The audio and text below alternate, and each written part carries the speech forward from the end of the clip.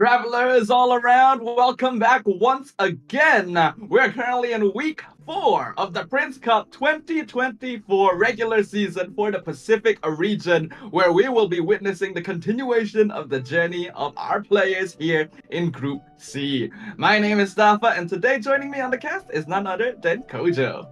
Hello, everybody. Kojo Creations back at it again with another Prince Cup Pacific cast. Good to see you again, Staffa. We've been separate for a little bit, but we're back for some more TCG action. Can you believe it has been 7 days worth of Prince Cup tournaments? All these 8-hour, streams. It's been quite the ride so far. But we're now finishing Group C today.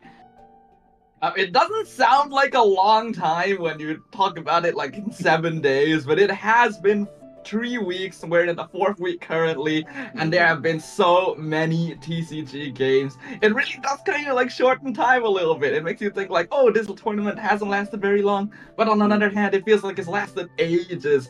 And today we're going to continue. Yep. So we should be moving to the bracket shortly. But oh man, I don't know what I am expecting today. Oh, here we go. Let's see here. So let's grab the players that we should be checking out today. It is going to be Frost versus Smol, Salty versus Chikawa, and KDF Enkoi versus Sor Tre, which are the matches that we'll be watching today. And I believe the rest will be covered by our wonderful casters in the second half, Windflower Leah and Sumi. I'll be excited to see the games that they'll be casting later today, but we're going to kick things off with 3 matches for day 1 of week 4. Unfortunately, the two of us aren't quite going to be able to see which of these players get to be promoted to the main event just yet, because there's still a few more steps along the way. And well, hopefully the players have had enough time to rest, because it has been a week since their last game, so it's a lot of opportunity for them to revisit strategies.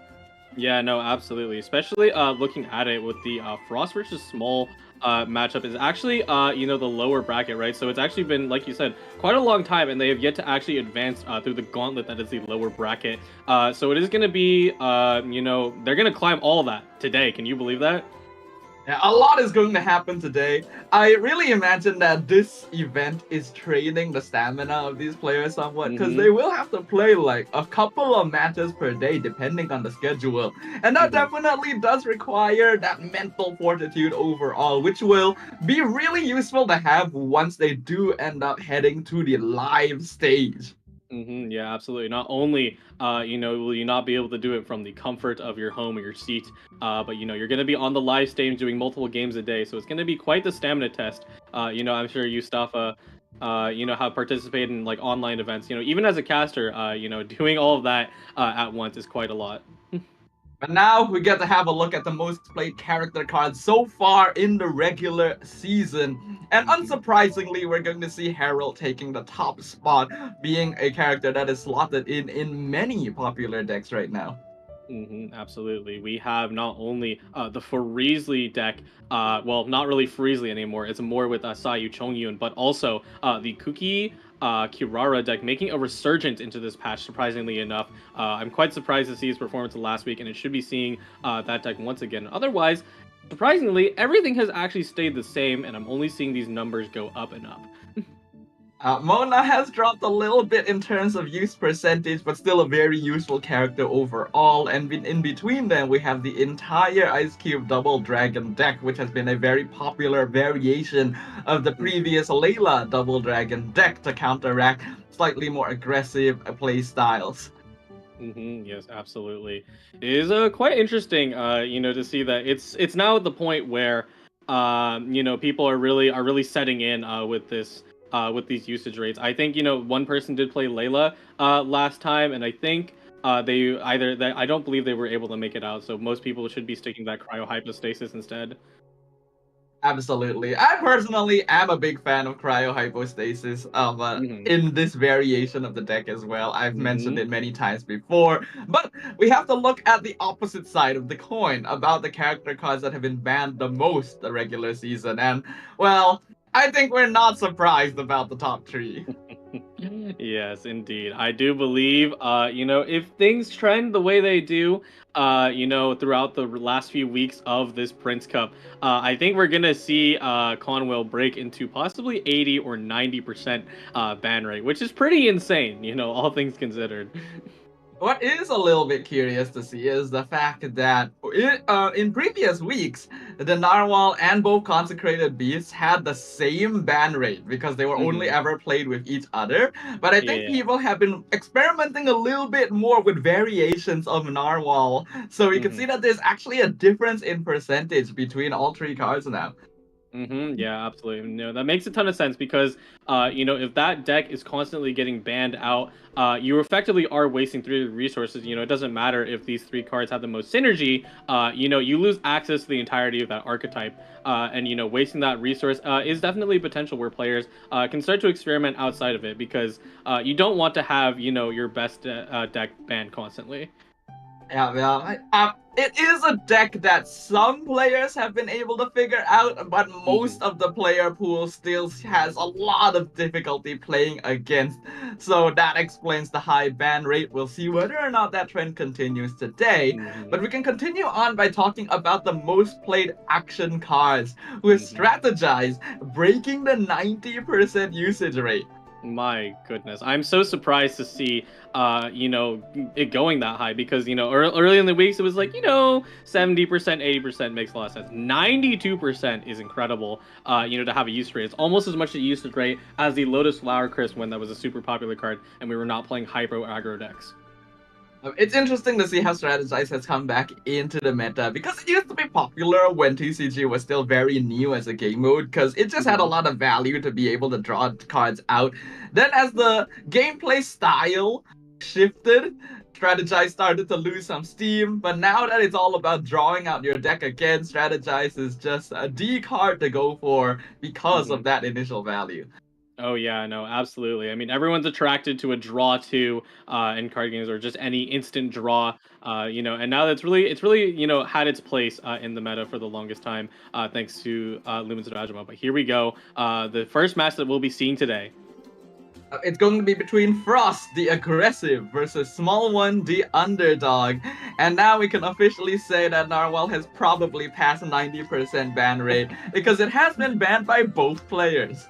Oh yes, indeed, indeed, and that will probably be a trend we'll continue to see for the rest of it. But looking at the decks that they're actually going to be playing, the first one that we see in the lineup is the Kuki Kirara Herald versus Liyue Armory on small side. Frost does have their own Lear Armory as well. We'll get to see that later, as well as the Herald Sayu Chongyun variant, which has been seeing a lot more play. But we'll start Mhm. things off by looking at Frost's deck list here with the Kuki Kirara deck.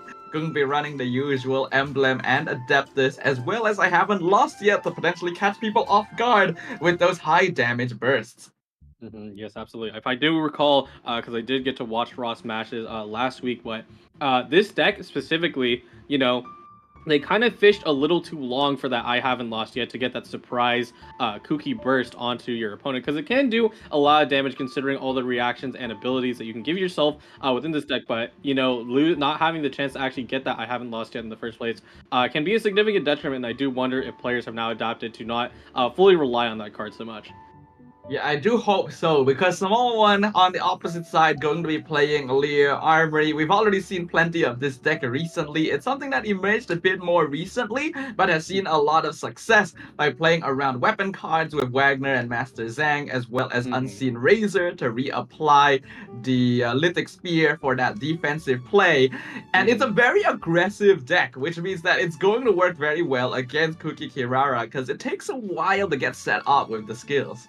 Yeah, absolutely. And they have a slightly lower HP pool, on the side of Kukihara with that Herald at 6 HP, and you may be generating a lot of value with that deck, but actually being able to push back, against someone like Shenhe who can start nailing you with 4 damage, without really any outside assistance is pretty good.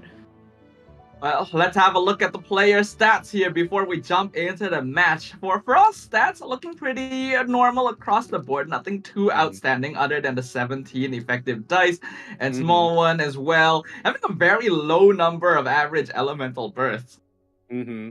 Yeah, it looks like they won't be dropping many of those. Maybe the characters they currently have are falling pretty early, which is pretty in line with how Liyue Armley plays because it does have Yelan, and Xiao and Shenhe, which Xiao and Shenhe should at least drop a burst at some point, but Yelan unfortunately goes down a little too early. Either way, ladies and gentlemen, we're jumping straight in. This is going to be the very first game of the very first match of the very first day of a week 4 here at the Prince Cup Pacific. Frost on the top side of the screen, small one on the bottom side of the screen with abysmal dice. Oh yeah, indeed, indeed. Is it really the first Ostafa? No, I'm just kidding. Anyway, like you said, Don't make me abysmal doubt dice myself indeed, right now, indeed.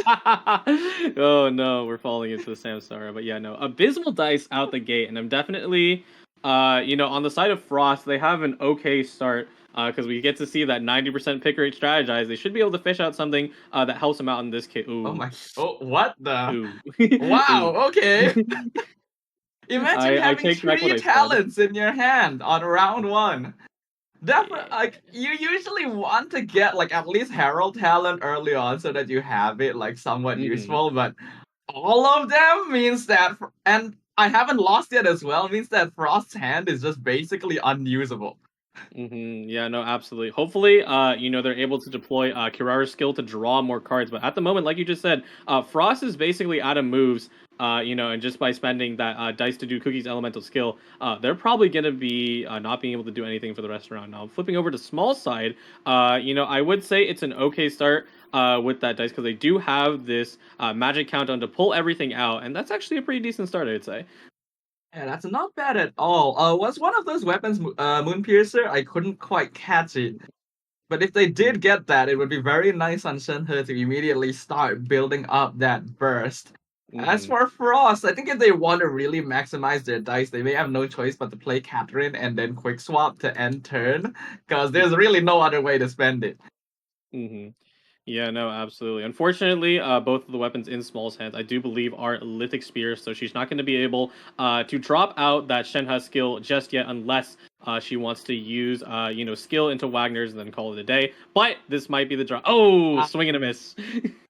That's unfortunate. Literally drawing every weapon but the one that you are looking for here. We have seen King Squire work pretty well in the past with Yalan even solo carrying certain games thanks to having this weapon equipped. But this is definitely a little bit earlier than you would ideally want to have it. So they will just go for the skill on Shenhe, set up the icy quills as well as get the energy for the burst next round. Absolutely, yeah. And on the side of Frost, they are effectively out of moves. So if anything, I would definitely just look for a Kirara swap.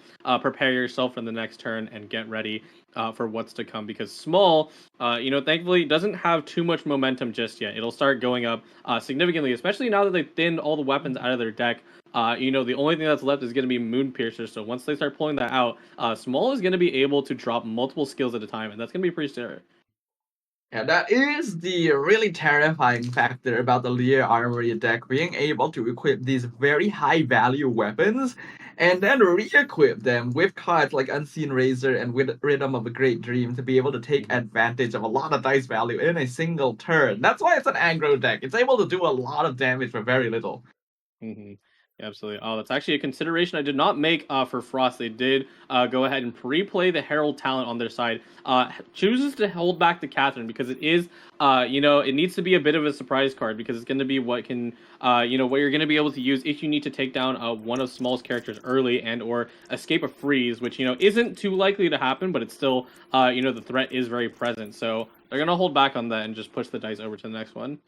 Yeah, that is a fair point. The reason why we see Catherine being played a lot less than cards like Leave It to Me is because of that surprise factor, right? Because Catherine, while offering a lot more long-term value by giving you one free quick swap every single turn, is something that the enemy player can see and play around. Unlike Leave It to Me, where you just like pop it from your hand and then the enemy doesn't know when it's coming. Yes, indeed, indeed. Get the second strategize out. Ooh, not really what you want, unfortunately. Yeah, Lear Harbor Warp would have been really useful last turn. It would have been hmm exactly what Frost needed to use those last two dice. So getting it now is a bit unfortunate. I do personally feel like it may have been better to just switch over to Kirara anyway, even if it throws away the surprise, because now Frost still has to switch over her. to like get the Mm-hmm. skill up. Like it feels very awkward. Yeah, no, absolutely. They were trying to make sure they preserve turn priority, even going as far to use uh, Ooh. the Stove God card to draw out at least one card, and it's still nothing that you really want right now. Vanarana, another card that Frost could have used last turn. They pull Mm-hmm. another card out. It's Treasure. It's a little better, but still not really what you're looking for right now. Mm-hmm. So while I understand Frost not wanting to go for the Catherine swap, like not doing it now means that they have to go to Herald instead for the Mm-hmm. more like generic play to maybe bait something out from small one. Yeah, absolutely. And now, moving over to small size, she does have, just considering the number of weapons in their hand, they should have Moon Piercer at this rate, and also does have yeah, there it is. It does have another artifact as well. So Shenhe's just gonna be able to start ripping through, and I believe that's why, Frost chose to swap to Herald because they're expecting that. Okay, I'm really slowing down. I need to go to someone who will actually tank the hit. Yeah, and there you go. They swap back over to Kirara, to keep her nice and healthy instead of taking all that damage from Shenhe. That is fine to like allow Harold to tank one hit before switching back to Kirara, but now Shenhe has burst available. So small one Mhm. really just needs to burst on Shenhe, which they are going to do. And now there's cryo applied on every character on Frost's side. Harold is only 2 swirls away from popping his revive. Like Frost is not in a good position. Yeah, no, most definitely not. And of course, even outside that factor, now you're also getting a little worried about a Yelan sweep because not only does Small, she has the materials to both use the King Squire, but also in general, Yelan is going to be slowly building up those breakthrough stacks, which you can see, right under her icon right there, and that's going to be able to allow her to do, Hydro normal attacks, which is super duper devastating and also very dice efficient for Small. A small one going slow swap over is Xiao. I was wondering if they might go to Yelan first, since unfortunately they don't have any Animo dice to work with, and they do have one Hydro. But it looks like going to Xiao will be the play here. Wants to leave Yelan as the potential anchor. And now I do kind of wonder whether small one wants to actually attack on Xiao or use this dice to pre-equip a weapon. hmm Yeah, it's definitely a hard decision to make because Frost did pre-play that Herald talent. So if you were to attack into Herald right now, they would fall, or actually they should be one dice break point off, but they are going to become very close to falling, and then it's going to make it so that Small's dice cost, it's going to cost her so much that at the point where I don't even know if it's worth it to take Herald out right now. If small one does an attack, yeah, they would leave Harold at 1 HP. And actually, I think that's kind of worth it because it hmm means that a swirl would pop the revive whenever. So Frost is going to be forced to actually stay on Harold for quite a long time, which seems like something small one would be okay with. hmm Yeah, no, most definitely. I think dropping Herald to 1 HP will definitely be worth it. They actually went ahead and used Opera Clays to retune their dice, so they should be going for that Xiao skill. And, thankfully, it'll also be boosted by Shenhe's Cryo Quill because they are going to get that Cryo Swirl once Xiao does this. Ooh, even drops the Moon Piercer, even more damage. That's actually going to be Ooh. a finisher. Ah, looks like they will just like pop the Herald revive without caring too much about the curse of the undercurrent. Not gonna affect them this turn, but is going to feel somewhat bad next turn. So hopefully small one will have ways of going about it. And now Frost is going to be heavily hoping that this curse of the undercurrent provides them with enough space to do something, because they are really on the back foot. Yeah, absolutely. Especially, thankfully Frost did take turn priority this turn, but Herald is quite literally one normal attack away from falling, and unless Frost uses all their treasure on the Herald, they're not really going to be able to survive anything that Small is able to throw at them right now. And you have to note that Frost always has to consider whether or not Small One has a fresh Wind of Freedom Gamblers play in their hand, because hmm that is a really devastating combo in this deck. From an outsider perspective, we can see that Small One does not have fresh Wind of Freedom, but considering how big their hand is, Frost has to always consider that possibility. Yeah, absolutely. Freshman and Freedom, I haven't personally been able to see it deployed in these Leeway Armory decks, but of course, makes a ton of sense. One of the most popular and hype up cards that can really just completely swing a game into your favor. And of course, like you said, if Xiao was able to use that Freshman and Freedom and then drop it onto Frost characters, the game would honestly be sealed from that point. And I honestly think that small one doesn't even need fresh wind. If they get like gamblers, they just win the game on the spot because of how Mm-hmm. low Frost side of the field is. Unfortunately, they don't really have Cookie's burst set up to potentially get that revive. But if they sacrifice a character, they do have I haven't lost yet into Cookie Mm-hmm. burst. And that should be an Adeptus as well in their hand. So there is the Mm-hmm. potential for a pretty like hard hitting attack this round. Mm-hmm. Yeah, no, absolutely. With both the with the Adeptus and the Burst, and I haven't lost yet. It should be enough. I think you might need Emblem of Severed Fate if Small ends up equipping any of those Lithic Spears to gain 3 shield. But even outside of that, you should have enough just to tear through a character's HP, even if they're at max. So that's definitely a play to consider, and honestly, might only be the only play that Frost can really look at the moment because they have a Liar Song, but there's not any artifacts that they can pull back to really be made useful, and there's no on-demand draw. So Frost is definitely struggling a little bit here. Let's see if they can pull it out. Process has a pretty hard time this game. This deck already doesn't match up very well into Leo Armory, and they started Mm-hmm. the game with 3 talents, and I haven't lost yet in their hand, so they couldn't get a proper wrap round on turn 1 either. So odds have been really stacked against them this entire game, and we can see that they've only managed to do 2 damage total to small one side of the board, which is pretty bad. That adds up a little bit. So now Burst Adeptus is enough to take out Xiao even without any elemental reactions. Yeah, definitely making sure to apply that quicken, especially while Kirara is still around, and have some defensive utility from the shield. So that's pretty great on Frost side. Now, one saving grace I will say is that on Small side, they have expended, their quote unquote charges for the Moon Piercer because there is no Unseen Razor to pull it back and let it go again. So they definitely are holding a dice advantage at 10, but afterwards, I do believe if Frost goes for that play, they should be able to hold out at least one more turn with their Cookie.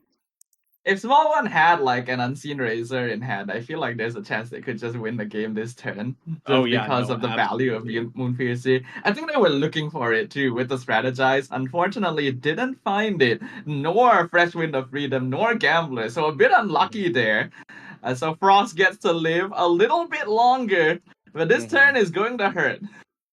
Oh yeah, no, absolutely. And considering the cards that Small has in their hand, I would definitely go for this play if I were her. They do have the Lumenstone Adjuvant, and then they can play multiple of their zero cost cards and or that Golden House and Master Zhang to proc it, and then hopefully they'll draw something out of it. Looks like they're not going to drop the Lumenstone just yet. Considering the dice advantage, I would definitely try and fish for a card. But if Small is confident that the current damage is enough to hold out, which definitely has a reason to feel that way, they should be fine in this scenario. The small one wanna switch over to Lithic Spear here. They also have to consider the fact that Frost could very easily pull out a third dice from their hand, and then you never know if you might see like a burst play onto Xiao. They might want to play a bit more defensively, but I do also agree. Like they should have gone Lumenstone into Golden House if they wanted to do that, because they have plenty of other zero cost cards they can use to proc it, and who knows, they could end up pulling like a Gamblers or Fresh Wind. So not too sure if that's a bit of a miscalculation.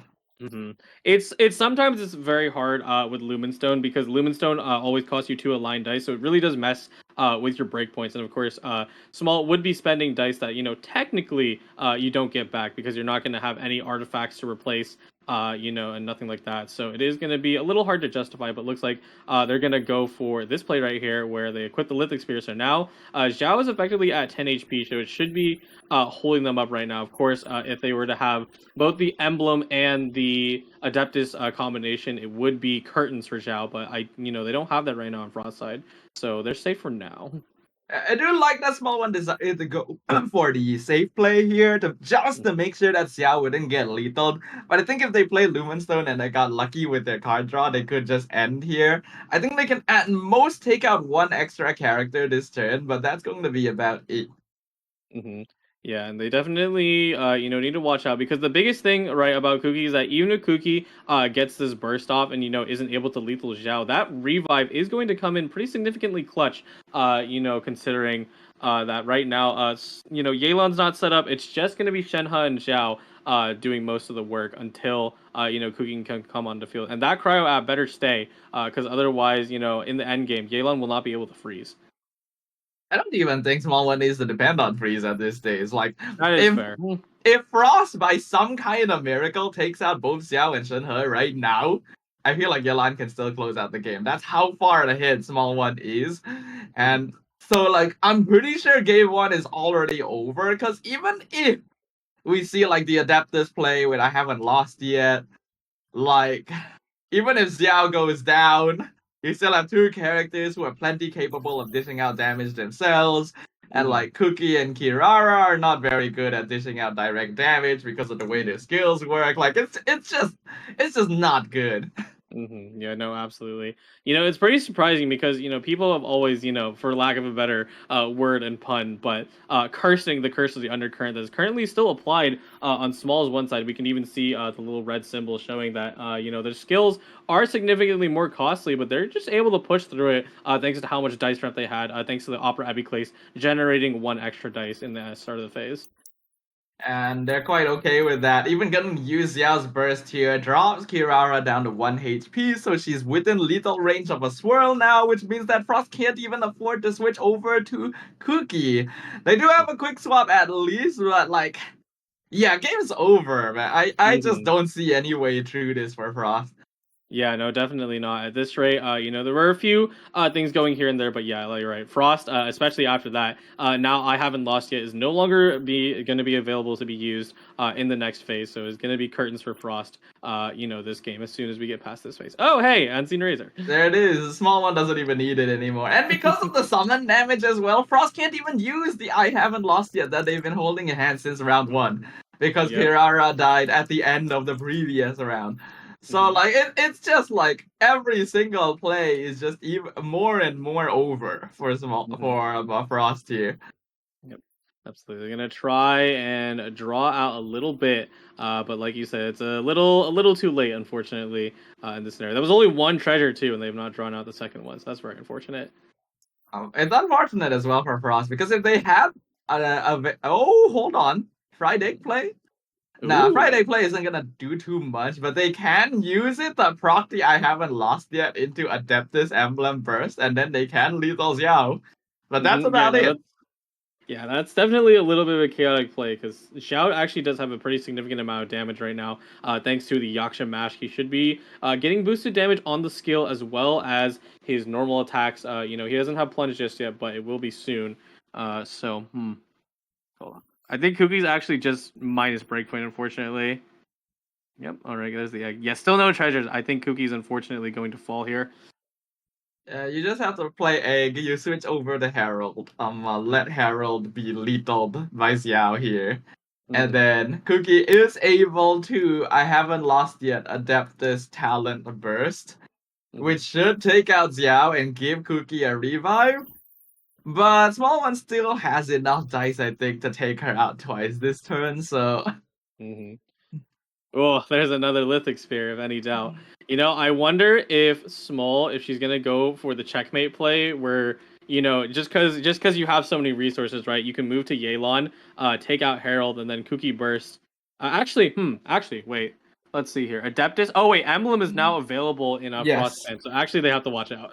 They have to watch out. With Sapwood as well. So like Adeptus Emblem Sapwood Burst is 10 damage. So they can actually lethal Yalan. But again, Small One has 3 characters still alive, so I don't hmm think there's any problem for them here. They hmm actually are going to go for the Oh. greed play here. Quick hmm swap to Yalan, finish off Herald. Unfortunately, because of Catherine, Frost had to do a quick swap to Herald, which means they had to attack to pass the turn. So hmm now they have no more dice to make the play that we mentioned happen either. hmm So it's a bit rough. They can only I haven't lost yet into Cookie Talent, which isn't going to do much but just prolong the game a little bit longer. Yeah, unfortunately, yeah. As much as you want to see the really cool, flashy 10 damage, not having enough dice to deploy either of those artifacts, definitely is going to be rough. Even dropping the Marishose Hunter down for the second time, or the Veteran Bishop, I should say.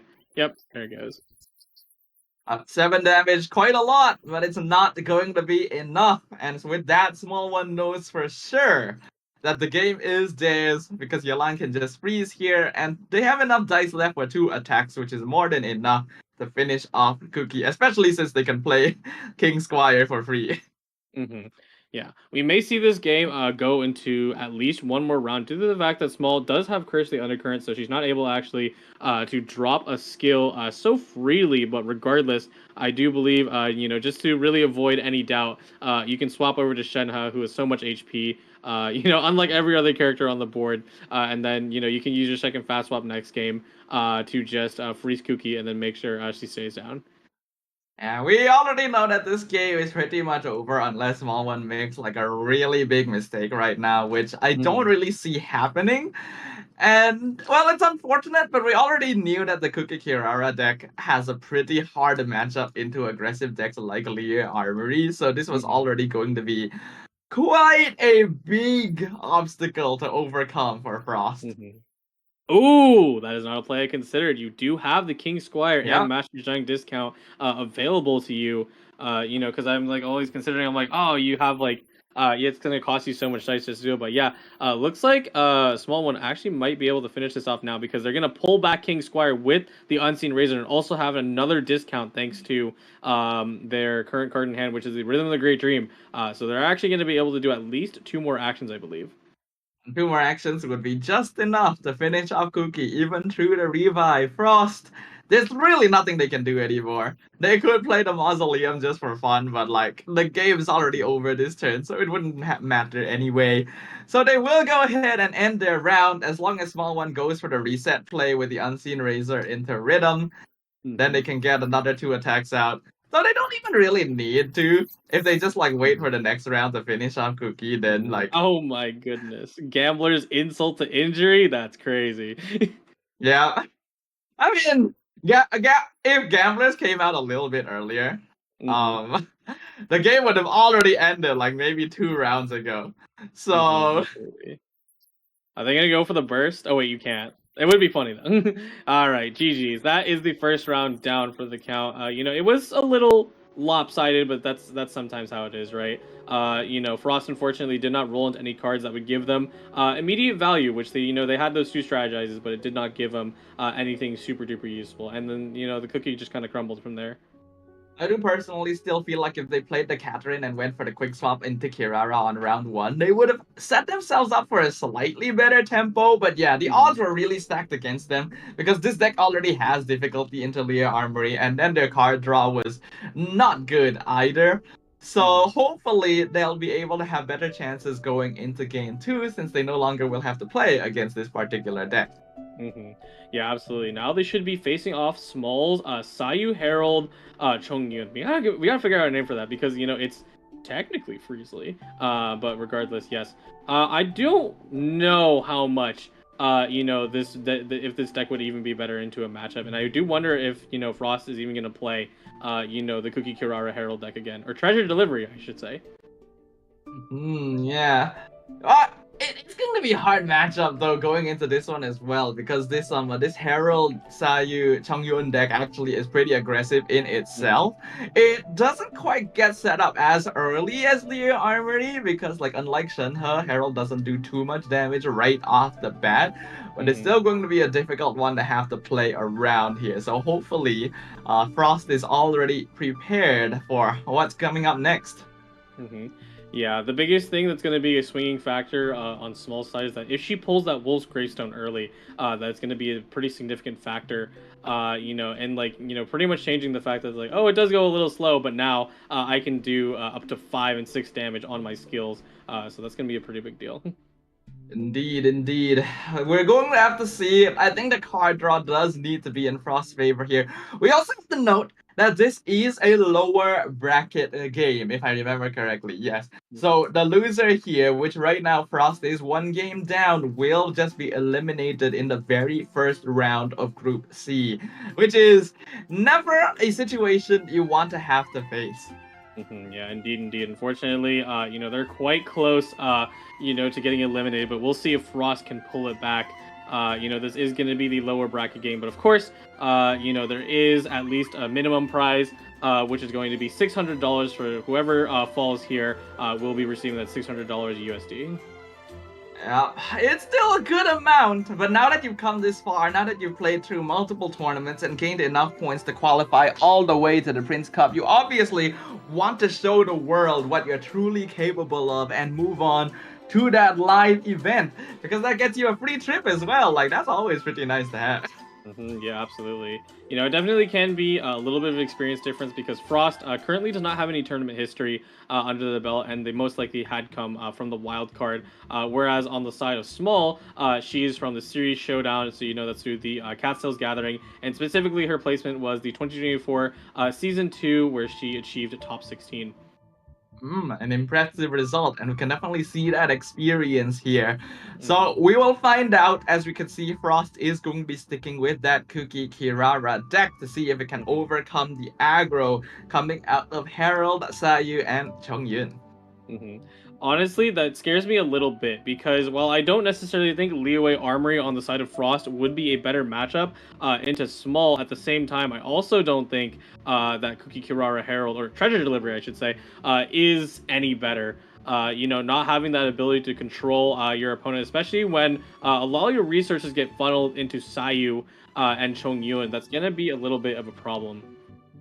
We've seen how scary this deck can be in the past, especially with weapons like that Wolf's Gravestone available, which actually works pretty well against cards like Herald, due to the fact that they are always below that Wolf's Gravestone threshold. Mhm. You see, once again, for us, a deck list here, the same deck list. We have the Emblem, we have the Adeptus. They got very unlucky last round by pulling all 3 talent cards out instantly, which meant they couldn't really be played. Hmm. Yeah, absolutely. You ever really needed a refresher on a Frost text because we didn't really get to see a lot of it last time, right? Hopefully they do draw better this round because absolutely, if Frost is able to get some of the stuff like off of their strategize any of the Leeway Harbor Wharfs and get that done early, because it is being there just for countering King Deshret's Mausoleum, which you can also see in Frost deck. If they can get these cards early, it should be able to push them pretty far ahead, unlike last time. But it's unfortunate for Frost is that King Deshret's Mausoleum doesn't work quite as well against more aggressive decks because they often don't rely too heavily on card draw. We can see Small One's deck here does have Lumenstone and Aliven, so there's a little bit going on there, but it's still gonna be difficult to proc, especially with that double copy of Wolf's Gravestone as well, so Hmm. that once these characters are equipped, they are going to hit hard. Oh yes, absolutely. And there is no Wagner's to automatically draw out the Wolf's Greystone, but I do believe if Small is able to get that strategy of the Herald Float 8, if you can get either the Magic Countdown and or Liben super duper early, you are pretty much set for the rest of the game. I kind of wonder if we should name like the Herald Sayu Chung Yun deck after something we've been waiting for a long time. Ooh, what would that be? Do you have any ideas? Hydro Claymore.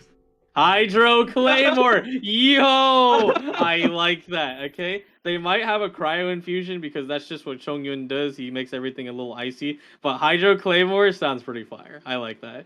We'll see if the community picks up on that. But let's go ahead and jump into game number 2 here. Frost going to remain on the top of the screen. We got Small One on the bottom side. Small One getting double Timaeus, Liben, Lumenstone, Strategize. A really nice opening hand, actually. Hmm. Yeah, absolutely. And I don't think Frost is too far behind it, looking a little better this time around. I didn't see any talent cards in Frost's hands. That's Yep. definitely a big bonus. My goodness. I think Hydro Claymore or Herald Claymore definitely fits. I think that's an awesome name. I'm gonna stick with that. All right. We'll see. We'll see. Hmm. Let's move on. we'll, I think I we'll, think we'll ask the other casters what they think about it afterwards. yes, indeed, indeed. All right, well, let's see here. First dice roll. Frost has Yeah. something useful, but otherwise, not really. That was the reroll.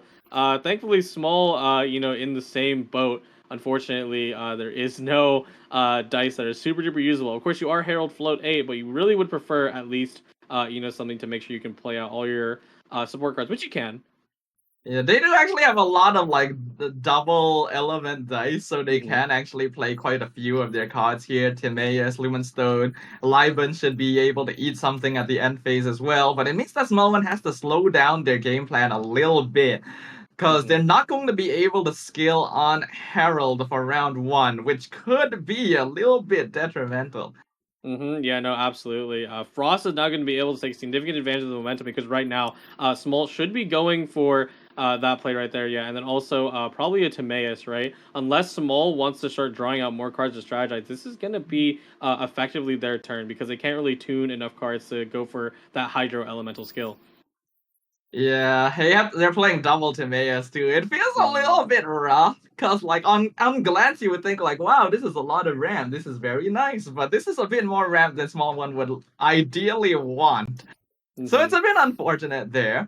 And as they end their round, I also want to remind everyone watching QR code left side of the screen. You guys can see it right now. It'll come back around pretty soon. You guys can scan that and give us some feedback about how you think the tournament has been so far, so that we can improve for the future.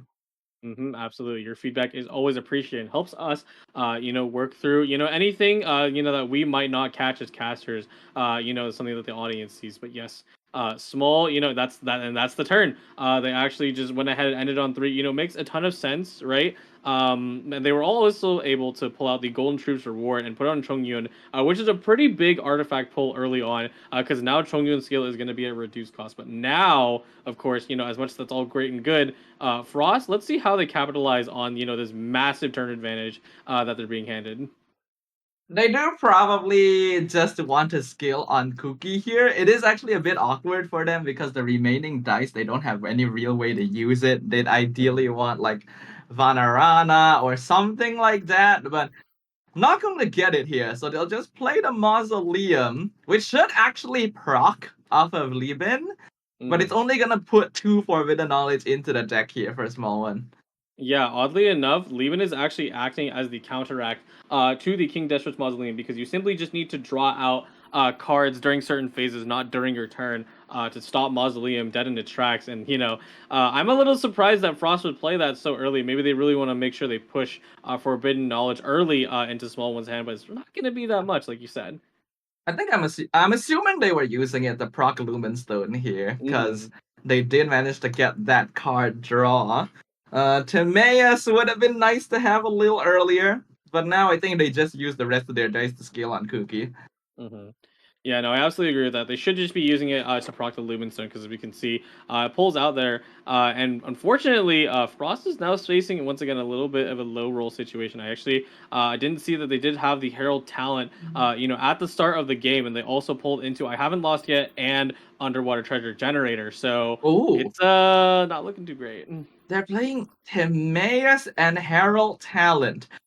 I'm gonna be honest, I'm not a big fan of this because like we already know that the Cookie Kirara deck takes a while to really get set up because of how slow the skills are to activate Mm-hmm. and start doing damage. So I figured like if they skilled on on Cookie, since Small One already had the full ramp round one, Frost should have a slight tempo advantage, but Mm-hmm. they just decide to even it up. Yeah, no, pretty much. And Frost, I do not believe is going to have, that dice advantage in the next phase because Small had Liben, but on the side of Frost, there is nothing that's going to be generating them extra dice, beforehand. So that's definitely going to be a bit of an issue. And oh my goodness, look at what Small just pulled. Mm, they've got double gilded, they've got Wolf's Gravestone. So hmm they're pretty much set, right? They just skill on Herald, then they can go to either Sayu or Chongyun and feel pretty comfortable about dishing out a good amount of damage, especially since they got double Timaeus proc as well, so they can play both these gildeds for free. Yeah, absolutely. Any semblance of momentum being a little slow, is kind of thrown out the window now that not only are you going to be able to generate so much more dice thanks to Timaeus, but also just having a 10 dice advantage over Frost who has none. This is already looking very rough. Yeah, but at the very least, compared to the previous game, Frost still has plenty of avenues to take here. But I hmm do hope they start speeding things up a little bit, because I don't really think trying to match a ramp to small one was the play in this particular situation. Yeah, no, definitely not. Cookie or treasure delivery, being something that's based around getting value, through your skills because Cookie and Kirara's skills are quite valuable. Cookie more so, and now she's about to get hit with Chung Yun's Frost Field. So, you're already losing a lot of damage to yourself, which is really unfortunate.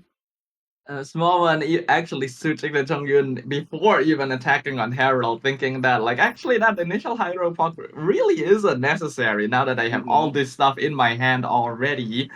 So once we see the Frost Field coming out, Chongyun being equipped with Wolf's Gravestone, Small One's just going to accelerate the pace, which I think is a great choice since they already saw Frost slow down their round one by not skilling on Cookie. And we can see Mm-hmm. in round two as well, their dice are not ideal. It is all for Kirara. Mm-hmm. Yeah, absolutely. And unfortunately, Frost drew into an Every House's Stove, their arcane card, which they really want to hold out for the end. Of course, it is nice that Frost has treasure early, so most likely they will be able to deploy a few skills this round, but then probably drop in treasure early just due to how much they've been pushed back in the tempo department. And now, yeah, ooh, even a talent draw. That's not what you want right now. Yeah, the talents like so many players in the past have wished and hoped that their talent cards would appear when they needed them. But Frost is on the opposite end of the spectrum here, wishing that their talents did not keep coming out of the deck.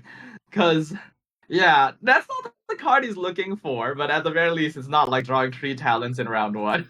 Yeah, no, absolutely. And here it goes. Now that Frostfield is available to Sayu, she's just going to become, a little bit of a one-woman army. Not only having the two Gilded Dreams, so that way Sayu can just kind of keep going into her skill and then constantly hitting in to Frost, and that's going to deal a lot of damage. So I do wonder how Frost is going to be able to adapt this. They may even need to consider swap styling through this your current end phase. They have the dice to skill on Kirara, but if they skill on Kirara, they give up a bit of dice economy. They Mm-hmm. don't know that Small One has double gilded in hand, but considering they have two Timeuses with three stacks already, it's a very safe bet that they will have at least one. So, do they slow this down? It's honestly really hard to say what you could do here because I'm considering that, hey, if you're having such a rough time, you can go Kirara skill and then swap to Herald and let them take the damage. But we saw what happened last time when we gave Herald a little bit of early damage. Even Curse of the Undercurrent wasn't enough to slow down, Small. So it's really hard to say right here what you want to do. They even expended a higher dice just to swap to Herald. So it looks like Frost is going to be angling for that full swap stall round until they can effectively see that Small is going to be out of dice. Yeah, and it's gonna be difficult to achieve. We see the golden house going to be played here, so it looks like Small is considering pre-equipping Will's gravestone with their hydro dice here, and yep, that is exactly what they're going to do. And we already know that Sayu makes very good use of this weapon because of her prepare skill. Yeah, absolutely. And also a big punish on Herald because Herald has max base of HP, 6 HP. So look at that, boom, already 5 down, and now they're pushing back onto Kirara. Small one. Do they want to play the gilded here? Looks like they will. hmm That's gonna allow them to get another attack out and do a lot of damage here to Kirara. hmm We see the forbidden Ooh. knowledges being generated. All right. Looks like that was actually, a little bit of a miscalc on my end. I thought that they would not be able to use, King Desperat's Mausoleum on the side of Frost, but turns out that the debuff actually still applies because it only gets in added in through that end phase. So now it actually is going to be a little bit of detriment. Hopefully, Small does not draw too much around, lest their hand be totally clogged with forbidden knowledge. Well, Frost will be hoping for that to happen because they are definitely on the back foot already. They're hmm gonna scale on Kirara because that's basically the best thing for them to do right now, but they do not know that Small One has another free guild that they can play, which means that Sayu can pop another skill off. And this will be a very painful one because you see Small One has been saving on that skill up until now. hmm Yeah, absolutely. Even here, thanks to the fact that every character has cryo applied to them, 'cause typically you're swirling Hydro in this deck, but instead, since Small had such an advantage in the early rounds, she's able to just go for the skill, and now Herald's gonna proc their first revive. This means that curse on the undercurrent will be applied, so Small One will have to deal with that next turn, along with Forbidden Knowledge. So a lot of Forbidden Knowledge actually being generated here. hmm We'll see if that helps because Frost really needs anything they can get right now. And very luckily for them as well, Kirara just so happened to be above the Wolves Greystone threshold. Otherwise, she Mhm. would be at like 2 HP right now. Yeah, no, absolutely. Oh Oh, the my goodness. gamblers! Oh my goodness. Yeah, Small is definitely winning in the draw department despite all that forbidden knowledge going in. With such an advantage, I do really wonder how Frost even can come back with this. We'll see and calculate some lines as soon as we get past this dice roll. Hopefully the dice are kind of Oh, Oh! wow. Okay. Well, the talent cards are. Oh my, but Small One has really nice dice as well. This is like one of the best rolls I've seen for two players. Yeah, I'm gonna say I'm just like, yo, 6 Omnis, that's crazy, and then small response in kind, 2 Omnis and 4 Anima, which is exactly what they're looking for. And yeah, Frost is already pushing it out, drops in the undersea treasure and pulls it out with their stove. And from there, actually, yeah, they do not have any more on-demand draw. They're gonna have to fully rely not on the Lumen Stone anymore because it is now used. They're gonna try and keep whichever character they switch to like outside of the Wolf's Gravestone threshold here. I think it may have to be Kirara. Like you may have to drop down Catherine, switch the cookie, and then Mm-hmm. like 2 treasures is just enough to push her outside of the Wolf's Gravestone range, but she's still gonna take a lot of damage. So Mm-hmm. it's a tough decision now that Harold doesn't have his revive to play around with anymore. He Mm-hmm. may actually have to Absolutely. sacrifice Harold actually. Yeah, actually, I'm highly considering going for the Herald because you do have that Catherine fast swap. Although the one thing I'm worried about is your dice. You do have Treasure, thankfully, to patch up that, but I should be thinking about Catherine fast swap into Herald, do a skill to get some Hydro application out there, and then once Herald falls, you can swap over to Kuki and drop in that talent card with Revive. Yeah, I agree. I think you do need Harold to at least do one instance of damage onto Sayu, because unfortunately Frost doesn't have any Adeptus in hand to play around with. So they do need to actually like attack here, which Mm-hmm. should drop Sayu down low enough where a burst without Adeptus would do enough to lethal her. hmm Yeah, and thankfully, Frost actually did have a pretty significant value there. They not only had Veteran's Visage to get them, one more, card draw and dice, but also, drop a good amount of damage onto Sayu. So once they drop the skill in, because it's going to be boosted as well by that Herald Revive passive, which you can see is the Water Blade icon right below. They are going to be dealing pretty significant damage, so Sayu's got to watch out a little bit. Yeah, yeah. Frost gonna go for this. They have treasure in hand, so they'll still have enough dice to switch over to Cookie and pop the burst. Especially if Harold does go down here. hmm Yeah, absolutely. Yeah, small. Actually does need to consider more safe plays in this moment. I would definitely on small side swap to Herald because that way not only do you not lethal Frost Herald, but you also keep them in freeze, so they're no longer going to be able to threaten you at this moment. Yeah, small one can 100% swap stall this turn. They still got plenty of dice to play around with, and they have gamblers in hand, so making sure this goes on the correct character will go a long way to allowing them to potentially sweep the series. I agree with you. I think going to the Herald and slowing things down until Frost runs out of actions this turn is the correct play. hmm Yeah, absolutely. There's a one little trap that you do have to watch out for, and it's the fact that if small, unfortunately, actually, Herald on small side only has the prepare skill, so it's gonna lock them into 2 actions. That would actually make it so they would finish off, the Herald on the side of Frost, and then Frost would immediately be able to respond and react with their I haven't lost yet into burst. So that would actually make them kind of net not really an advantage in the slightest. Well, if they really wanted to slow it down, they could always just normal attack on their Herald instead of That going is for the true. skill. Yeah. Or they can like continue swap stalling by like going to Chongyun. So, because like unfortunately Small One hasn't been able to pull out their second Wolf's Gravestone just yet. Frost hmm going to respond with their own swap stall just to make sure that they're not caught off guard. They do have double treasure. They've got double liar song as well. I don't think this deck has gilded. Let's see here. I do believe Frost Stag, or actually, it probably doesn't have Gilded. Considering how they've been playing, but I'll quickly go pull that up right now. But yeah, without that, this not having being able to generate this dice is definitely starting to impact them a little bit. Ooh, choosing to go back to Sayu here. This would normally be a very risky play, but I think Small One is aware that Frost only really has Catherine to play around in terms of quick swapping, so it's pretty Hmm. safe for Sayu to take the field. But now you end up in a very similar position to where you were previously, where Sayu has to be worried about getting one shot if she lethals Herald. What Small Hmm. One does know is that Frost doesn't appear to have any more dice left, so maybe they can go for it. Hmm. Yeah, maybe, maybe. Ooh, yeah, they're Ooh, gonna go yeah, for they're it. Here comes the committing. gamblers. Mhm.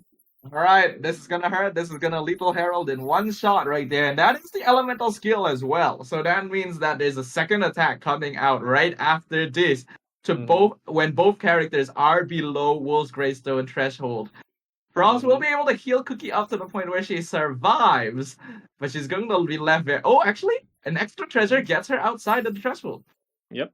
And they're gonna max value this Veteran's Visage because they're gonna pull it back, put it back on, probably heal with two treasures, and also have the Elemental Burst, which will heal Kuki. And this will be lethaling Sayu, so this is actually a pretty big swing, in Frost's favor because, as much as it's true that Chongyun and Herald are full HP, the problem is that Sayu is the best one for doing the freeze, and now is going to be relying on Herald to finish the job.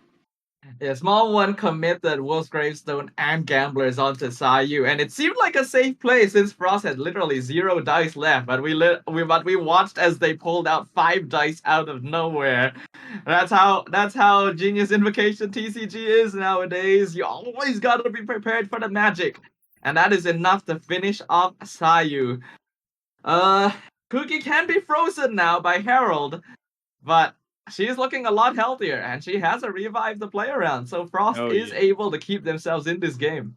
Absolutely. Not only that, but let's see here. There's no fast swap, unfortunately, because I was thinking that the next best play for Frost would be swapping over to Kuki, or sorry, not Kuki, Kirara, and then also healing up and then dropping a shield as well, so that way they can maintain not only their quicken uptime and dender application, but just save the HP on Kuki. That way she can really tank out the end game.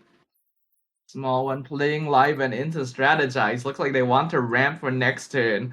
Pulls out Mm-hmm. Lumenstone and Liar Song, which is actually a pretty nice combo as well, since we know that they have gilded, they can pull back and replay.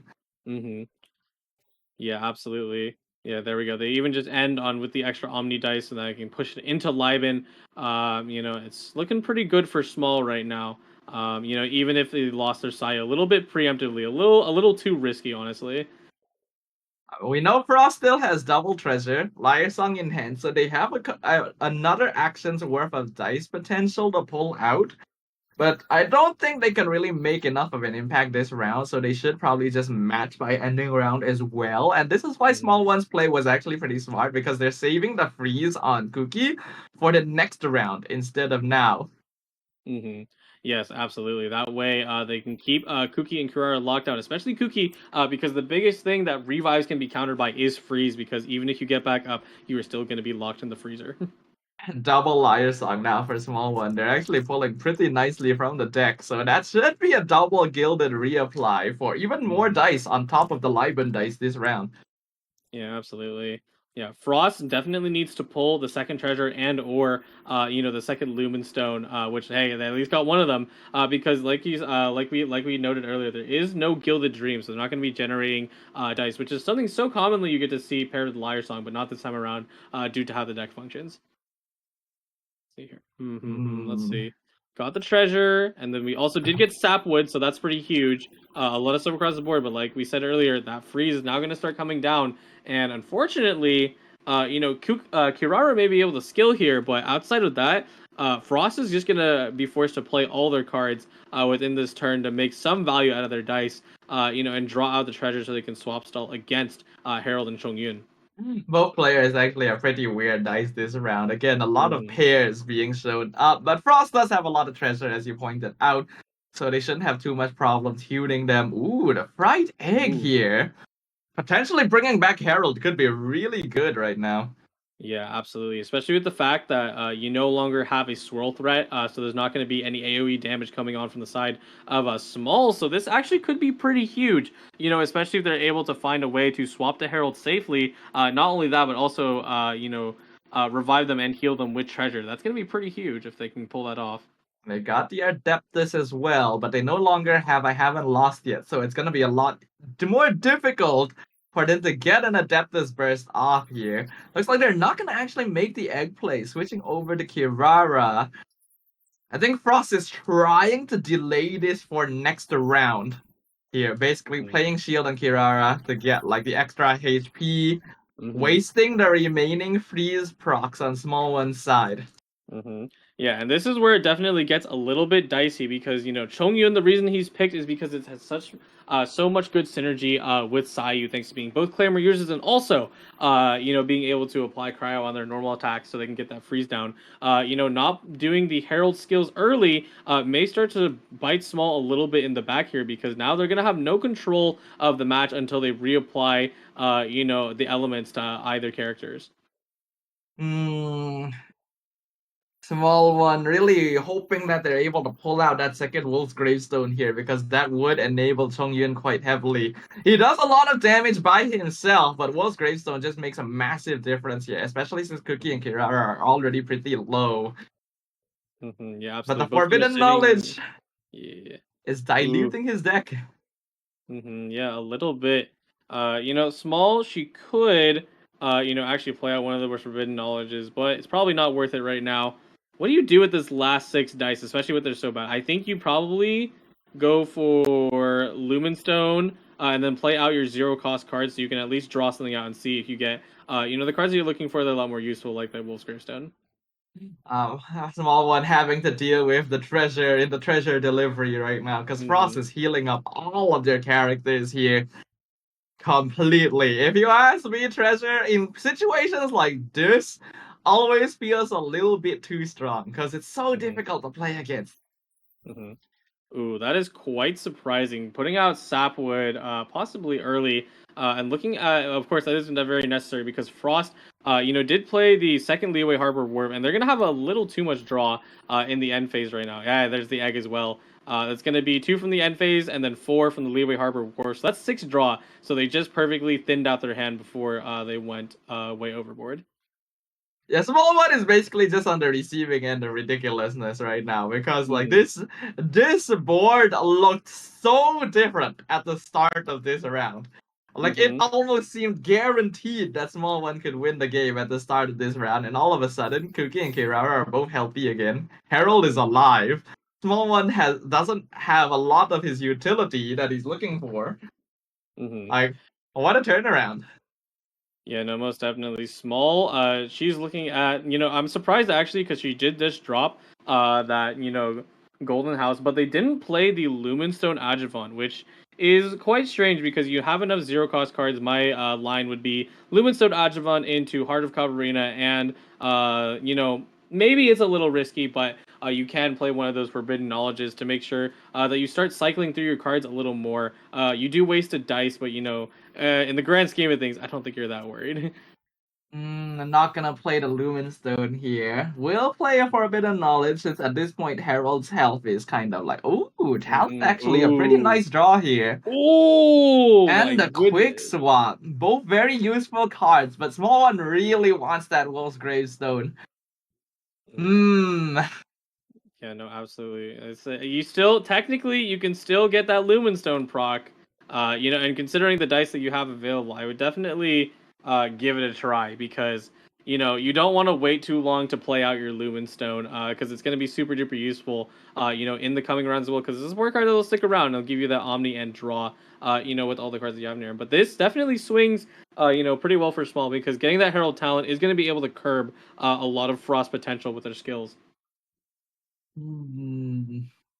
It's pretty even now. I would even argue that small one is slightly behind because of all this treasure play from Frost's side. They are definitely considering right now what their play is going to be. They are still sitting on the double liar song for the potential gilded resets to tune their dice since it's not looking too good. But if they wanted to do that, they really should have played Lumenstone first so that they could get one stack off of Cabrera. Yeah, absolutely. Now they swapped over to Chongyun. Looks like they're going for the refreshing skill, and I don't know if I agree with that. I mean, it's okay to have it out, And they're probably gonna try and get cryo applied to everyone, have Herald work through the end game, but that's still, a little risky, especially when there's no defensive utility available for Small right now. So she should probably just drop down the Lumen Stone and call it a day with this turn. Yeah, I agree. It's a really unfortunate spot to be. Ooh, even tuning the extra rhythm here Hmm. just to be able to play things. So now if they pull their Wolf's Gravestone, they're not gonna be able to equip it very cheaply, which feels pretty rough. Hmm. Yeah, thankfully, the Golden House should supplement that, but you do kind of want to keep Golden House around instead for the Gilded Dreams, because currently I think to be fair, I think Small is pretty well supported. They do have the Timaeus and two Golden Houses, so they should be able to work with it, but it's still wasting your resources just a teeny bit. Just a teeny bit, yeah. All right, the dice this round looking slightly better on both Hmm. players' side. Frost still has three treasures. Honestly, the more I see treasure, the more ridiculous I feel it is. I feel like the hotfix did not do enough. Hmm. But there's definitely Yeah. treasure fans that don't think the same way. Yeah, no, sometimes it feels a little insane, but of course, there is a complete universe where Small just totally swings this in her favor. Now, one thing Small really needs to watch out for is that Frost does have Kirara Burst available. And now, typically, Kirara Burst, I want to say personally, is not very impactful, but the fact that it does work off of you playing out cards and you'll take one Dendro damage, both Herald and Chongyun have Electro applied to them. So this would actually be, a lot more devastating than it typically is with a single Dendro damage, because now it's not only going to do 2 damage, but also give Frost Quicken, which is not what you want to do. Yeah, I agree. Like, you may think that refreshing Kirara's skill would offer a similar sort of utility and add defenses, but the ultimate from Kirara would deny Small One from being able to freely play cards as well, which I think would be a lot more valuable for them at this stage of the match. Yeah, no, absolutely. Frost is looking at, they're flipping through some of their cards, looking if they, because they do need to tune at least, a few dice if they want to actually drop the skill. And hey, there it is. Did they just roll into Dendro? I saw the skill light up. No Yes, way! they did. No way! Oh my goodness, it is shifting in their favor now. Oh, nice! Up and then the switch to proc the Kirara skill will Hmm. pop the revive. Ooh, there's the Wolf's Gravestone though. Double Golden Woo! House means they get to play it for one. Hmm. Saving one rhythm would have meant that it was free, but one is still pretty cheap. Yep. And this is also just a massive play by Frost, not only using the Kirara, Cat Grass Bomb to do the damage and take out Herald's first revive on their side, and now they can use, on Frost's side, they can use their own Herald to be a sacrifice, because once they do that, once Kirara swaps in, her burst will be able to lethal, Small's Herald Yeah. pretty cleanly. There's a Herald and there's a Herald, there's a Herald. My goodness, that is a little confusing there. Small one has the skill on Herald here. Like, Hmm. I don't think they want a normal attack because it means they would be wasting the last application of Chongyun's Frost Field. They just want to delete Frost Herald because they can't afford to switch to Chongyun right now. Because Kirara Adeptus Burst will do just enough to finish off Chongyun. You cannot afford that risk. Yep, they'll play the Boar Princess, most likely just go for the skill on Herald here Hmm. and basically Hmm. trade heralds. Yeah, even using the forbidden knowledge because he knows that Herald is dead anyway. Ah, but he draws another Ah, one. she unfortunately pulled another forbidden knowledge. Small, actually, I would say that most likely she's not going to go for the skill here because, that way you don't waste your Omni dice, because the dice are slightly leaning more towards Herald with that 2 Omni and a 2 Hydro. So definitely want to keep all the Omni dice you can. You can definitely expend some of your Dendro and Geo dice instead by using the normal attack. Hmm. Using the normal attack, unfortunately, would end up wasting the Chonghua Frost Field, though. That's what I'm Mhm. worried about personally. Well, that's one thing. Herald, unfortunately, since he counts as other weapons, would not be able to take advantage of that. Oh yeah, you're right. Yeah, I Mhm. always forget about like the weapon classification on that. You are Mhm. correct. So it doesn't waste it. So yeah, normal attack Mhm. definitely the correct play to go for here. Yeah.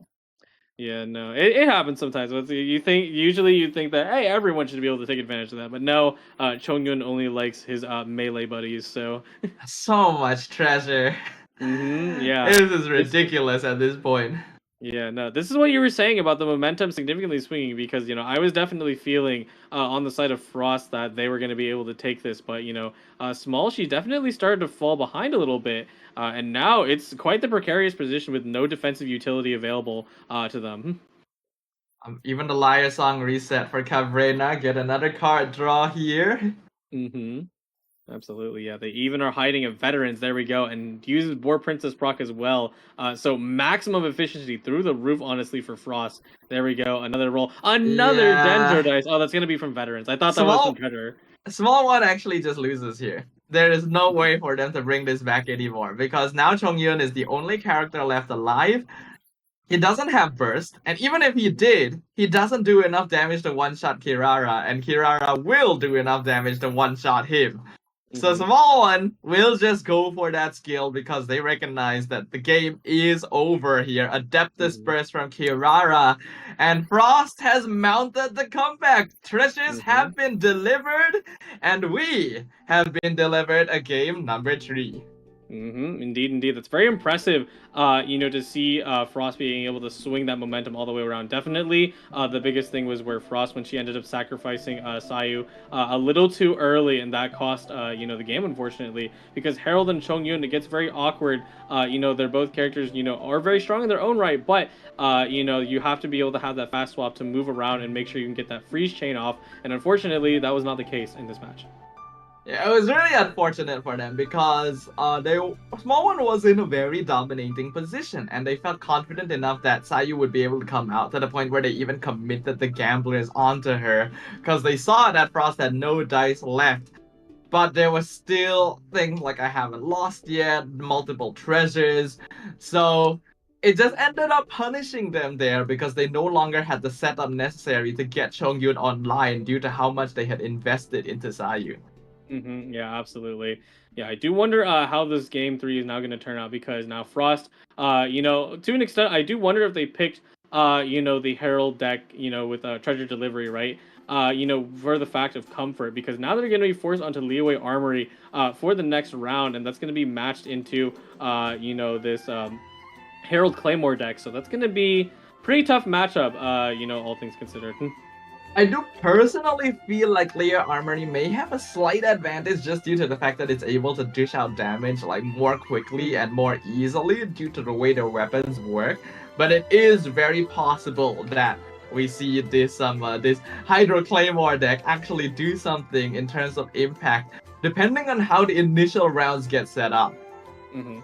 Yeah, hopefully, Small she's learned from the last match, right? Because I think again, Sayu going away and then not being able to pull Wolf's Greystone way later down the line, definitely messed up, the whole momentum of the game and ended up having them lose. So they probably will play a little more safe this time around, especially against Leeway Army, because like you said, they're going to be able to dish out a pretty significant amount of damage, especially against the Sayu Herald deck. So we'll see how this turns out. It is going to be game number 3 here. We've been getting a lot of these recently. The competition is getting even tighter and tighter as players are getting even better and better. So it is going to be a best of 1 now, effectively, between Lear Armory and the Hydro Claymore deck here from the side of Small One. Indeed, indeed. Yeah, I do believe, I definitely agree with you because for me, I'm not the most experienced in Leeway Armory, of course. I don't get to cast too many games of it, but regardless, I do believe it does hold the matchup advantage, assuming that Frost can draw, their value cards early. If they can't, they may actually end up just being like the Herald Kuki Kirara deck from the last match. Running cards like Wagner means that it's a lot easier for Frost to be able to pull out weapons when necessary compared to the Claymore deck on the opposite side, since as we saw, they were only able to get the second World's Gravestone very later on because they just don't really have draw engines to be able to pull out weapons more easily. So considering that this deck honestly fulfills a lot of different niches, it could be very strong. And I noticed Frost is actually running Tandoori Chicken here too, as well. Yeah, absolutely. Tandoori's Chicken, once a very popular card, still a very strong card regardless, but having it makes it so that all of your characters' damage during that round will deal +2 with a once usage. So it's actually quite good, to have available, especially if your breakpoints are just slightly off. There's any deck that's running treasure and or some form of shields to stop you in your tracks. Which thankfully, Small here, she's not running that, but it's going to be very easy to curb those breakpoints. Small One has been piloting their deck pretty well up until now, but she definitely encountered an unfortunate situation previously where there were just so many treasures that I think most players are just not going to be equipped to deal with it. There's going to be less treasure to have to deal with this time, but much more aggression, and we will see whether she is able to deal with it, considering that this is their Prince Cup tournament lives on the Mm-hmm. line. Yep, indeed, indeed. Game 3, Frost versus Small. Who will take victory? We're going to be seeing it in just a moment. Hedge your bets, travelers in the chat. Tell us which of these players you think is gonna come out on top in game number 3. And then once the results come out, you can tell everyone else I told you so. Oh my goodness. Gotta get those bragging rights, Yeah, you even gotta on the get the side that you're brownie not points, you playing. know. They're called. That makes that's how it is. Once we have some other fun stuff that comes down in the week, like raffles, I think people will definitely be showing who they're gonna be betting for in those matches, right? Absolutely. And before the game starts as well, we'll preface for you guys that there will be a QR code that appears periodically on the left side of the screen between the players once we're in the match. So when you guys have some time, do go and scan that. Give us some feedback about how you think the tournament is, whether it is good things or bad, because any criticism is going to be useful to make sure future tournaments are even better. Absolutely. Yep. And if people want to be making sure they're seeing the rest of the show and or participating in those events further down the line, where can we find our wonderful Asher Carnival Prince Cup Pacific stream, Staffa? Oh, actually, for me, I always like to mention that people don't really realize it, but there is both the TikTok and Twitter/X stream, so you can definitely check that out as well. You can see it right on the side right there, YouTube and Twitch, all of these platforms that you can watch, the Asher Carnival. So that's going to be wonderful. Make sure to follow all of those. The tournament is live on all of these platforms, and you'll always be able to get news about when the next one is happening as well. So make sure you guys go ahead and check out all of those. And there's the QR code we mentioned. Go ahead and scan it right now since the game has not quite started just yet. So this is your best chance. Yes, absolutely. While we're here though, I do believe they're gonna do some mulligan. Yep, there it is. Frost throwing away that freshman in freedom. Hopefully they draw into it later, and both players should be employing the strategy of ramp through the means of magic countdown. Yeah. Whether or not they'll have the dice to play that, will remain to be seen. Looks like Small One did preserve 3 pyro dice precisely to play it. So they will definitely have what they need to just potentially skill on Herald and then just like spend the rest of their dice. Absolutely, she's going to be holding onto that, and especially Harold, who takes the most advantage of being able to do that ramp 3 or ramp 8 strategy, which looks like she's going into right now. On the side of Frost, though, unfortunately, they are just 1 dice short of being able to use that ramp up strategy. So right now, Small may take the lead especially if they decide to skill, because there is no Liven to capitalize off the fact that they do have 3 Omni dice. They can use the artifacts to possibly get them out Liven, but otherwise, if they don't pull it, they're probably just going to skill. Small One actually had a really nice like dice roll at the start of this round because they had exactly 3-2-3 for the countdown into the Lumenstone into a skill here, and they're even able to pull out Wolf's Greystone here on round 1. So things are starting off pretty nicely here already. We'll see if Frost is able to respond in kind. Yes, absolutely. Looking onto the side of Frost, there is a potential way to get this Omni dice, but they need to play all the current cards in their hand available, to generate that 1 extra Omni for the Magic Countdown. And yet, looks like they go for it even with the Lithic Spear to force proc that Lumenstone, and now they have an Omni dice to get out the Magic Countdown. It doesn't mean, however, that if they do decide to play the countdown to the show, they would. Oh wait, no, yeah, I forget that card does tune the rest of your cards. So yeah, they're fine. They can skill Anshan He, and both players are actually going to start off round 1 with some pretty nice lines. Yes, absolutely. Players effectively equalize their dice. Here on small side, let me actually take a quick count right here. Definitely, she needs to play out at least one card. Otherwise, she will overdraw. So definitely, that Golden Troop should come out and get onto Chonian right away. So that way they can get a reduced skill cost next turn.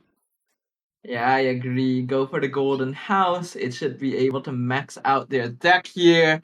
And then I think they can probably afford to end their turn after that.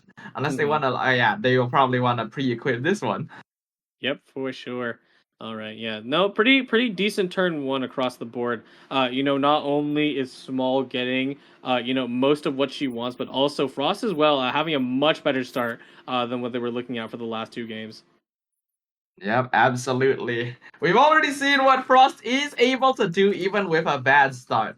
So if they have a good start, what kind of capabilities will they be able to demonstrate here?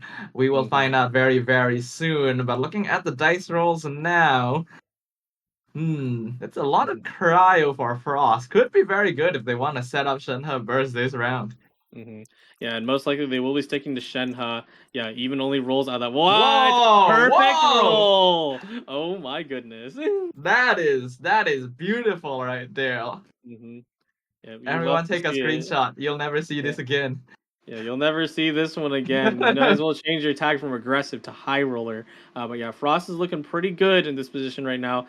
Small, definitely not, slacking behind either, though. They do have the Sayu talent and Hydro applied to Shenhe, of course. And with these dice, ideally, Frost is going to want to stay on that Shenhe. So, unless, Frost feels the need, or sorry, Small, if she feels the need to secure it, she can always just fast swap onto Sayu, drop talent card, and then just start drawing out the wazoo. Of course, after playing some cards because they are actually getting very close to overdrawing once again.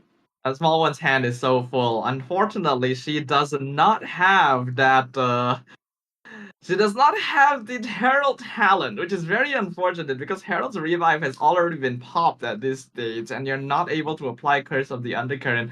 So Frost is actually able to make use of their dice here, which is actually very living up to their name because it is all cryo dice from Frost. Uh, Oh so, yes, indeed. so yeah.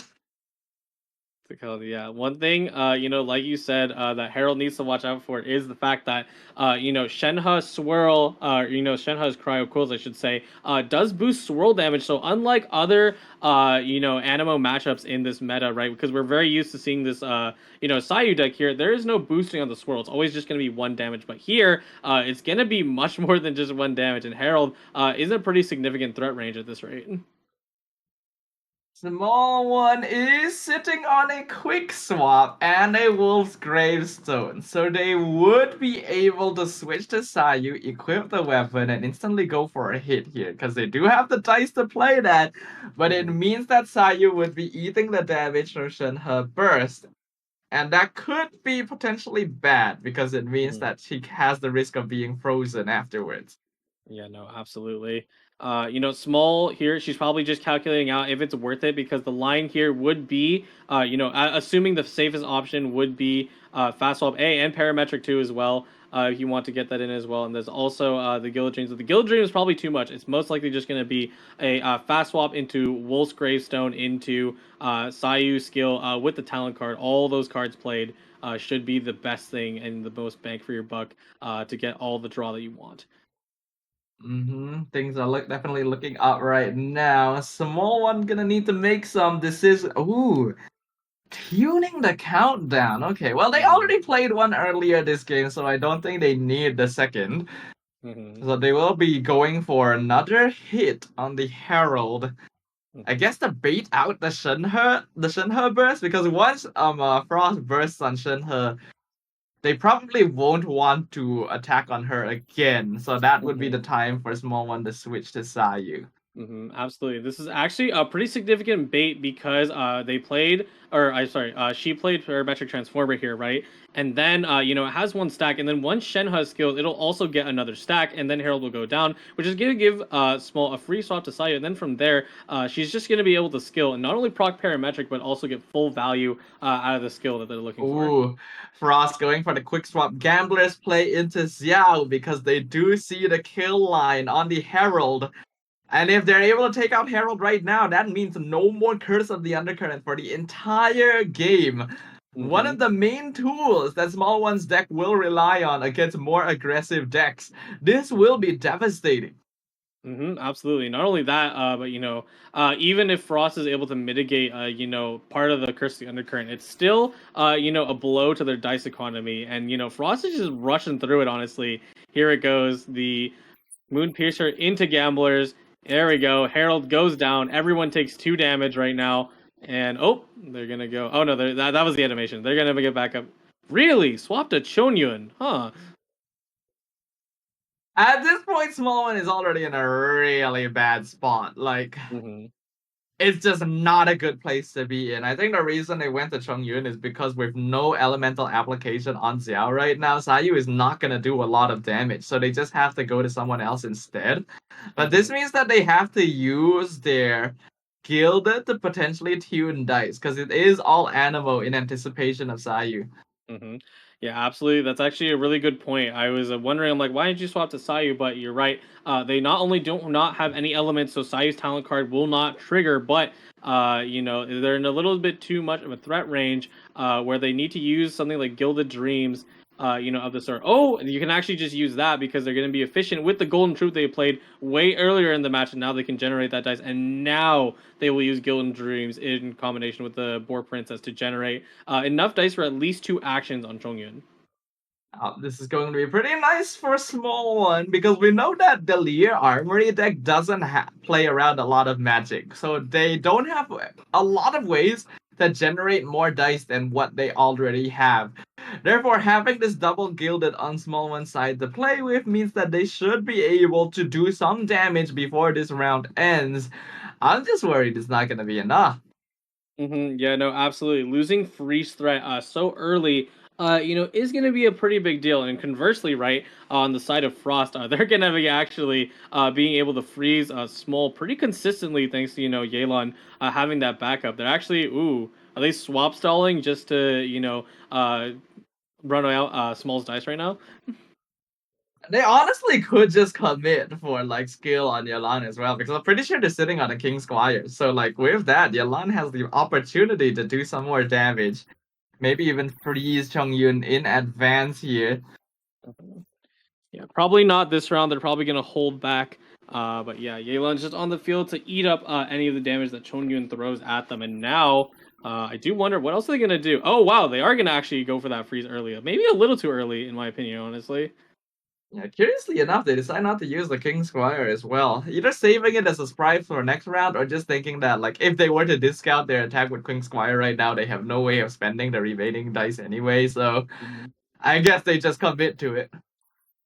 Mm-hmm. Ooh, oh, Herald, a little too late, but they did Ah, pull Rhythm of the Great Dream, so it's going to be quite useful in the next round, being able to discount both, Gilded Dreams and or the Wolf's Gravestone. But Chongyun is not long for this world, so that Wolf's Gravestone is probably going to have to go into Sayu, and then from there, Small, she's really going to have to hope she can pull it out with Sayu. ooh, the gamblers here could make a difference, especially with double gilded liar song. Small one has the opportunity to make a lot happen this round, but that would require them to survive against Frost's onslaught this round.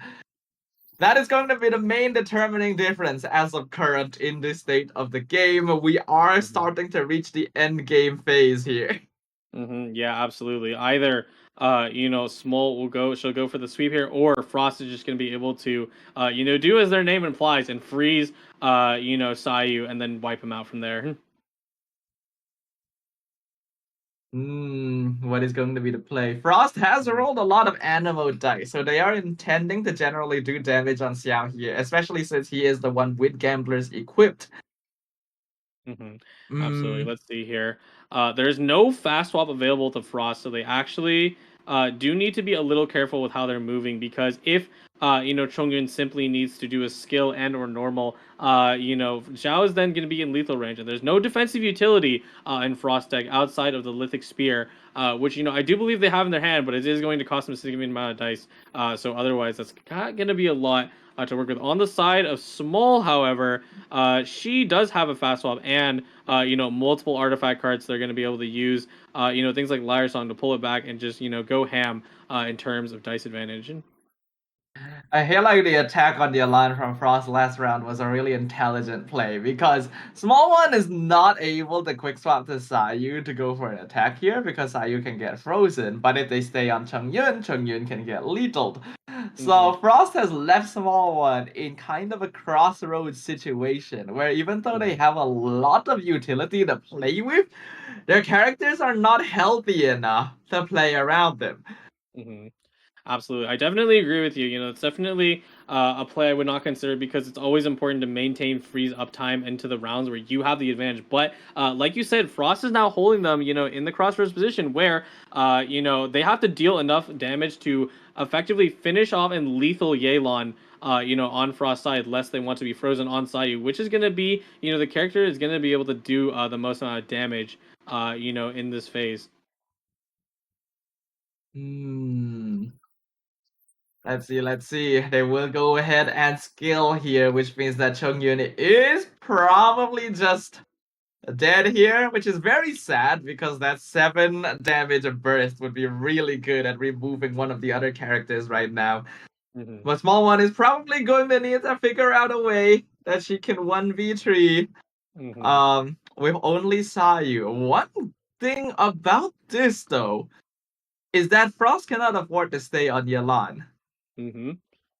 Yeah, no, absolutely not. This is going to be a point where it's going to be a little too critical for Yelan to stay out, and I think Frost, unfortunately, is going to be forced to swap to Zhao without a choice because if you swap at any point to Shenhe, Sayu is simply going to swirl you, and then both of your other characters are frozen. Now, this is the play that I was thinking about, right? That we talked about King Squire being a surprise. They equip it onto Yelan and the artifacts so they can cleanly finish off Chong Yun. But from here, it's going to be just the Sayu solo. Can can Sayu one shot Yelan here with Wolf's Gravestone? Yeah, they actually definitely They could. As can, long as right? Sayu equips the Wolf's Gravestone, they will be able to one-shot her. Because if they do that, then Frost can't freeze her anymore. Mm-hmm. Yep, absolutely. I feel like leaving Yelan on the field may have been a bit of a mistake, but Frost does still have Xiao and Shenhe to play around, so it's definitely gonna come down to the wire here. Yeah, no, absolutely. Sayu is gonna start tearing through, with all her might. There we go. The gamblers re-equip over their current artifact, and also should be dropping the talent card. No talent card. That is a little odd. What's it called? Oh no, they went for a normal attack. I guess that's okay. Yeah. All right. Xiao gonna do some damage here. Sayu now 1 attack away from being lethal by Xiao. And unfortunately for Small One, Xiao is just above the Wolf's Gravestone threshold. So I think this is probably going to be it here for Small One. Yep, absolutely. Those breakpoints were just right. Both Shenhe and Zhao staying above the 6 HP threshold, being on 7 and being lowered only to 5 to finish the game. And that is going to be our set between Small and Frost. Frost making the comeback happen and successfully keeping their journey in the Prince Cup alive. Unfortunately for Small One, she played valiantly and put up a really strong performance, but it still wasn't quite enough. Prince Cup seems to be getting tougher and tougher. Yeah, absolutely. Especially with Frost hands, or the cards they were drawing earlier during the match. They were definitely having a hard time, especially the first round. If I lost the first round like that, I would just be devastated. I'm like, oh, it's just the RNG. I'm just bad. But no, they were able to push all the way through the final 3 rounds, and really swing it back into their favor. I'm really surprised by their performance to come back from that. A really good game right there. I thought for sure that we were going to see a clean sweep situation because it seemed like both of Small One's decks had a good advantage against the treasure delivery, but Frost showing the power of treasure once again and why it is so prevalent in so many different decks. And with that, we get to have a look at our updated Group C bracket. Yep, unfortunately, small one. She will be sent home. She will receive 600 USD. As for making it through this stage of the tournament. But of course, they will be going away, and Frost will be moving on through the lowers bracket. All the way into the lower second round. Still quite a way to climb before they can ever see that Prince Cup. But regardless, a good game to both players. I do believe they played, pretty reasonably well. There were a few mistakes made on one of the sides. But I think the biggest thing to take away from it is that Frost pushing through, losses and low rolls is definitely, something to look at. Is that you never really want to just throw in the towel and let that mental get to you, especially in a tournament like this. Anything is still possible as long as you never give up hope. And that was a really exciting match to kick us off in week 4 of the Pacific region. But after this, we're gonna be leaving the lower bracket for a little bit and casting for the upper bracket matches. So I imagine the games are gonna be even more exciting there. Before we start the second match, we're gonna jump into a short break. So we will see you guys right after this. We'll be right back.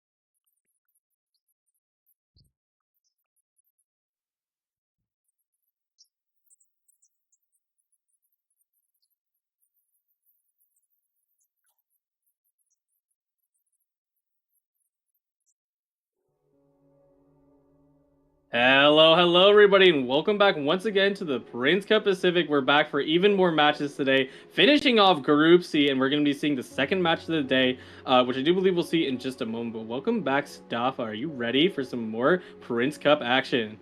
I am definitely ready, Kojo, and I hope all of you guys in the chat right now are ready as well, because we got things started today with a really exciting best of three series where it seemed like Small One would have a very good chance of sweeping out the match when Frost was able to pull the rug right from under her. Yeah, absolutely. It was quite the momentum swing to see in that match. And we'll see if that happens. More throughout the tournament, right? Players being able to push back against pretty difficult odds. But refresh me, Safa. Which match will we be seeing? Next up. Our second match of the day is going to be between none other than Salty and Chikua.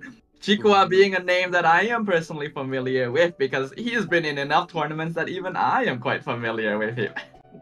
Yeah, no, absolutely. And Salty as well. I've been able to see a lot of Salty's games inside the Cattails Gathering. So this is actually a pretty high caliber match, all things considered. Of course, Chico I do recognize as well. Thanks to, I believe they do have lots of, top placings in official tournaments, but I mostly know them through community. But regardless, two quite seasoned players. So this should be, quite the spicy match. We've been seeing a lot of newer names here in the Prince Cup show up some of our older veterans, but in this case, we have two pretty decorated individuals who will be facing off on the desk right now, and I am really excited to see what happens. So I am hoping that it won't take too long for us to jump on into the game because I have no idea how this one is gonna go. Yeah, no, most definitely. We should expect, the meta decks because meta is meta. There's nothing wrong with playing that, but I do wonder if any of them will throw some curveballs, right? And we should be seeing the decks in a moment. But to cover a little bit of the player history, Chikawa, as we mentioned, qualified through this serious showdown, and of course, on the side of their other records, it is going to be the Japan Prince Cup first place. So, they're holding, that title, Titan champion, of course, and also having a gold card back as well. So that's incredible. As well as the WCG Busan third versus, one of the other top players, Mattel. So that's quite strong showing for them. Well, looking at the deck list here, Salty the aggressive versus Shikuwa the mathematician. These two players have the same three decks. The exact same, in fact. And both players are still going to be banning out that con whale. So the ban rate really shooting up this time.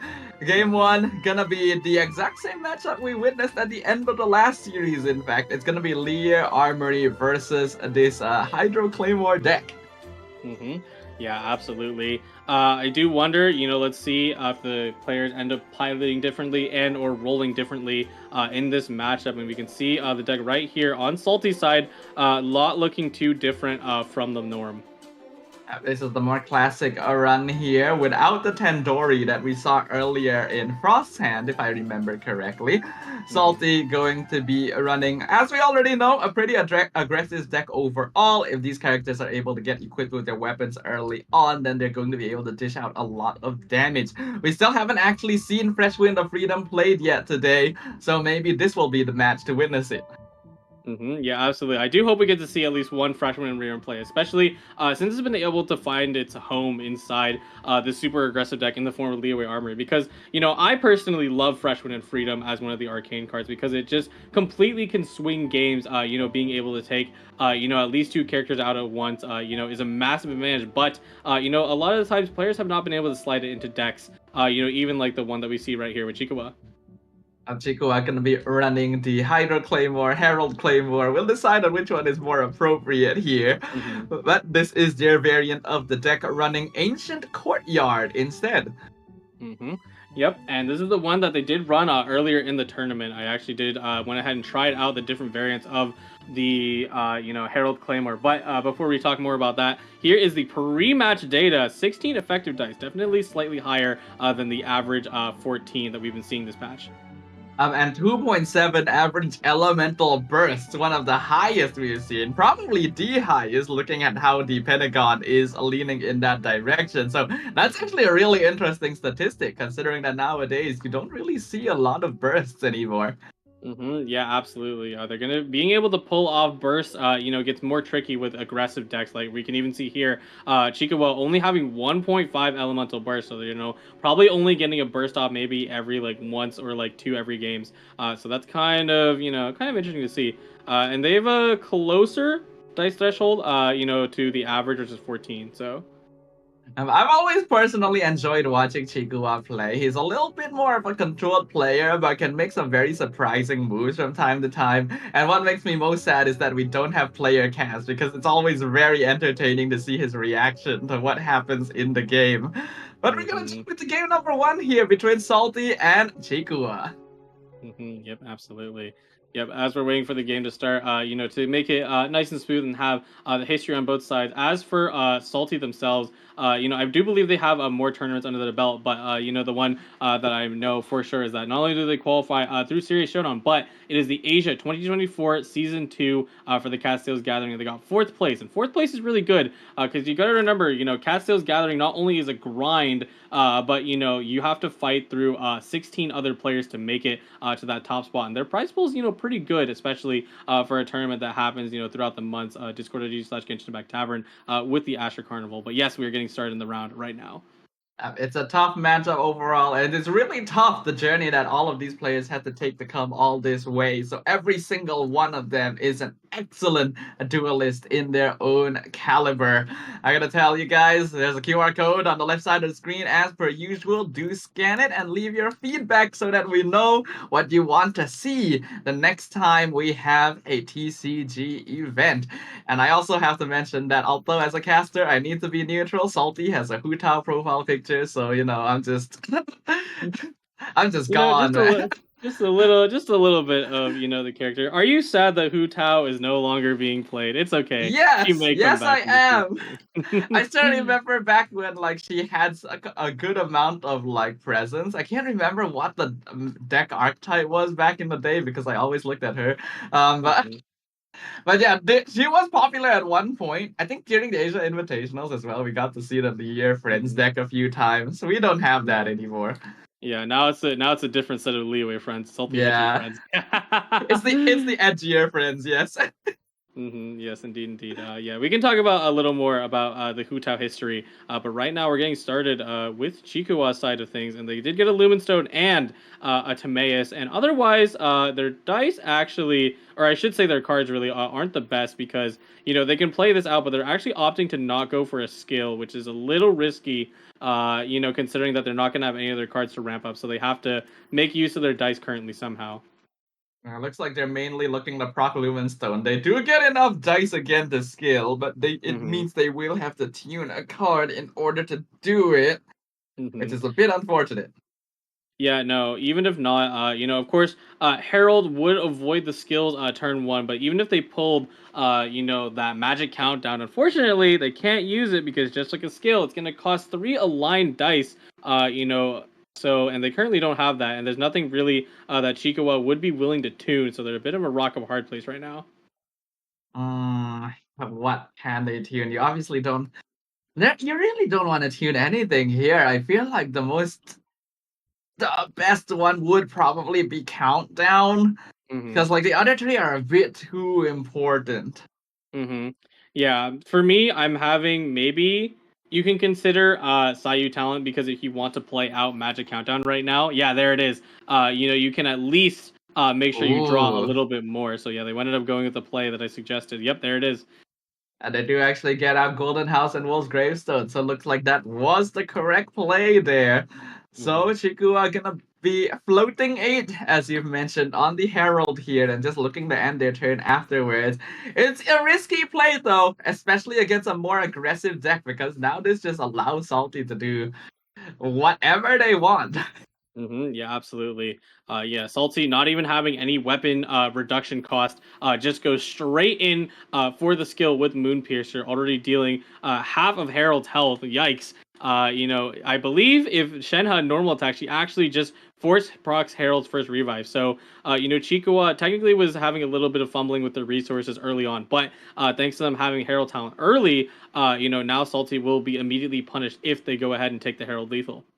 Yeah, unlike what we saw earlier, Chikua in this position is very willing to sacrifice Herald Revive because they already got the talent equipped, so that will be affecting Salty from the next round onwards. Interestingly enough, Mhm. though, Salty gonna instead switch over to Xiao and go for the lethal while swirling Cryo onto the rest.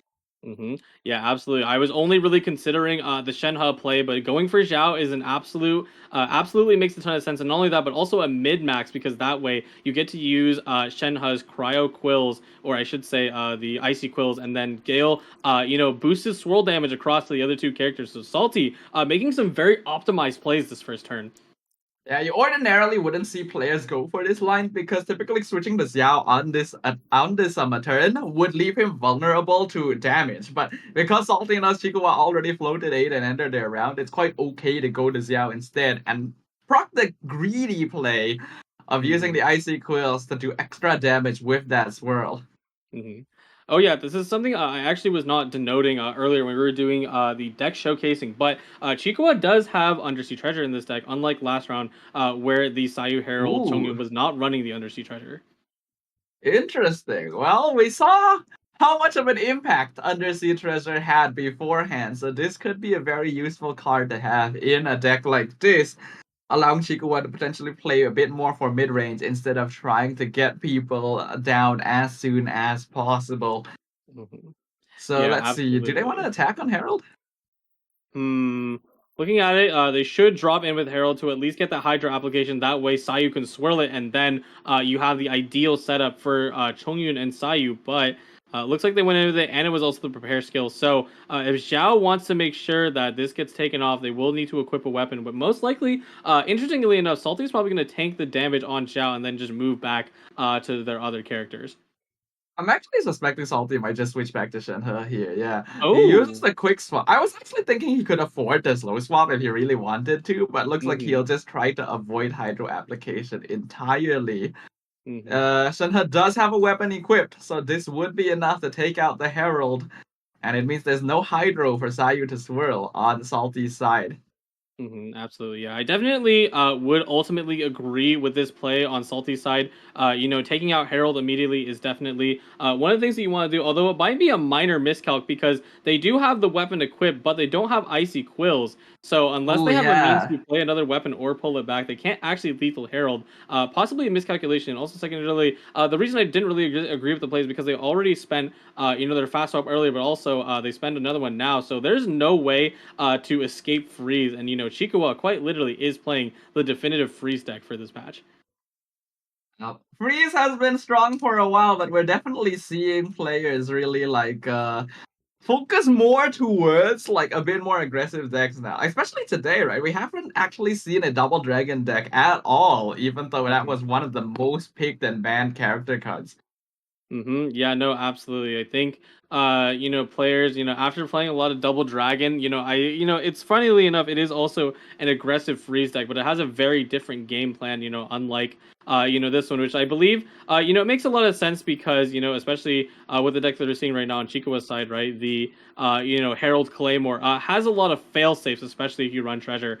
So it's going to be a lot nicer to run this. Whereas, on the Double Dragon, you are mostly relying on Nuvola getting that Tultulia and then Treasure to end the game.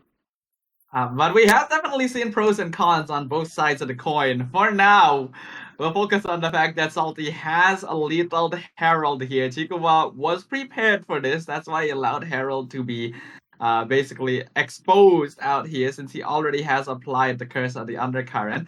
It will still hmm have quite a lot of dice to play around with this round when Salty has 0. So this is the time to do some damage, if any. hmm Yeah, Salty has effectively played the best they can during this round, getting out the Shenhe burst and also finishing off Herald. Definitely is a very good achievement. Of course, they are going to be at mercy of whatever they draw next because they don't have any draw support cards available. So whatever Chikawa does this turn is going to be the most advantage that they can capitalize on right now. Yeah, this is going to be Chikuwa's best opportunity to even out the odds since they've already lost one character. And that's usually a character that has a lot of staying power as well because of his revive mechanic. hmm Shenhe has a good chance of being taken out here because Salty no longer has any dice to switch off of her. But now that she's bursted, actually Hmm. getting rid of her here would be really good because there's no more icy quills to play around either. Hmm. Yeah, no, absolutely. No longer having icy quill, so there's not going to be any massive swirl damage, coming out on this turn. Of course, getting rid of your opponent's characters is just generally better, right? But looks like, there we go. Yeah, we see the end from Salty. Now Shenhe's sitting at that lethal range. Will Chikawa take it? Yes, they will. I absolutely will. Even pulling back the Gilded can replay it for a little bit more dice, but I don't think it's gonna be enough to get another action. Oh wait, they have gamblers. Mm-hmm. They do Yep, they have have gamblers. gamblers.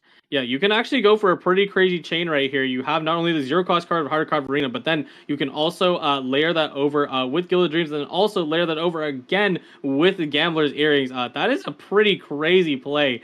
Being able to gain so much dice in that moment. Yep, here we go.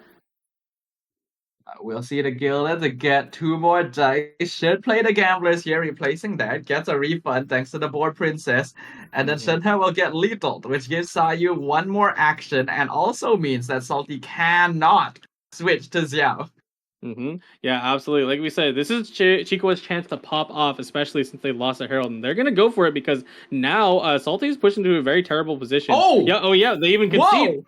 Whoa! Mm-hmm. Whoa! Okay! The quickest game we have Mm-hmm. had in the Pacific region so far. Because Mm-hmm. Salty Yep. just immediately recognized, like, well, it's over. Time to Mm. reset and go for the next game. Mm-hmm. Yeah, and no, that doesn't make a lot of sense. Of course, as much as it was a very quick concede, there were some ways around it. For the most part, Salty was pushed into a pretty terrible position because, Xiao was already below that 6 HP threshold that triggers your gravestone. So, not only would Xiao get knocked out immediately, but also, Chikawa was holding the gambler. So, they would be -1 action, so they would be able to go to the next phase. But, from there, it is a Yelan solo against Sayu and Chongyun, and even if Yelan could freeze them both, they also have treasure, so they're going to be able to heal that all back up. So they notice probably too late, don't really feel like playing through it, so they're going to go ahead and just forfeit that match, and we'll be moving on to the next one. And you can definitely really see like the difference in caliber and experience between these players because I do feel like Salty and Chikawa were both making decisions a lot more quickly compared to Mm-hmm. some of the other players we've seen here at the Prince Cup. And Salty's experience extends to the fact that they already knew that the game was over by that midpoint. Like it didn't even bother trying to play it out because I think we also kind of recognized it would be very, very unlikely that they bring this back due to the fact that Chikawa is unlikely to make mistakes. Mm-hmm. Yeah, of course. There are some lines that we can debate about it, as we go on. But definitely, if the player has recognized that they're gonna go down, it's they're probably right. So. Yeah, that's quite impressive as well because we literally saw Leah Armory like really effectively taking out this Herald Claymore deck Mm-hmm. previously, and now we see the opposite side of the coin because having better setup here, having the Herald talent straight away, being able to float 8 to start the round to get a really nice tempo going. So yeah, like the game still has a lot of avenues for players to explore. Absolutely. Now, I do wonder what the matchup is going to look like in the next phase because, of course, both players are actually playing the exact same deck just on different sides. So I do wonder that Chikawa is going to be forced off of that, Herald Claymore, but then they're going to be switched to Leeway Armory. Now the question is, Salty going to go for the mirror? Oh It snap! There's looks my like answer. yes. Yeah, we got your answer straight away. It is going to be the Lear Armory mirror right here between Salty and Chikua, which means that we're gonna need to pay very close attention once we get to see the deck list to see whether there is any small variation in the cards that have been drawn. Yeah, absolutely. I would definitely say, like last round when we didn't see it come up, but it was available in, the player's deck. That there was a Tandoori's chicken inside, the Leeway Armory deck, which is going to basically just fix any breakpoints that you have, especially since Leeway Armory does not run any defensive utility outside of that Lithic Spear, and of course it is relying on pulling, but also spending your resources. So we will see, how this goes. Very two, hyper aggressive decks, and generally just two hits isn't going to be enough to totally swing the momentum of the game. Absolutely. It takes a lot to really be able to determine something like that. That's why it was so surprising to see that concede so early on. But here we'll get to have a look at Salty's deck once again. This is already the Lear Armory deck we saw earlier today, so nothing too different here. Mm-hmm. Yeah, I have been talking a lot about non-defensive utility, but there is the Teyvat fried egg, which generally speaking, we've yet to actually see it properly deploy or employed during these matches. Like I think there was one time where we got to see it used on a dead Yelan who was able to actually get back up and then finish the game from there. But otherwise, this egg generally hasn't been employed too much, which a little unfortunate. So we'll see if this ever comes up, especially in a hyper aggressive match like this. But now we want to really have a look. Right? I'm waiting until the next deck list comes up because we've already seen Salty's deck earlier today. Now we want to see Chikua's deck, whether or not they decided to play the exact same deck list or if there is actually going to be some variation that makes the difference once we jump on into the board. And let's see. Oh, okay. There's a slight difference. Salty has 2 copies of Sealy. Mm-hmm. Whereas Chikua is running, I'm trying to see where the difference is. They have an extra copy of Shadow of the Sand King. Mm-hmm. And what else? What Yeah. else? I think it's generally more artifacts. It possibly is also the other variances in the rhythms or board princesses, but that's definitely interesting Yes. to forego Sealy. Yeah, so yes, Chikua has traded out 2 copies of Sealy for an extra copy of Shadow of the Sand King and Rhythm of the Great Dream. That is the only difference between these 2 decks. Yeah, but that is definitely a pretty significant one because treasure seeking Sealy, as much as it's been kind of going in loops within the meta, for the most part, I always will view as a very valuable card because being able to draw 3 off of doing your actions, which is something that you're pretty much always going to do in a hyper aggressive deck like this. You always need to be doing some sort of actions. If you're stalling for whatever reason, either you don't have the dice for it or it's not really fitting of the gameplay style of the deck. Yeah, there's a lot of factors to have to consider, especially at this level of the competition. So without further ado, let's go ahead and jump into game number 2. Game 1 ended incredibly quickly on account of Salty just deciding that there was no way for them to make the comeback in that game. So now we will see if they're able to claw their way back and bring it to a game 3 like we've been seeing recently. Absolutely. And yeah, we see minor variances in the lineup of these characters. Not going to make much of a difference, in this matchup because there is no ability to push around characters, with any reaction or skill. So it won't matter too much in that regard. But regardless, looking at the starting hand, what are we feeling, Staffa?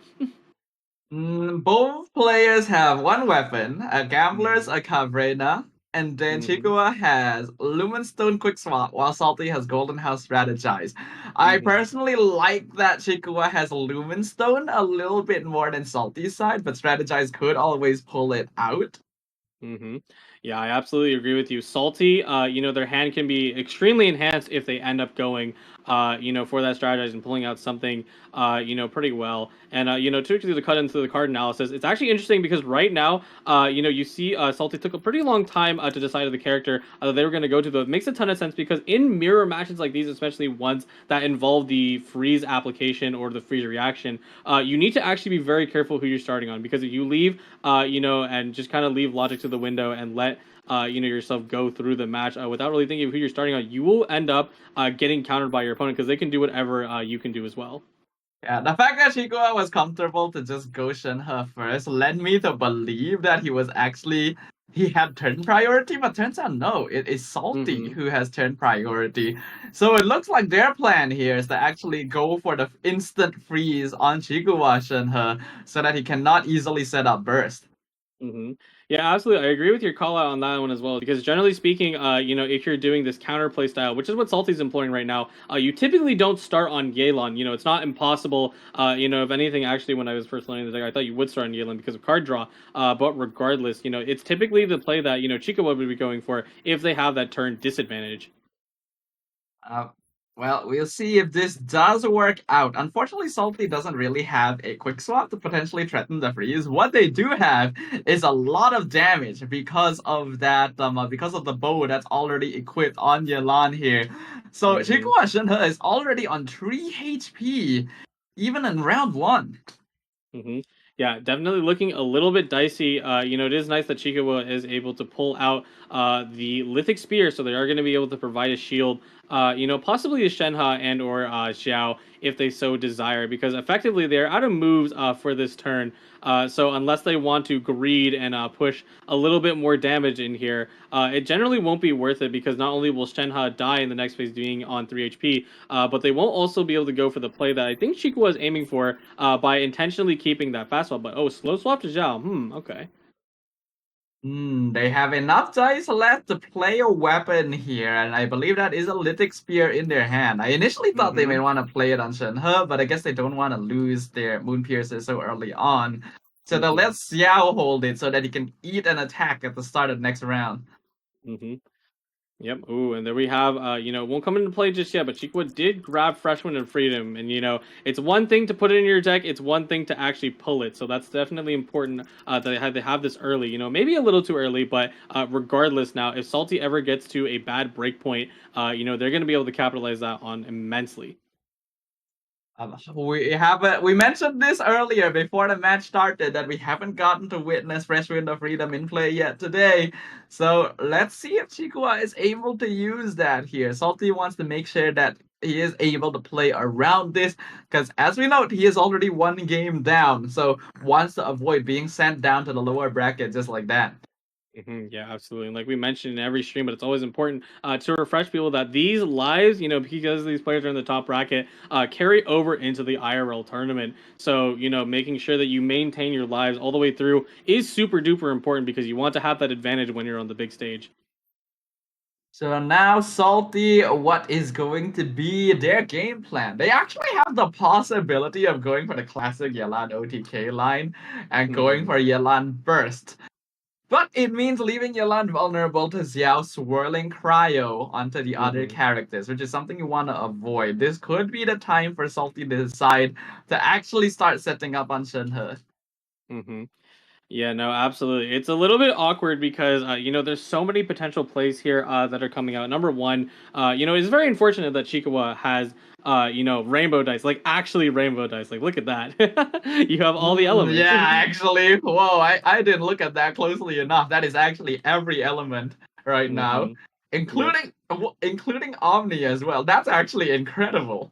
Yeah, indeed, indeed. Unfortunately, Xiao is not the traveler. But regardless, the line here that's going to be available to Chico is that they're going to go for the Xiao skill, which is going to spread cryo onto all Salty's characters. And yeah, Salty immediately recognizes that and moves away because they're like, ooh, I do not want that to happen to me. Because if that was the case, not only will Xiao be able to get a significant amount of damage thanks to the Shenhe Quills, but also Yelan's going to be set up for her freeze endgame.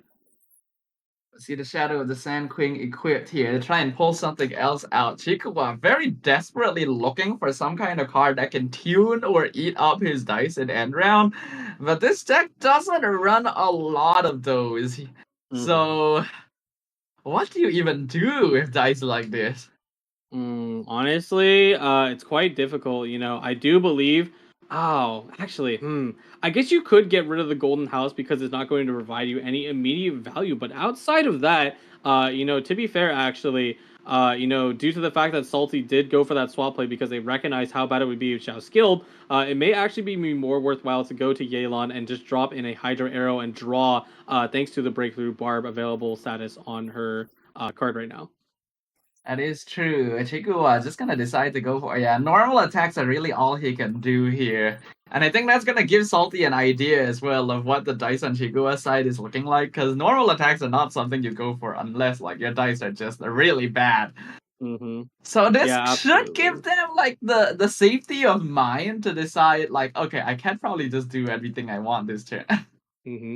Yeah, absolutely. And unfortunately, Salty does not have Moon Piercer, but they could just easily pull it because there it is, Treasure Seeking Sealy. For me personally, it's always really hard to let go of that card because it's just so useful whenever you have it, and you're just going to be doing a bunch of actions within the turn. So we should just see a Shenhe skill, and possibly that would be all she wrote. Due to Salty's current dice, but that would be still pretty good.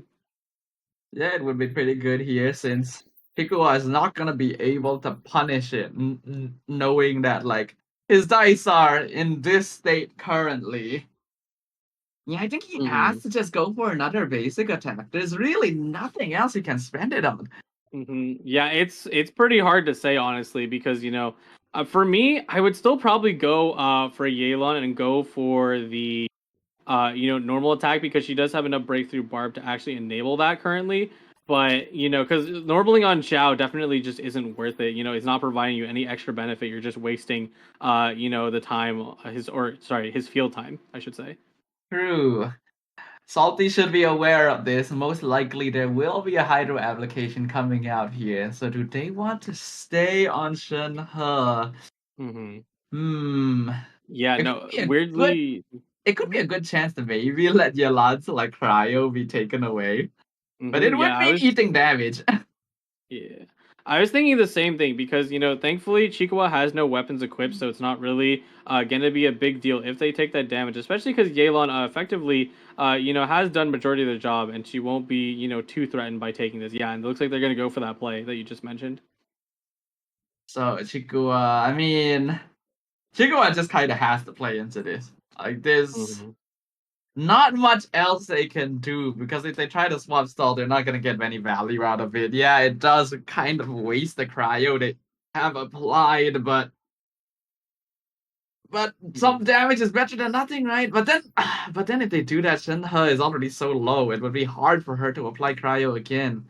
Yeah, no, absolutely. It's actually really hard to say because personally speaking, one thing in the TCG is that, any form of unless you have the support cards to benefit it, stalling and not taking actions on your characters is generally not worth it. Especially, of course, these are both hyper aggro decks. There's not really any defensive utility. They're gonna have to just like go, go, go. And if they don't, Chikawa's gonna end up floating 3 dice, which is definitely feels pretty awful.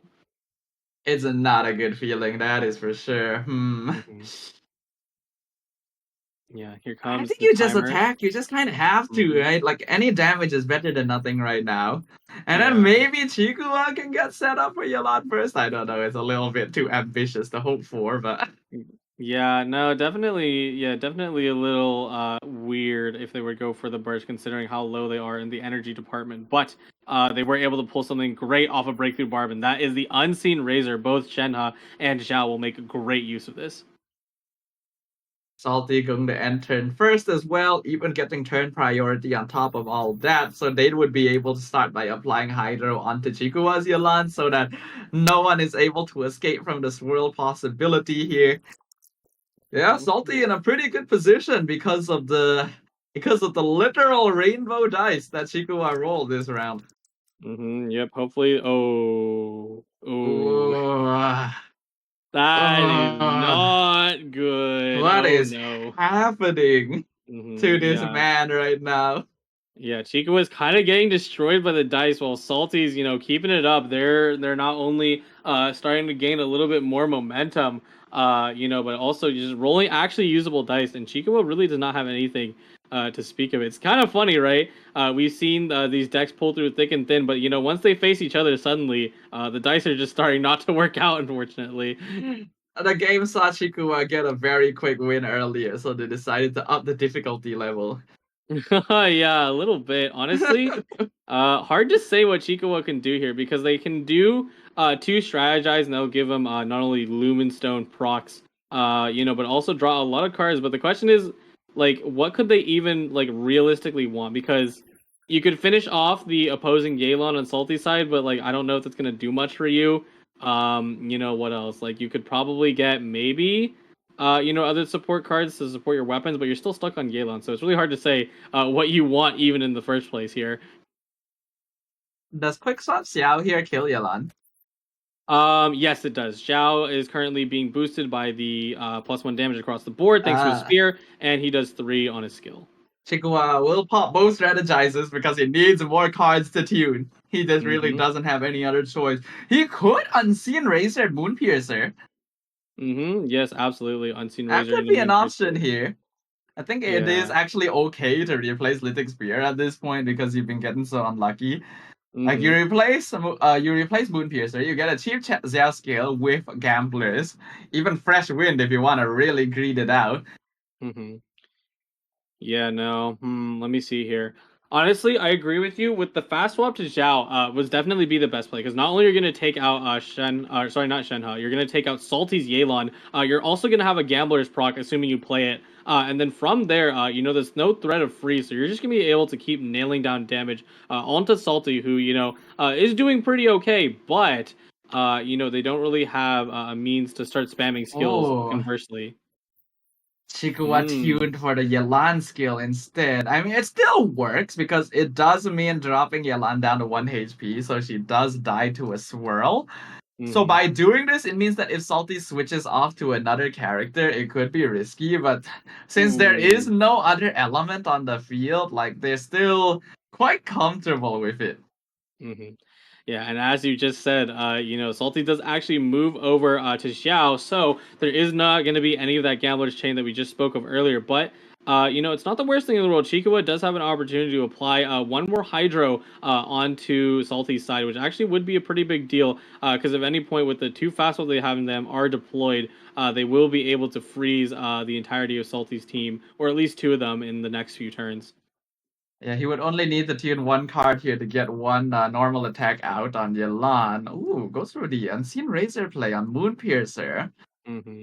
Does he want a quick swap now? But like then he doesn't have in Okay, I'm Honestly, it's yeah. Considering the lines right now, I think the best move that you can do is attack on Yelan, thanks to having that Hydra infusion on a normal attack. Because otherwise, swapping to Zhao or Shenhe is just really not a viable idea, especially when Salty's Zhao has the current equipment that they have.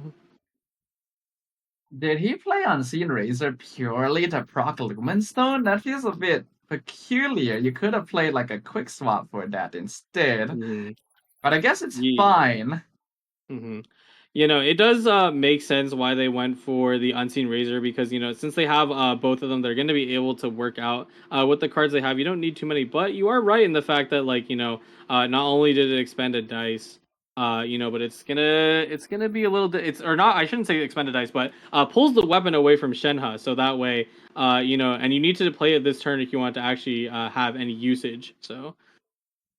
True, true.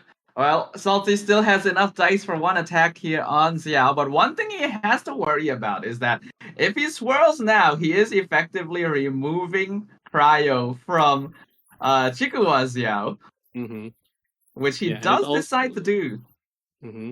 Yeah, it's also not a cryo swirl, so it's not actually going to deal as much damage to Chikawa Shenhe that they would ideally have. So now, Shenhe on Chikawa's side is going to be sitting in the clear until cryo gets reapplied, to them.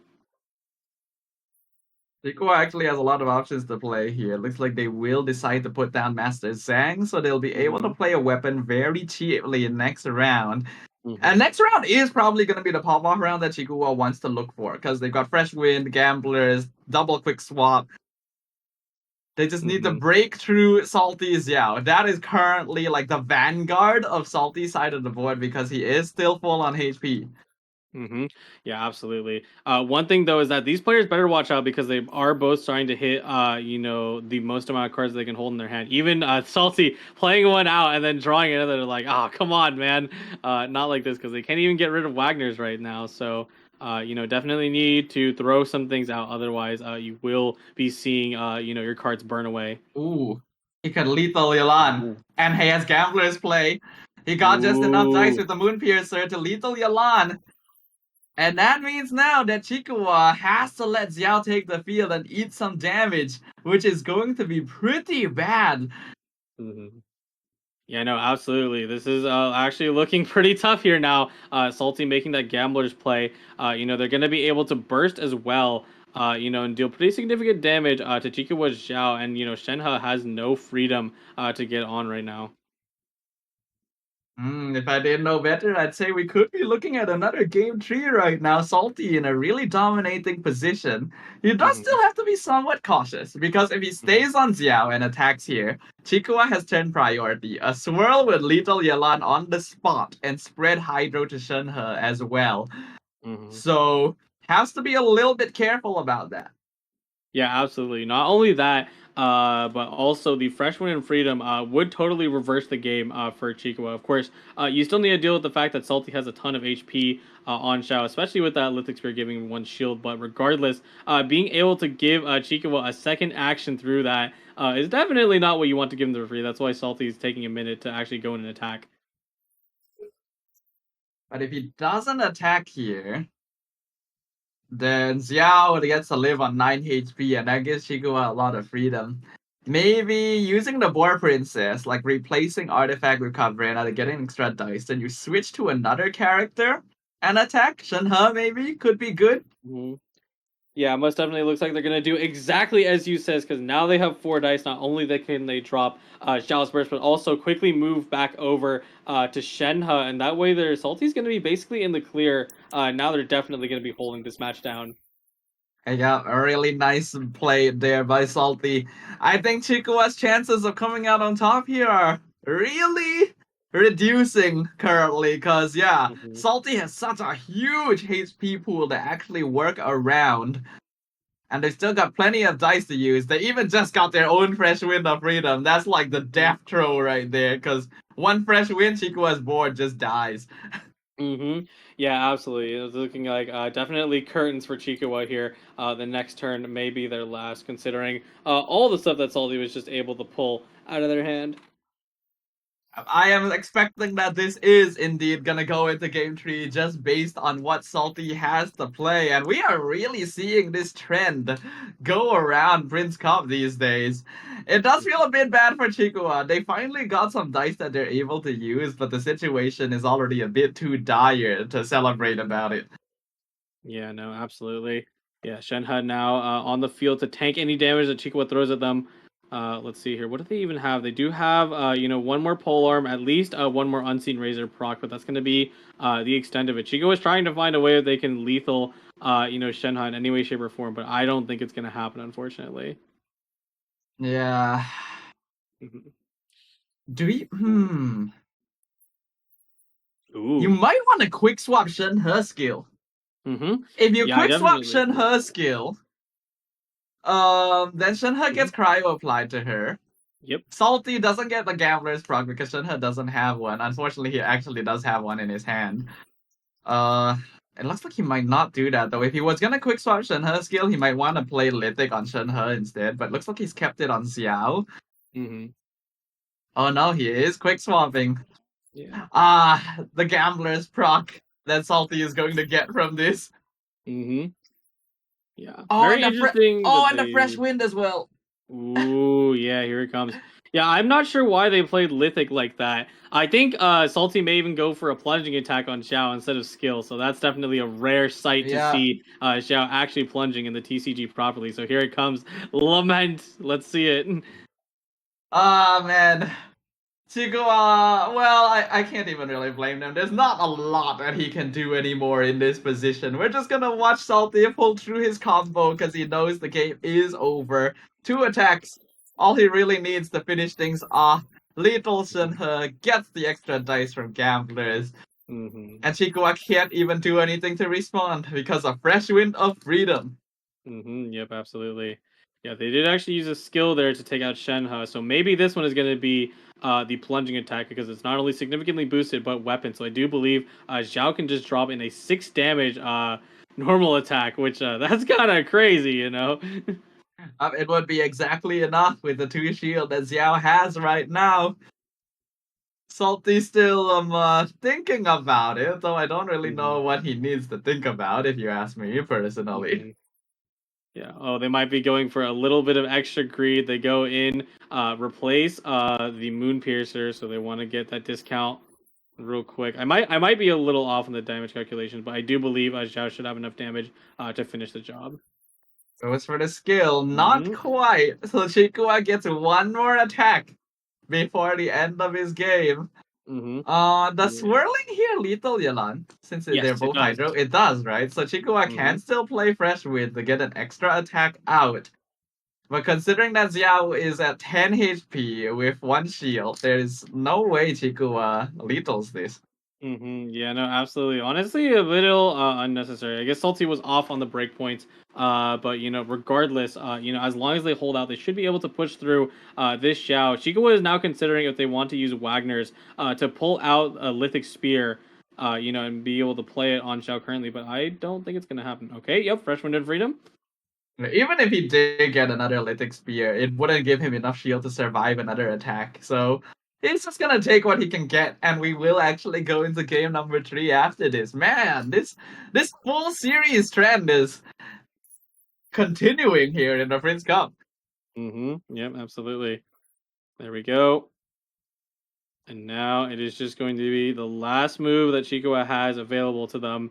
They did draw another Moon Piercer, but of course they have already expended all their Unseen Razors, so there's going to be no more weapon trading right now. If only this deck ran Adeptus. Adeptus would make the difference here, but yeah, there's no way for Chikua to do 7 damage on a single attack.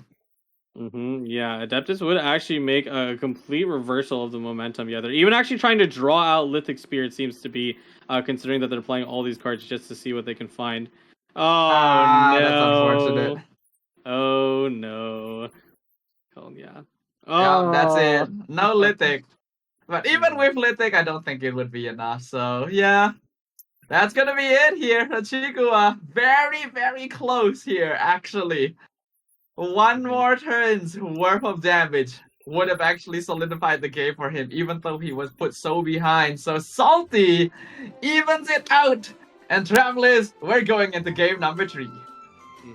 Yeah, pretty interesting back and forth at the start, but then it really started to re-swing into Salty's favor just due to the fact of how they played. I think they get the very good control over Chikawa, with the freeze reaction, and also in that end phase, making sure they got that. The Fresh Wind and Freedom play, definitely, once again, it completely boosted their deck all the way through. If Salty didn't get that fresh wind at that point, there's actually a chance Chikua could have turned it around because he would have had an extra turn comparatively. But since he did, it meant that both players were even and Salty was already ahead. Therefore, they were able to close out the game like a really well played move as well to start off with Yalan to try and debilitate things. But I think you gotta admit as well, a lot of it came down to luck. Chikua got 2 turns worth of useless dice. Yeah, no, absolutely. Those two, rainbow dice turns were definitely very rough for Chikawa, but that's gonna swing the momentum and give them an opportunity, on the side of Salty to keep going through the tournament because we have one more game, round 3, and we're gonna see exactly what they started at the start. Of course, the shoe is now on the other foot. We have. I believe it is Herald, Chongyun Sayu, the Hydro Claymore, now available to Salty. So this is gonna be an interesting one because we've already witnessed 2 different versions of this precise matchup going either way for the players. So it shows that with the proper setup and if you're able to get the cards that you need, either deck is fully capable of closing out this game. Yeah, absolutely. I do wonder if Salty is running the version that has a little bit of more sustain with the Undersea Treasure, or if they're going to be running pure aggro and just trying to take down, Chikawa as soon as possible. And it would make a lot of sense, all things considered, because they are running that Leeway Armory. It's going to be the most hyper aggressive deck that you can currently play in this meta. So we'll see, how the players shake out. We will find out very, very soon because in a moment we will be jumping into the deck list for these players. Before that, let's go ahead and go through one more time the 3 decks that both these players did end up bringing and the final deck that they are now being left with. Yes, absolutely.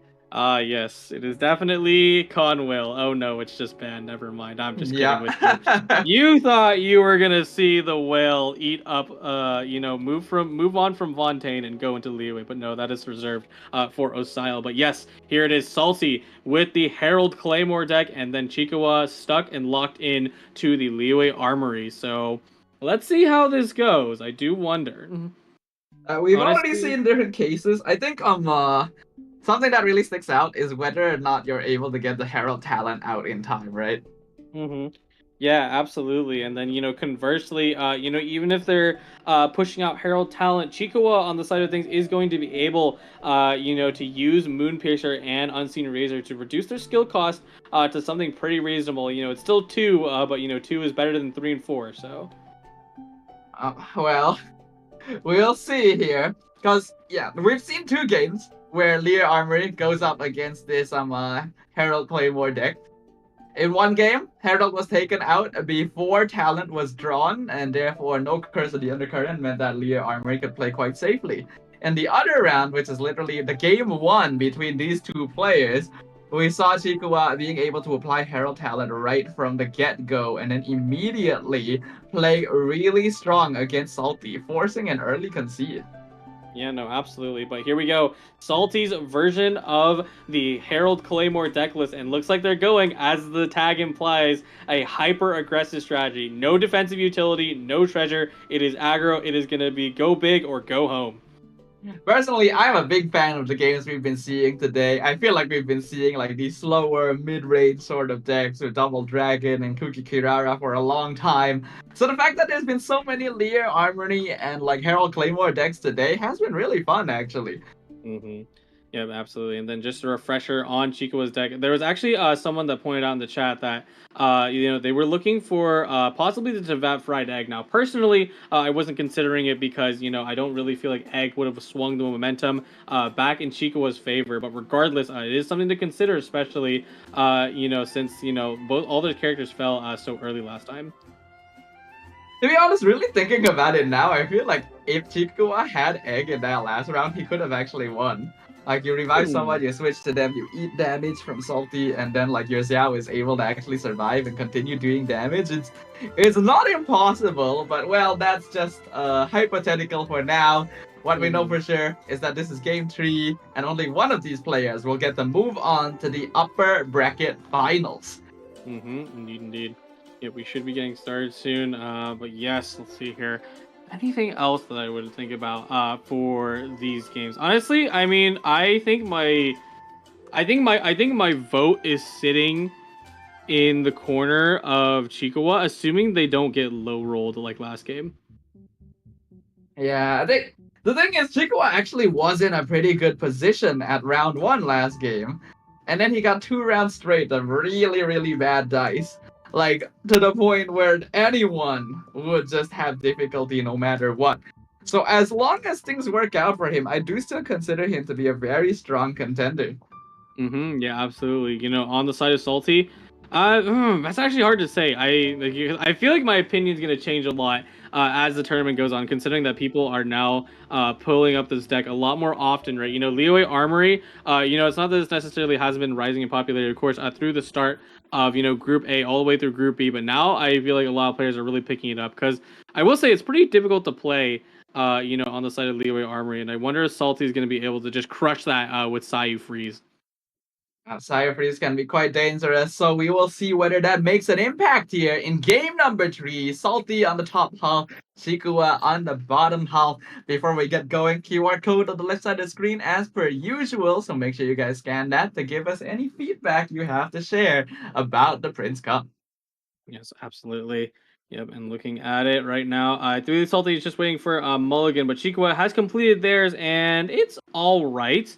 You do have the Wagners, you do have an early Moon Piercer, so Chikwa is probably going to go for the line of Shenhe skill, and then possibly normal attack just to charge up burst, and that'll be the extent of what they do. And Salty pulling out some interesting cards. If they do draw well, they should be pretty favored. Yeah, they went for a full mulligan actually. So the fact that they got Sayu Talon and Lumenstone was pretty good considering the risk of just re-rolling your entire hand. Chiku are definitely gonna go for the Shinhe start since they're not in a mirror match this time, and Moon Piercer just makes it really easy to go for that initial skill. Yeah, absolutely. On the side of Salty, they're honestly probably going to be praying for that Herald talent to come a little early, right? Because they have the Magic Countdown, but they need to make sure they actually pull it because Chica was going to start dishing out enough damage to the point where I believe Herald is either threatened or force procced their first revive during this turn. Chikua getting good dice here, so that's pretty nice. Salty also keeping 3GO dice so that he can use that countdown to the show. Actually choosing to start on Chong Yun instead of the Mhm. typical Herald as well. Yep, we're seeing a little bit of that freeze counter play. You typically pivot away, from your two carries or someone who's a maximum importance of Torgyun. Of course, isn't super needed early on. All he needs to do is skill once, and then he's good to go. So good moves from Salty. Already seeing that counterplay adaptation coming in right now. Moon Piercer round one, gonna allow Shenhe to do some good damage and set up those icy quills with Chong Yun tanking the cryo application and the damage. Unfortunately for Salty, he doesn't really have the dice necessary to play on him, so he is going to use that countdown to the show to tune what is remaining. And now I think, yeah, you probably just go for Chong Yun's skill here. hmm Yeah, weirdly enough, due to the fact that they did drain their dice, they actually do kind of have to go for counter on this show. Otherwise, they can't really go into Herald and just skill for free. And there's no way to push those dice into something more useful. So that may be the play that they go for right now. Yeah. I'm wondering what Shikua as well would want to do with their remaining dice, cause hmm like it's not exactly the best. They could go for a basic attack on Shenhe, or they could hmm look to set on Wagner instead. hmm Yeah, it's honestly definitely hard to say because Shenhe burst is always great, but I think personally I would put down Wagner's because the biggest thing about Wagner's and Timaeus by extension is that you need to give them at least one turn to charge up to 3 stacks because otherwise, items like Moon Piercer, King Squire that are currently in Chikua's hand won't actually be able to play for a discount in the next round. I think you really want the discount coming into the next one. Yeah, yeah. So it's basically a debate between getting Shenhe burst out or having like a cheaper weapon next turn, and one of those definitely has a bit more long term value in comparison. hmm There is definitely a lot of value to actually dropping a Chong Yun to low health early because this is one of the anchors you'd ideally want to be able to play around. But it seems like Salty doesn't really mind this game. Yeah, absolutely. Yeah, right now it is Chico's chance to make their move. And I'm really suspecting that Wagner's if I see a normal attack, not the worst thing in the world, but it will definitely have me surprised. Tikua as well. Gonna be thinking it through. Oh, well, Mm. I guess you're a little surprised. Yep, no, I'm definitely surprised. That's a little bit of a from me because I've seen many times how players get punished for not playing Wagner's early and then have no means of weapon discount. Especially, to be honest, both players struggling a little bit with the draw because as much as Salty has both Gildan Dreams and Liar Song, there's no means to reduce it, quite yet. So. Yeah, the same way that Chikua doesn't have any way to reduce the cost of the weapons in hand. That's the whole reason why you were thinking getting Wagner down would be better. Also, Mm-hmm. because of the fact they went for an extra attack, Salty has turn priority and quick swap. Which means that now Mm-hmm. Salty can just quick swap to Xiao and swirl the cryo on Shenhe. Mm-hmm. Yeah, absolutely. And or go for a Yelan freeze. So regardless, Salty's going to be able to take pretty good advantage of this turn right here. Assuming that's the lines they want to go for. Yeah, no, if anything, pretty rough. Huh. Hmm.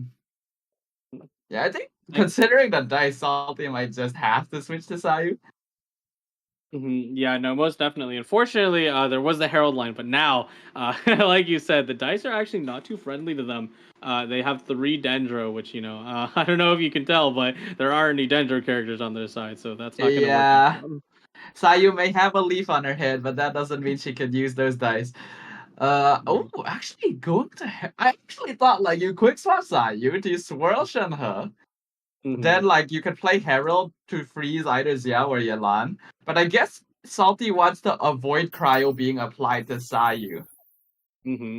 Yeah, I know that actually makes a lot of sense. All things considered, since Sayu is your ultimate hybrid carry, and looks like Yeah, okay. they even deploy this kind of play, expending fast swaps like that is definitely not expected. I'm definitely to be called to surprise, considering how they're doing all their plays right now. They just use Golden House to discount Gilded a little bit as well to use as tuning, so they actually have plenty of animal dice now to swirl this cryo off of Shenhe, and this is going to be very valuable because now Chikuwa will have to play around freeze for the rest of the game, basically. Yep, absolutely. There's not going to be any cleanse in this matchup, so don't be don't try to rely on that. Ooh, the pull is Ooh. crazy. We just got the Will's Gravestone there for Salty, and they have so many good cards to play around in their hand, actually. Yeah, absolutely. Not only do they have the magic countdown, but they also, like you just said, Wolf's Greystone and other miscellaneous cards. So regardless, Salty's pretty set up right now. Chikawa needs to really push the offense, otherwise, they're going to start falling behind super quick. Unfortunately for him, Chikuwa's hand is not looking quite as good. Going for a Wagner play round one would have probably been a little bit more valuable here. They will Unseen Razor the Moon Piercer. So looks like they will decide to just stay on Shenhe and apply Cryo to all of Salty's characters the manual way.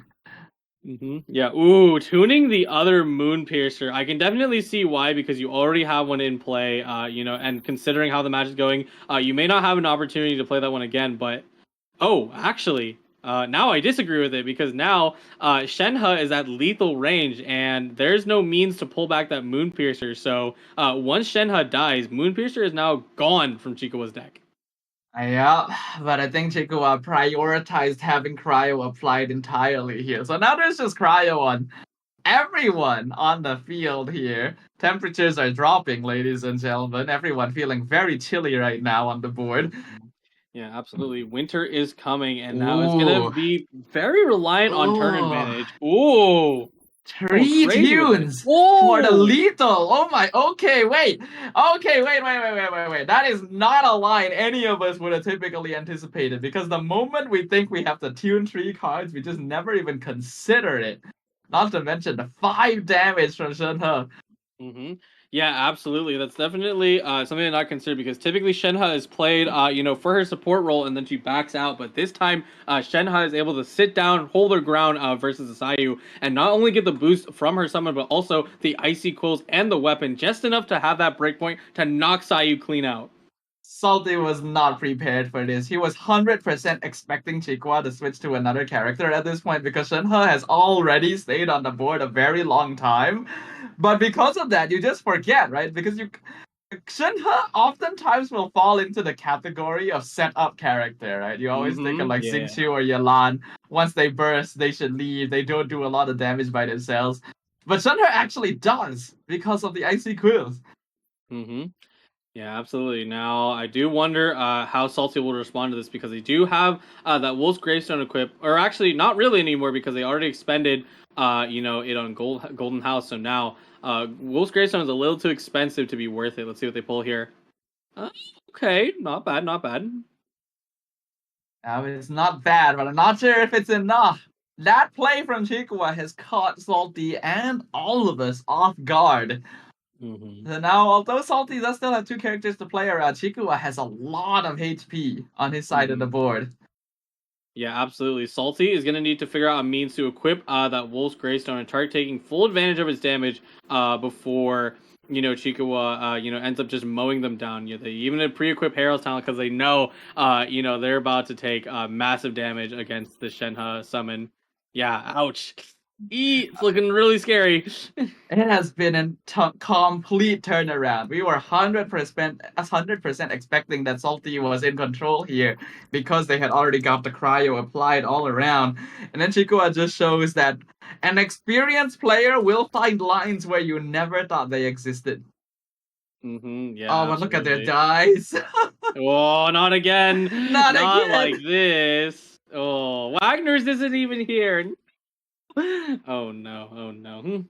How does this keep happening? But at least for Chikuwa's side, Chongyun is low enough that even a basic attack will lethal him, so. Yeah, absolutely. Thankfully that is the case, and also additionally, there is Gambler, so Chico is going to be able to capitalize on this very significantly. But you're going to have. I do wonder if Harold's actually going to be able to sweep this because they have a revive, but not only that, they do have Hydro application. Oh, but then now I'm contradicting myself because I calc that line, and then I'm like, oh wait, Chikua has 2 fast swaps. Never mind. Yes, the quick swaps will make the difference here. And it looks Mhm. like Salty is gonna play the gamblers here. Most likely will equip that Wolf's Gravestone to finish off Shenhe. Mhm. Parametric as well. He wants to keep his dice economy this round against Chigua. Yeah, absolutely. Dice are going to mean everything in this scenario, especially since Chikawa low rolled so hard. They will be able to take a dice advantage. Like you said, the Wolf's Greatstone should be coming on the Chongyun, and then from there, it is going to be a breakpoint game. And more importantly, is Yelan and Xiao going to be enough to resist both Hydro applications of the Herald? Well, you could always just quick swap to Yelan and freeze the Herald instead. Mhm. That is a Yeah. line Oh. that's possible, yeah. Yep. Nope. Absolutely. I did not consider that. There we go. Yeah. So like what Chikua does is Shenhe gets lethal here. He goes to Xiao, puts the hmm gamblers on Xiao, kills hmm Chongyun, then Herald will come out and freeze Xiao. Then hmm Chikua quick swaps Yelan and freezes Herald, and Ooh. then game over. I freeze you, you freeze me, and then I freeze you. Oh my goodness, it just goes back and forth. That's pretty funny. Yeah, let's see here. Salty's gonna do their best though in these final turns, and try to eke out a win because of course, like we said earlier, even if Xiao gets that gambler's prog, it's not gonna be too much dice for Chica to work with. I think they're gonna be able to get 3 and 2 damage, and that's gonna be the extent of it. Is that gonna be enough? It should be, right? I think it should. He'll get a free switch to Xiao because Shenhe will die. Xiao gets one Mm-hmm. attack out, that's 3 dice. Mm-hmm. Then a switch costs 1, then another attack from Yelan is 3. He won't win this round, but he can kill Herald next round. So I think yes. Mm-hmm. Yeah, no, most likely it'll go down to the end phase because Yelan will be able to take the first health bar of Herald and then they'll revive to 4 and then they'll be able to do at least one normal attack or at least a skill to finish the job and then Shenhe's burst summon should be able to finish it from there. Yep. Chigua probably gonna take that exact line. Just switch to Xiao. Xiao will be able to lead Chongyun here. You should Mm-hmm. probably equip the gamblers. Yep. Going for the skill. Mm-hmm. Oh wait, yeah, going for the skill actually does some damage to Herald as well. Oh So, yeah, no, absolutely. I not oh even wait, consider that. if Yelan pops the wait, it does enough to lethal. Yeah, no, that is the Wait, power of Cryo Swirl. It is boosted by not only Icy Quills but also Shenhe's oh, summon. also the burst, right? Oh yeah, Yeah. it's just over. Yeah, now if it was not over before, now it's really over. Oh man, good moves Chikua all around. living up to the title of mathematician. Man Mhm. is calculating everything. Salty are Mhm. gonna play everything they can, but they know they will only have one. Well, actually, they are still thinking about the fact that Chikua may not have a quick swap, right? If Chikua Mhm. did not have a quick swap, Salty can still do a lot of damage this turn. Unfortunately, Yeah. he does. He has 2, in fact. So, like, Zelan just comes out here. She will do more than enough damage. Even tunes the last remaining card to get that Mhm. skill out. And with that, Chikua will be your very first upper bracket finalist for Group C. Yeah, GG's to both players. Those were some pretty interesting sets. Again, we saw, Shikawa have to, fight through a low roll a little bit, but they were able to push all the way through. Of course, they had a very strong opening gambit against, Salty, but then, they were starting to have a little bit of inconsistency, but they were able to pull that back, especially the last game. They pulled off the most crazy plays to, push back against the momentum of, Sayu Swirl. Salty was not ready for the Shenhe 2-shot on Sayu. None of hmm us were expecting that line because it's just never something you would think about. Will always suspect that Chikua is going to switch to a different character instead. But Chikua, always keeping his wits about him, managed to catch Salty off guard. Yeah, absolutely. It's definitely, it's one of those things that you have to consider. Consider every variable, every factor. Even, making full use of that Shenhe summon with an increased swirl damage at the end. With Xiao, so they can cleanly take out Herald with no, strings attacks. Guaranteeing that they would be going down. But there it is. Chikwa moving up to the winner's third round, our first finalists, only one more game before they make it into the Prince Cup, and unfortunately, Salty moving down to the lower side on the second round, and they'll be facing off Alchemist later on through the tournament. It's a bit unfortunate. I think Salty played really, really well this Hmm. series, showing his experience as well in the TCG tournament scene. But Chikua still a force to be reckoned with, and we will see whether these two players get a chance to meet one another again. Hmm. Yeah, absolutely. Could happen, if both players make it through to the top bracket. But regardless, that is going to be our match for now. And I do believe the last matches we're going to be watching today is KDF Enkoi versus Sor Tre, and then we'll be flipping over to our other casters. That will be the third match of the day. Yet another upper bracket match where we will be able to find out who is going to be Chikua's opponent in the upper bracket finals and one step closer to qualifying directly to the live stage. But this was a really interesting series, Kojo. Did you Mhm. expect those games? No, honestly, not. I think the biggest thing is that showing the abilities of a players to not only calculate but also push through, very cringe dice. For lack of a better word, it's very difficult, to look at a board state like that and see like, okay, how do I get out of this? And it's even more, definitely one of the things that comes with player skill is knowing what cards, you're willing to do. Because I definitely criticized earlier on that they didn't play the Wagners, but it ended up being, just enough for them to pull through even without it. That Shenhe burst made the difference because it allowed them to two-shot Sayu and basically close out the game from that point onwards. So always keep your mind open when you're playing TCG, guys. You never know what could be there for you to close out games. For now, we're gonna take another short break before we jump into our third match of the day. So if you guys want to grab some snacks, now is the time to do so because we will see you all after this. We'll be right back.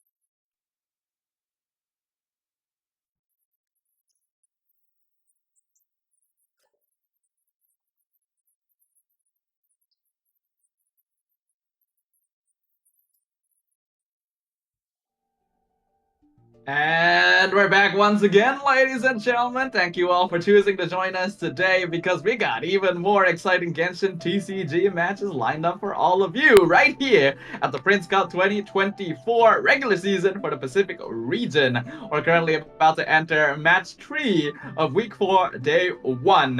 And you'll be joining us, Staffa, as well as Kojo. Hello, hello, everybody. We are on our final match for us, just us casting today. Don't worry. There's still plenty to go because, of course, we're intending to finish Group C, during this match. And then tomorrow we'll be actually finishing off Group D, so that's going to be a lot of fun. So the match that we're going to be seeing is KDF Enkoi versus Sor Tre. So that's going to be pretty interesting. I don't believe, I had the opportunity to actually see Sor Tre. So maybe that was on your side of things. So if you remember anything from that, but I know KDF Enkoi, they played pretty well, but also able to knock Frost into the lower bracket. So it's definitely a sign of things to come. And these are strong players. Players who are able to keep themselves in the upper bracket are definitely a threat to be concerned about. So they've definitely proven themselves by getting this far. And Koi definitely in an interesting position because KDF shows that they are as part of basically a team, a clan. I believe they actually are associated with a proper esports team somewhere out there because I remember someone mentioning it, but I can't remember what team it is exactly. And Sor Tre did pretty well against Small One, but I don't think we've really seen their full potential just yet.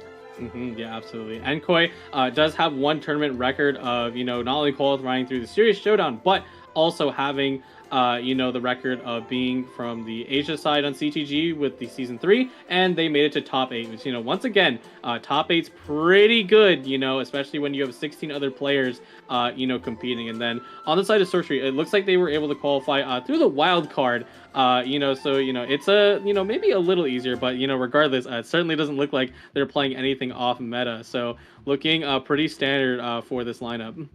Okay, I just got confirmation. Production actually informed me that KDF is Kwangdong Freaks, which is a team from Korea, and we can see that Enkoi is literally the only players we've seen so far with an actual esports player portrait. So the man means business.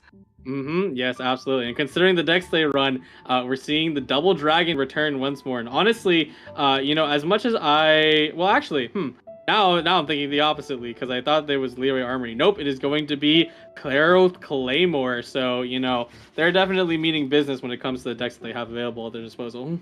Both players have banned Conwell once again, and game 1 is going to be a Herald Claymore mirror match, with the decks in reserve being Double Dragon for Enkoi and Lear Armory for Sor Tre. So a very interesting set of deck lists, and also interesting to see that this is actually the first Double Dragon deck we have seen all day. Yeah, absolutely. And who knows if it's a sign of things to come. But, it makes a lot of sense that they're holding on to Double Dragon. People may have been scared off by the Leeway Armory matchup because so far Double Dragon has, kind of getting destroyed by Leeway Armory. So we'll see if that comes up on the side of Sor Tre, who does have a Leeway Armory, and otherwise the decks that we've already mentioned. Well, let's have a look at the deck spotlight here to see if there's any variations in these Herald Claymore decks versus what we've seen earlier today. Enkoi gonna be running the Ancient Courtyard version. Yep, and not only the Ancient Courtyard version, but hyper aggressive. So no means a defensive utility. We are going to go big or we're going to go home. So we'll see and how Enkoi fares, with this match. It's gonna be interesting to see indeed, because the mirror match between this deck in particular is not one that we've gotten to see a lot of thus far. So it should be quite fun to pay attention to that. As for Sor Tre, we're gonna be running a version of the deck without any arcane cards here. So we'll see if that makes a difference later on. Yeah, this is honestly quite the surprise because not only are they not running Sayu's talent, which a lot of players have been running to make sure they have the consistency, but also 2 Herald talents, so they really want that Herald talent early, interesting enough, and also the treasure as well, so definitely very much different from the mold that we've seen so far. One of these decks is gonna emerge victorious here in this matchup between 2 very strong players. We can see the pre-match data for Enkoi. It looks like he has the highest average number of effective dice here at 18. Yeah, that means not only is Enkoi following the meta of ramp this patch, but also high rolling, because my goodness, 18 is not a number to scoff at. That's quite high. It is a very high number here. 3.3 average normal attacks is pretty good as well as 4 average rounds is pretty quick, though not quite as quick as the 3.7 on Sor Tre's side. Mm-hmm. Yep, absolutely. And they're sitting a little more, in the slightly higher range of 16 dice across the first 3 rounds. So, we'll see, if these things end up coming out into play, if, KDF and Koi ends up high rolling the entirety of their time, but we'll see how it goes, right? Yeah, they have a pretty low number of average bursts and normal attacks here. So we'll see whether that come into play when they are up against Enkoi.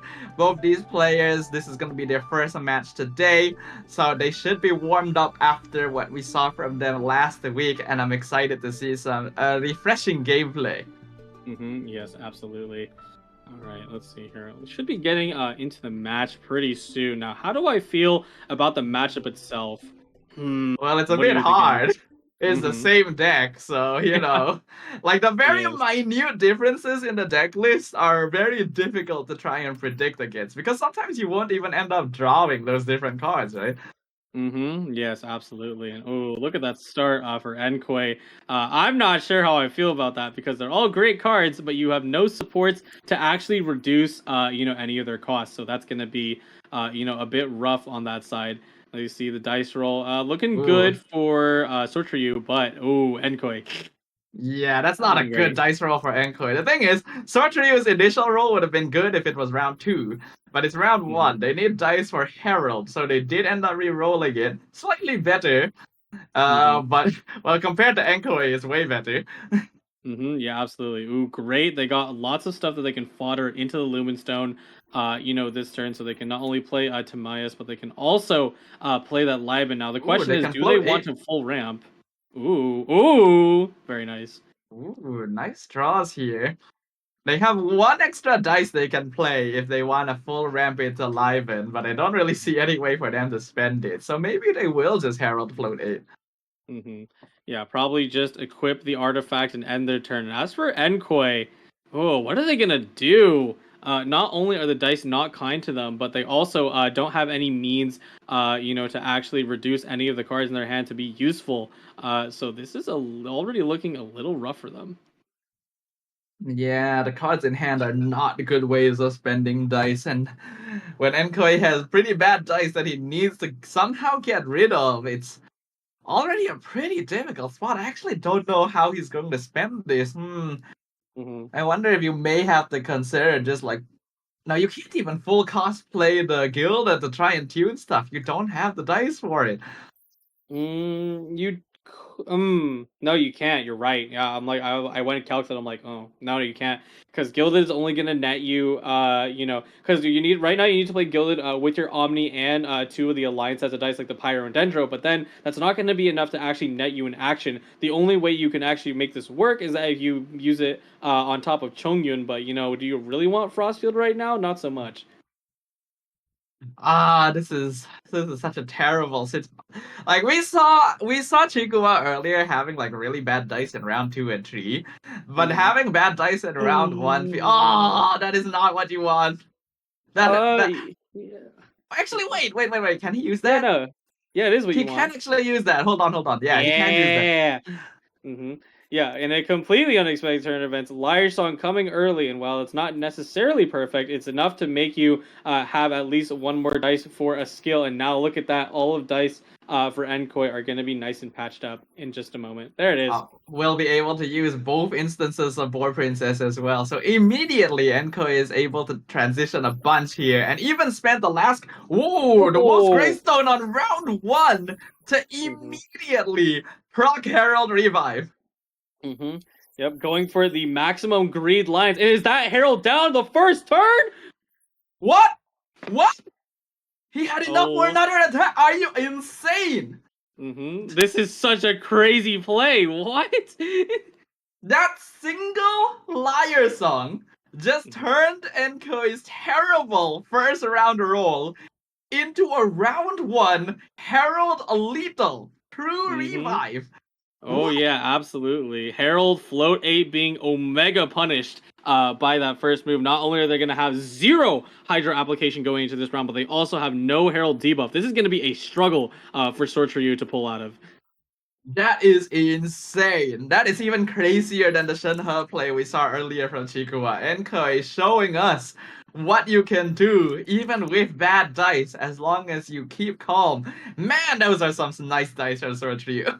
Oh yes, absolutely. Sor Tre gonna keep holding up the momentum though, as long as they can keep dice like this, and the cards in their hand, they may be able, to deal some damage. But right now, Enkoi, oh, dice are okay enough to get to Chongyun to work, but after Chongyun, you're not gonna have any moves.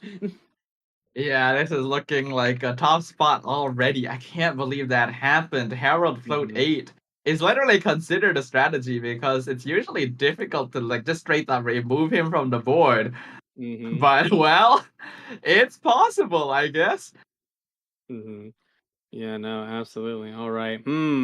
How do let's see, because since we know that Ankoi, is taking the advantage, of course, they do have to worry about their dice and stuff. What can Sword Tree do, in this scenario? I'm trying to think about what strategies they can employ, or just the lines that they can go through, to make sure they actually push all the way through. Because I don't believe they have egg, right? So there's no way Harold's gonna be coming back, unfortunately. Yeah, I don't think so here. Though my memory isn't what it used to be. They got a lot of dice. They have 8 cryo dice potentially to work with here, so they will just Mhm. start by attacking. I think Yeah. Enkoi can honestly consider just like building up burst on Chongyun here. Because hmm like you skill one more time on Chongyun, then you have a quick swap to Sayu to swirl the cryo. Like it's a ooh. Okay, no, hmm not gonna go for that line. Yeah, very interesting. Decides to play it safe. Swap onto their own Herald now that there's really no threat. Of course, Sorchigu does have the Wolf's Gravestone on their side as well, but they've yet to play it, and there's no means to reduce it. So they would effectively tank their dice economy if they wanted to go for this line. So definitely not planning on it. And in general, right, and a safe line on Enkoi's side. Apply Hydro, get Chongyun and Sayu maximum value in the next turn. So we'll see how Sorchigu responds to this. They'll play Levin. Not too sure if they intend to use him for ramp for now. I would expect the most direct result is getting those Lumen Stone stacks. Sortrio does have Wolf's Gravestone, but no way of discounting it, which is a bit unfortunate. Absolutely.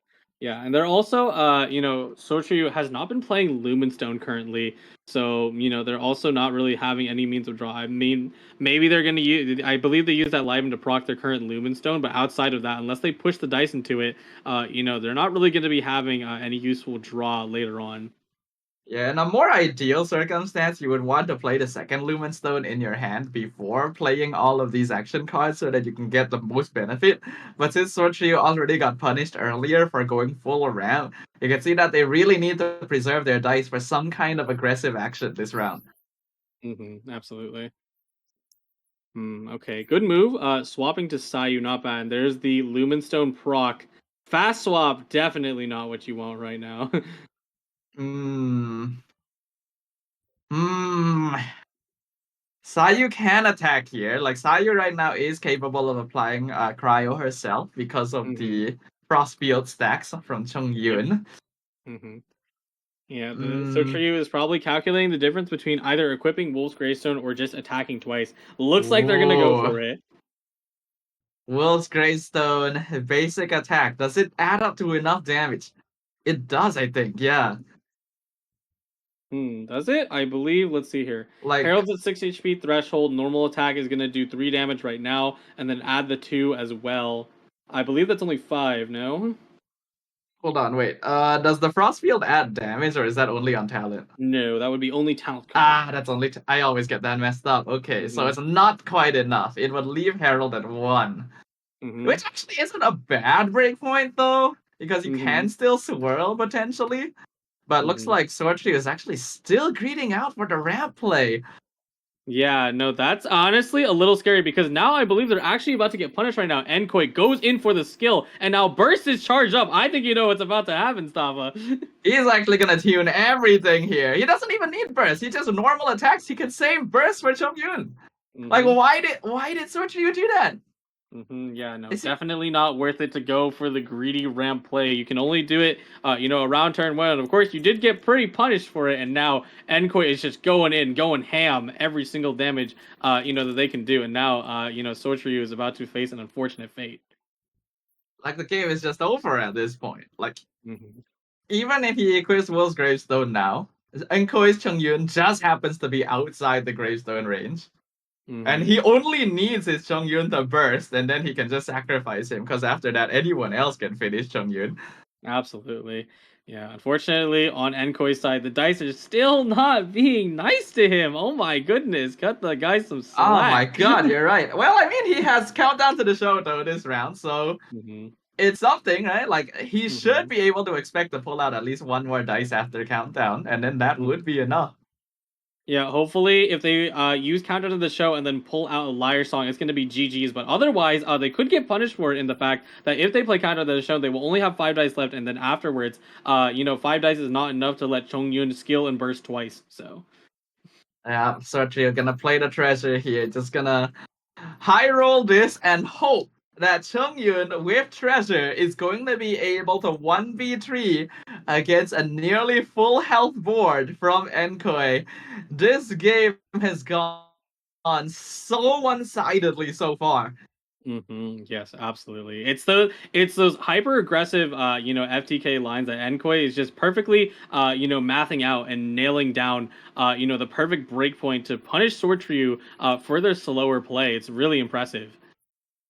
I Ooh, really treasure. Hmm. Mm. That's a lot of treasure, actually. Yep. Mm-hmm. We're gonna see Tortio play the Wolf's Gravestone. And Koi will have Chongyun alive to burst, and I think he should feel quite comfortable with just bursting as well, since at that point Chongyun. But actually, he may also be a bit hesitant because Mm-hmm. if he does that, he could be giving Sword Trio Gambler's procs, which looks like he's gonna try and avoid doing by switching to Herald instead. Mm-hmm. Hmm. Let's see here. Yeah, definitely does need to push off for now. It's too bad they won't be able to go for the play, but now Harold should just be able to apply Hydro, and then in the next turn, they have enough HP to just tank out. Even if Chongyun has, Wolf's Greystone, could totally just take down Harold and Sayu, but then Chongyun, on the side of Enkoi is enough to sweep the entire game. Yeah, Herald will get lethal here from a basic attack from Chongyun, as we already saw earlier, Enkoi doing the same thing. But Enkoi's Herald still has a revive, so he will be able to live one more round to apply Hydro, and then after that is done, Enkoi just wins, because he can just save the freeze for next round and just finish off the game. Mm-hmm. Yeah, absolutely. So for you, just looking at what they can do, buying their time with the actions, but they are gonna run out of time soon, so they either need to play that treasure and go in for at least one skill to give them a little advantages. Ooh, not the dice that they wanted. Yeah, but I mean, they have a lot of cards they could tune here, so I think they can afford to do that. Oh, really? Okay, well, they get a gilded, so they will be able to get the dice back with another treasure play. But if they didn't get that, they would basically be committing to a third full ramp turn. And I'm really wondering, like, what this high roll nature of Sword Ryu is coming from. Mm-hmm. Yeah, absolutely. All right, there we go. Also gaining a little bit of dice advantage thanks to that, and playing out the Gilded Dreams for 0 cost, so that's super nice. All right. And Will if he Sochi have enough dice to actually call out the play and knock down, Enkoi in this position? Well, they Oof. will have gamblers now, but they have enough dice. They have enough dice to get another attack out. With another liar song and two treasures in Mhm. hand. So they Yeah. can apply gamblers as well as attack one more time to get a Mhm. one more attack out after that. But I feel like Mhm. Sayu is just gonna be the one that tanks it. Yeah, no, Sayu should have enough HP to just meat shield the entirety of it because if not, surprisingly enough, Sword Ryu would actually swing the game around entirely, which is Yes. insane, right? The Chongyun Oh, 1v3 is possible here. wait, they rolled in the cryo on treasure. There's hope. Oh, you're right. Actually, oh my god, Oh, they're whoa, no, they're no, no. strategizing. Sword Ryu Mhm. is crazy, man. Okay. Yeah, yeah, They you're do insane for that. It's also what's it called? You're that might actually punish you for the dice. Wait, whoa, okay. There's also that like They're complete. actually calculating perfectly. Like they know Mhm, exactly how many greedy. Enkoi goes to Chung Yun to freeze mhm, right now. Okay. mhm. Oh wait, yeah, he has Ghost Greystone. Yeah, that's more than Yeah, enough. no, that strategize was a little too greedy, unfortunately, from Sor Tre. It went ahead and made it so they couldn't at least take one more action. So unfortunately, that's gonna be the end of the first game. My goodness, what a crazy game to start us off with in this set. That really is an insane start to the series right there. And Mhm, we are being hit by really surprising plays over and over again, with mhm, Herald being lethal true revive on round one when mhm, Enkoi had terrible dice. Like, how mhm. does that even happen? I think the power of Enkoi's mathematician tag is definitely stepping up to the plate. Making a decision like that, because when you have a hand like that and you just like can't do anything, of course the high roll into Liar Song, perfect. To make it work. And it's so interesting how look at how fast they went through those actions. Right? They saw they're like, okay, boom, got it, go, and they were able to capitalize on that advantage so nicely. Yeah, compared to a lot of other players, both these players were playing really quickly. Even Sor Tre, we judged him a few times for like making really greedy plays, but the fact that he's Mhm, willing to commit to them is mhm, also quite commendable because like mhm, he knows how to calculate the dice that he will have left over to do actions. mhm, I just think that he might want to consider slowing it down just a little bit to mhm. consider things. Yeah, no, absolutely. It was a little bit, especially with that strategize at the end phase. They could have at least gotten one more attack, to make sure that they can be efficient, with their dice. But of course, it doesn't matter when you're staring down Enkoi's Shoyun burst with Wolf's Gravestone, and that ended up being the GG. So now we're going to be flipping over to a different matchup, I believe. And let me remind myself, what deck is going to be available. I believe Leeway Armory. Oh, not yet. That's right. Sorcery did not make it through, so Leeway Army is going to be sitting in the back, and now Enkoi is going to have Double Dragon. Ice Cube Double Dragon, a deck that was very, very popular last week. And yeah, this is only the first time we're seeing it this week. Is it Mhm. a meta shift or is it just because the players we've seen so far don't like it as much? Who knows? But it is a deck that can be very powerful in the right hands. Absolutely. I do wonder, after those Chongyun plays, I wonder how Enkoi is going to handle using a double dragon, because if you're able to see lines like that, and now you have, a character lineup that's a little more on the side of, consistency, I would say, because, Age and Nuvalet can do a lot in their own right. Of course, Chongyun, and Sayu can do a lot, but, Chongyun specifically, doesn't have any healing, so it's just going to be damage. But Nuvalet and Age have defensive utility built in their kits, so this should be pretty interesting. So far today, we've been seeing players play much more aggressive and quicker decks overall in the Herald Claymore, as well as the Lear Armory. So this is going to be a slightly slower deck, still on the aggressive side, but wants to play for New Valette with Tile Tula, also going to be running that Passing of Judgment. Yep. Pretty standardized deck. This one, specifically when adding Passing Judgment, is made to counter the Conwhale, disabling any of their Bone Cruncher blocks. Of course, that is not going to be a factor. So, we'll see if this ends up coming into play, because it also does punish any deck that likes to run just general action cards. Well, being able to deny those action cards will be very useful here, especially against a deck like this Herald Claymore deck. There are definitely action cards that they would want to rely upon to be able to Mhm. like discount weapons as well as get more dice economy up and running. So this is going to be Ice Cube Double Dragon, just like on paper, right? Against Mhm. Herald Claymore. How do you think it does? Honestly, hard to say, because there is the factor of that, when it comes to Double Dragon Ice Cube specifically, is that they're going to be staying on Ice Cube for quite some time. And by extension, Sorcery is going to be able to use all of that time to, A, either ramp up, or B, just deal enough damage with Herald and spread the Hydro to put, KDF Enkoi into a losing position. An interesting dynamic between these two decks as well is that by running both Herald and Ice Cube, both decks do have a character that has a revive and is able to tank these big hits like Chung Yun's burst or Mhm. as the hub burst, for example. Therefore, being able to position yourself with switching will be very good to have. Yeah, absolutely. I think what it's going to come down to in this matchup is that, of course, both players are not only fishing for weapons, but also going to be fishing for treasure, in this matchup. So we'll see, who's able to A, get it first, but also B, capitalize on said weapon properly. And of course, application is going to be a really big deal because both decks can implore freeze. So we'll see, how this matchup turns out. In comparison as well, when you're talking about the weapons, Sor Tre is going to be running two Wolf's Gravestone, whereas Enkoe, just like the typical Double Dragon decklist, will only be running a single Tule Tula. So we have definitely seen many cases in the past where the Double Dragon player just isn't able to get the weapon out, and that heavily limits Neuvillette damage potential. Yeah, absolutely. Here we go. The match is getting started up soon.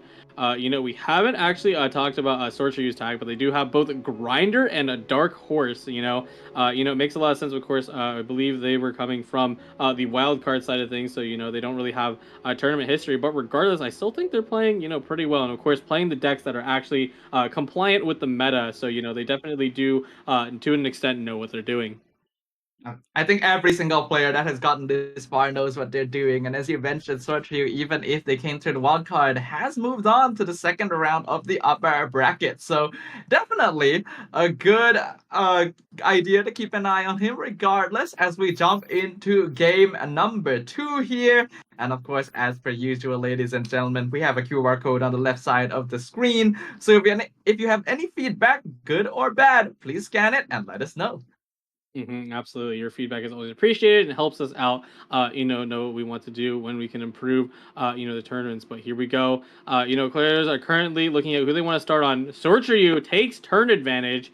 Actually, in this scenario, it might actually be slightly worse because they are usually ramping 8 with Herald. So, they'd rather Enkoi be forced to take a few actions before actually ramping all their dice and handing the turn priority back over to them.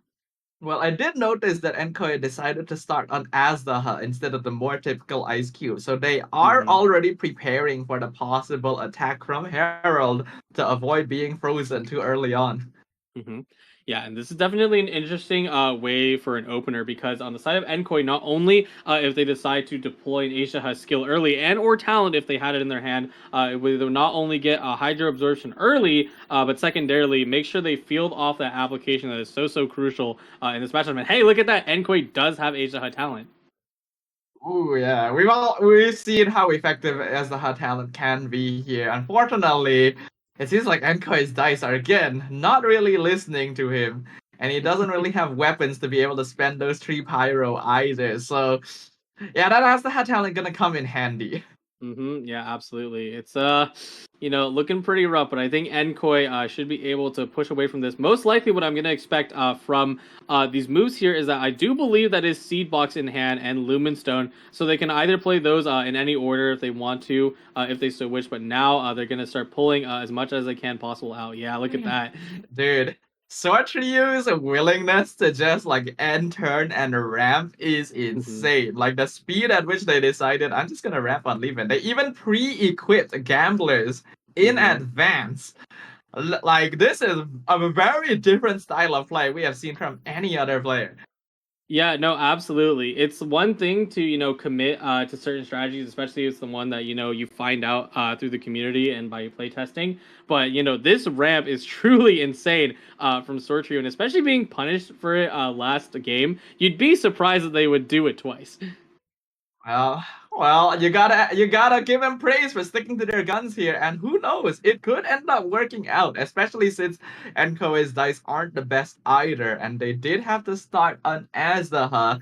No attacks Mhm. means that there's just no elements for Azdaha to absorb starting things off, so Enkoe is going to commit back to Ice Cube and apply that Mhm. skill. Oh wow, and Ankoi also, just like you said, being able to drop out the ice cube seal makes a lot of sense. Of course, we get Asia has not going to do that much, even if he attaches stone facets to himself. It really doesn't mean too much in the long run. But now, Ankoi even swaps back to Asia. They really want that Hydra app to stay on Asia. They're able to get pretty good dice this round. So this Sor Tre just get. Oh my god. You What can't in you the can't world? see my face like in the camera, but I just like pogged. I'm like, what? How in the world did you get that good of dice? What? I can confirm that Kojo pogged. Because I was looking at his face as my well. my jaw dropped. I'm like, there's no way. And then what happened to Encore? I mean, it's usable, but like, it's still not great. Under normal circumstances, we would look at Enkoi's dice and say, like, oh, this is good dice. Then we look at Sor Tre's side and we're like, okay, maybe it's not so good dice. Okay, maybe it's not that good. It's like And the subjectivity of it. indeed. I think the dice stats earlier, they're getting punished for it. They're like, you've been high rolling a little too much. We need to stop you. But with that, like, I really like the Azlahat talent being played there because now Enkoi has absorbed Hydro, and by skilling, he will be able to absorb Cryo, thereby instantly making his burst do 6 damage. Mm-hmm. Yes, absolutely. And also, the fact that they also could go for the freeze line and use the Hydro skill on Aisha's side and lock down Herald early, which, I think is slightly suboptimal, but it's still not the worst thing in the world because stopping Herald in their tracks would not be the worst thing right now. Absolutely not. We do see the proc and the Lumen Stone though, so Enkoi gonna be able to get a few more dice to work with now. So actually looking Mhm. pretty good for them, especially since they also have 2 Cryo and Hydro at the bottom in case they want to switch to anyone else. Mm-hmm. Yeah, absolutely. Yeah, dice are now looking a lot better now. I do wonder, do you want to stay on Age to Hub? Because of course, Sorcery playing, this Herald Claymore deck is always going to be angling for those swirls. So, now that you have the opportunity to swap, honestly, I would probably go for the Cryo Cube swap on Enkoi's side to make sure you just avoid the swirl early. It's either you. Oh, never mind. Passing of judgment. He is Oh. preparing for the potential quick swap because he wants to absorb this cryo on Azdaha really Mm-hmm. badly. So yeah, that's another path of doing it. Like if you're worried about the quick swap, just deny it. Yeah, I'm starting to see a trend here that Enkoi plays without fear because the thing about using things like judgments and like countering certain cards, of course, judgment is great, but you only get one of it. And Sorcery is playing a deck that works off of the Liar Song engine, being able to replace your artifacts, etc., which all involve action cards. So expending it, this early is pretty crazy. I do like the gutsiness of using it just to avoid the quick swap. But if you're Mhm, saying that Enkoi is playing without fear, I'm gonna mhm, I'm gonna say Sword Ryu is also playing without fear because the mhm, speed at which this man just decides to ramp turn mhm, is crazy. But ooh, oh, okay. I see what this man is doing here. mhm. Yeah, I do too. Enkoi is currently setting up for a perfect breakpoint right now because their burst, at base does 4, but thanks to those 2 infusions, now it's going to be +2. That's going to be 6, and then also with reaction in the crystallize, that is going to be 7. Perfect lethal on Sayu, and hopefully, Sortryu is clocking this because if they don't move, the game once again, Enkoi is going to be running away with an early kill. I really like the way Enkoi has been playing so far. Like Hmm. threatening breakpoints like this is great because it's basically telling Sortryu you can swirl if you want, but your Sayu is going to die. And well, Hmm. that didn't end well for them previously. So Hmm. Sortryu will finally decide, okay, let's take the safe route here. Hmm. Yeah, let's chill out a little bit. Unfortunately, again, there is no Herald talent, so they're not going to be able to slow down Enkoi's momentum. But regardless, yeah, Enkoi responds in kind, and now we'll be getting that cryo onto the Herald that they've been trying to do earlier, but not anymore. They will not be able to escape at this time. Um, so Sortryu now gonna be the one forced to make an action. They have to be worried about the potential cube attack here. Looks like they will decide to just strike on Herald. Cube Hmm. doesn't do enough damage to directly lethal Herald here, so I think this is fine, but it does mean they'd be leaving Herald at pretty low health, and Hmm. like, Yeah, no, most definitely. Thankfully, though, there is. Oh well, I was about to say there's no dice available in Enkoi's hand, but not only did they get Boar Princess, but they also have a Gilded Dream, so Herald should be cooked here. They might be going for the burst, I think. I think they will. Bursting on I oh no, going for the Okay. skill. Just so they can you know what? I can vibe with that actually. Going for the Mm-hmm. skill means that Herald gets lethal before it's able to apply talent. And we know how much of a detriment it can be for the Herald Claymore deck if Herald Mm-hmm. dies before talent comes out. Yeah, absolutely. Thankfully, at least they were able to get those two Hydra applications out on Herald. Of course, not on the character that's maximally important, but I think Sayu will be able to just re-scoop this back up. And, with the turn revenge on Sorchu's side, we'll be able to swirl it. And now, Nuvalet on Enkoi's side will actually be in pretty significant danger. Let's have a look at the dice rolls here. Ooh, not the best for Sor Tre this time, that's for sure. Mm-hmm. But it's a dice for Sayu to do something. As Mm-hmm. for Still above average. Enkoi, and no, Koi, this what? can't keep happening. Why? Why? What is this? Oh my goodness. Is there some kind of like underdog like checkbox in play or something? I think it's just the curse of the fact that their stats were so high in the last, in like the apparently in currently through the tournament in this group that they're like, no, you need to stop high rolling. We need to nerf your dice. It's Enkoi and Chikua both accidentally cleared the world level increase stage. Yeah, no, most definitely. I can see what you mean by that. All right, let's see here. Sayu absolutely should be following up with a swirl without question. The best thing that you can do for your advantage. Is Ajaha going to absorb Hydro because he does have Stone Fast as active, so that might happen. Sor Tre did equip Wolf's Gravestone onto Sayu very, very early on, so it is ready to play and would break the revive on the Ice Cube. Mm-hmm. But I don't really think it's worth it. Unless they Yeah. really want to swirl Hydro, but then Sayu will drop to like really low health. Mm-hmm. Ooh, okay, pretty good pull. With the Golden House, you'll be able to play, maybe at least one more gilded if you get other support cards. But otherwise, hopefully Sorchu can maintain this dice because, as much as Enkoi is, low on dice, you don't want to be facing, no dice versus someone else. Yeah, we've seen that really cost people games when you have a dice disadvantage in one round. That's all it really takes sometimes. So Mm-hmm. Sor Tre needs to be very careful about this decision here. I don't feel like attacking the Ice Cube is a good idea, but if they don't do that, what do they do?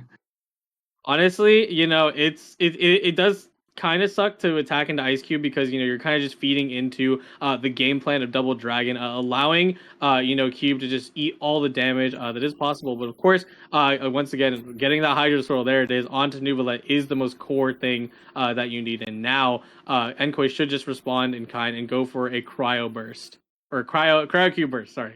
Alternatively, they can quick stop as the Hot Burst. Well, that is definitely an option to make sure Sayu goes down. But actually, they might do it. Actually, they could They do might it. do it. They got treasure. They have it. Oh, they Mhm. got 3 treasures. Wow, okay. Oh my. The call. I had not. Oh wait, really? Ooh. And a slow swap? Wait. Oh wait, no. Huh.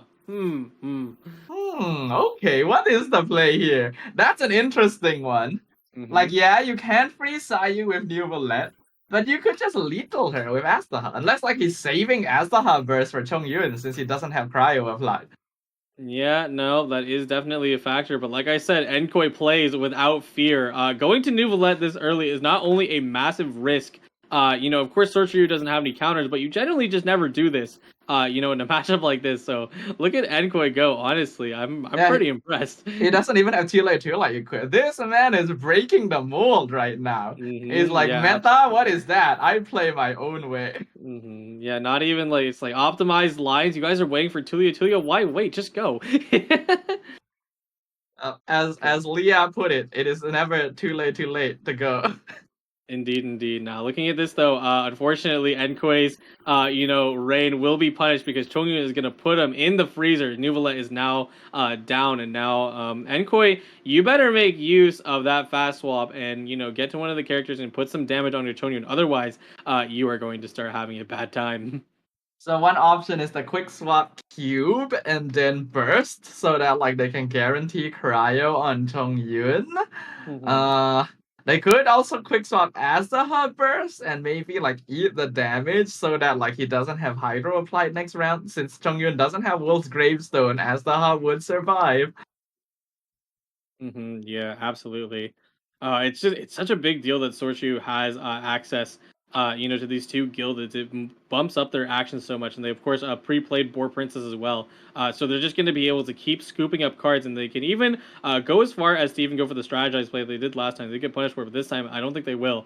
Being able to generate this much dice is such a detriment. All right, quick swap. Who's it gonna be to? Ice Cube as the hub? It is Ice Cube. Ice So we Cube, will yeah. see the Ice Cube burst here. Yep, no, Not a pretty bad logical idea move as there. well. Yeah. Yeah, pretty logical move. There we go. Make sure that cryo application stays consistent before cryo cube goes down. And now Sorcerer should just respond in kind and take out their ice cube. Too bad they don't have gamblers. They may pull it soon, but gamblers would definitely be super duper useful. Yeah, they had gamblers, but they decided to, equip Gravestone and gamblers on Sayu in round one. Mm-hmm. Like that, there's a reason people don't do that. Yeah, absolutely. Herald Talent coming a bit too late once again, but quick swap Mm-hmm. could be useful. Yeah, no, definitely. Quick swap will be useful, especially since Katie of Enkoi is setting them up to be perma-frozen, but that's definitely going to happen not this time. At this point, you unfortunately are out of moves. I think you really just need to play Gilded into Gilded and then knock out the cube and then see what else you can do. Or actually, who? Oh, I wait, do no, have enough Enkoi's out dice. of moves. I think Ankoi going the cube here is really smart because just in case Sor Tre has ways of pulling out more dice, he has to waste 3 cards for 1 HP on the character who has already bursted. What is a little worrying is that Sor Tre may have enough resources to actually pull out another action. Actually, no, I don't think so. Now that he's already used up the Timaeus stacks, yeah, I don't see Sor Tre being able to. Oh wow, Ankoi switching to New Alert. Again, no fear, no fear. He's like, I bet you don't have another Golden House or Timaeus. I bet you don't. That's Holy! crazy. Yo, these two players are crazy. What is happening right now? I'm a fan. Yeah, no, absolutely. I mean, this is the most like on a tightrope like gameplay for TCG. Like literally one slip up. If Sorchu had any discounts, Nuvalet would just be gone. And frankly, Asia, it's possible, but very unlikely that he could solo it. Yeah, I just realized Asla verse right now does exactly enough to lethal Chongyun as well. So yeah, this is still looking pretty good for Enkoi, especially since they have turn prio. If they had quick swap here, they could just lethal Chongyun on the spot. But well, they can freeze him too, so like that works just as well.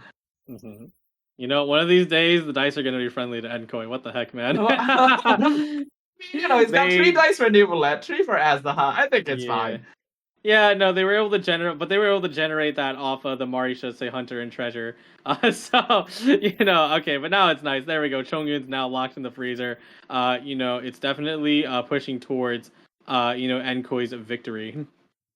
The dice are basically like a relative that says like, I'm not gonna leave you any inheritance, you have to earn it yourself. Oh man, is that the curse of the Hydro Dragon? Yeah, he already cries every day. Come on now. Like all the good dice Enkoi has are through his own efforts instead of like rolling them. Oh, okay. Yeah, absolutely. All right, let's Treasure for Sword for you. He needs to pull some of this out because things are looking pretty dire for him right now. Yeah, no, absolutely. And also, unfortunately, a little bit of mistake there. They need to play that Lumen Stone because they couldn't gotten that extra draw. They go in instead with the Magic Countdown, and oh no. Oh no. They were really hoping to get more treasure with that. But dude, playing Magic Countdown, punching Countdown to the show on the turn that you need dice most of all is crazy. Okay, there we go. They're still going full ballsy. They don't need this Lumen Stone that you speak of. All these people drawing and getting dice off of this card. Who needs that? And you can also double roll into Cryo from Treasure? What? You can't even use them. Now I'm not a math guy, okay, but that's 1/8, or no, 1/7 of a chance times 2. How many? What's the percentage from that? What? It's like 7 times 7, right? So it's like 1 out of 49. What the heck? Crazy. All right. Well, Sayu gonna get taken out here, and with Mm-hmm. Chongyin frozen and Enkoi still with 12 dice to play with, I think Mm-hmm. we can say that this is going to be a clean sweep. Sor Tre knows it. They'll end the turn. The burst on new villain. Mm-hmm. And yeah, like Enkoi can just slowly finish this off with the Mm-hmm. Azda burst. Yeah, they wanted to go for the cinematic, which is very fitting of players who just played absolutely aggressively and out of their minds, honestly. Of course, unfortunately, Sorcerer does fall there, but what the heck? Did you expect any of those lines No, in a I game like was this? not. I was not Mm-hmm. expecting a single line in this entire series, man. Enkoi is operating on a different level entirely. I am really excited to see what happens because his next opponent is Chikua. Mm-hmm. Yeah, no, absolutely. What an incredible set, to go through. Not only having, just round one and two, FTKs, again, something you really don't expect in a meta that quite literally we've been seeing always ramp, and then also, constantly getting hit by awful dice, and then the opponent just getting great dice. But then they're both going for just crazy plays, as soon as the timer hits them, go, go, go. It's crazy. Like Enkoi was coming up with really creative ideas and lines to overcome obstacles and like bad dice and so on. And then Sword Trio is doing the same thing, but maybe in a slightly more of a insane fashion of just ramping every chance he gets. Mm-hmm. Yeah, absolutely. There were definitely some misplays to point out here and there, but regardless, good game to both players and also in general. I mean, they played, pretty quick and with a lot of confidence, right? And that's not a lot of things. That's something you can buy. You need to be able to just go for it, for in these matches like these. I think there has never been a clearer example of a match where both players displayed their personality, right? Like up Mm-hmm. until now, players play like very safe, like there's a very default style of approaching the game. But these two Mm-hmm. players are just like, no, this is my game. I'll play it the way I Mm-hmm. want. Yes, absolutely. But checking out the bracket right here, we can see, the match that we just saw. Cave Enkoi is going to be moving on, like you said, to the winner's third round versus Chikuwa. And then from there, we're going to be seeing who makes it into the Prince Cup. But afterwards, we can see Sorceryu moves down to fight Frost in the loser's second round. And then from there, they have two more matches before they have the chance of seeing the Prince Cup. We're down to our top six here in Group C, and by the end of today, I think we should be down to our top four, depending on what match comes up next. We'll have to have a look at the schedule. But Matt, I think we've had a good time today, Coach. We've had Mm-hmm. some really interesting matches. Yeah, absolutely. Not only were multiple of these matches either sliding towards they had mid-range archetypes inside of there, but they were mostly doing aggressive matchups, right? And especially that last one, I think solidified that today is aggro day, baby. Today is aggro day, and we love it. I've always been a fan of aggro decks. I've always had Hmm. so much difficulty trying to predict like the slower stall deck. So this has been a great time, and hoping that this trend continues onwards as well. Yeah, absolutely. There's been a lot of like souls and treasures and all that kind of jazz, which isn't a bad thing, right? It's very in line with the meta. It makes a lot of sense to play. But seeing just crazy stuff like this, I think the Wolf's Gravestone is gonna make it into the highlights. Which, speaking of stuff, where can people check out all these wonderful highlights that we've been seeing, during the breaks?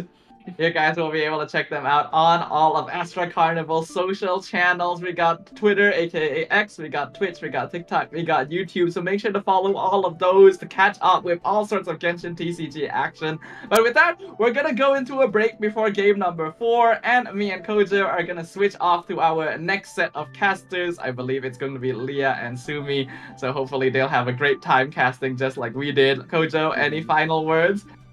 Nope. I think that was a very interesting first three matches. And I hope you'll stick around for Leah and Zumi because there's more excitement coming your way for a Genius Invocation TCG action. We'll see you guys right after this.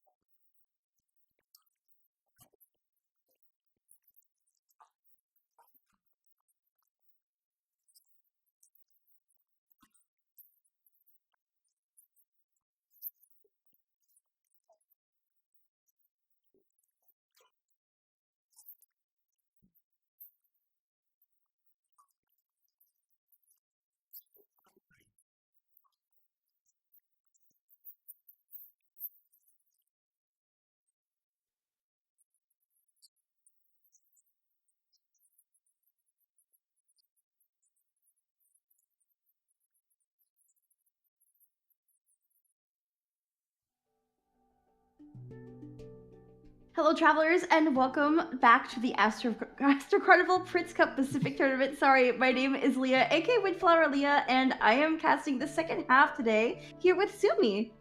Yes, hello everyone. The stream's been rather long as usual, but here we finally are in the second half of Group C for hopefully another 2 rounds of exciting gameplay. Yes, and I am so excited. I was watching the first set of matches, with Sumi and some other people, just taking in what was going on. I feel like that last set between enoy and Sor Tre went by so quickly, honestly. So excited to see the rest of the matches for today, and then of course we're going to be wrapping up Group C tomorrow. But Well, I mean, for now though, we're gonna have to settle ourselves with a match from Dio and Carissa versus Mateo and Seiryu. Oh wait, no, that's the wrong match. we should get the bracket. That's a match in Group D. In just a moment, you were looking ahead just a little bit, Sumi.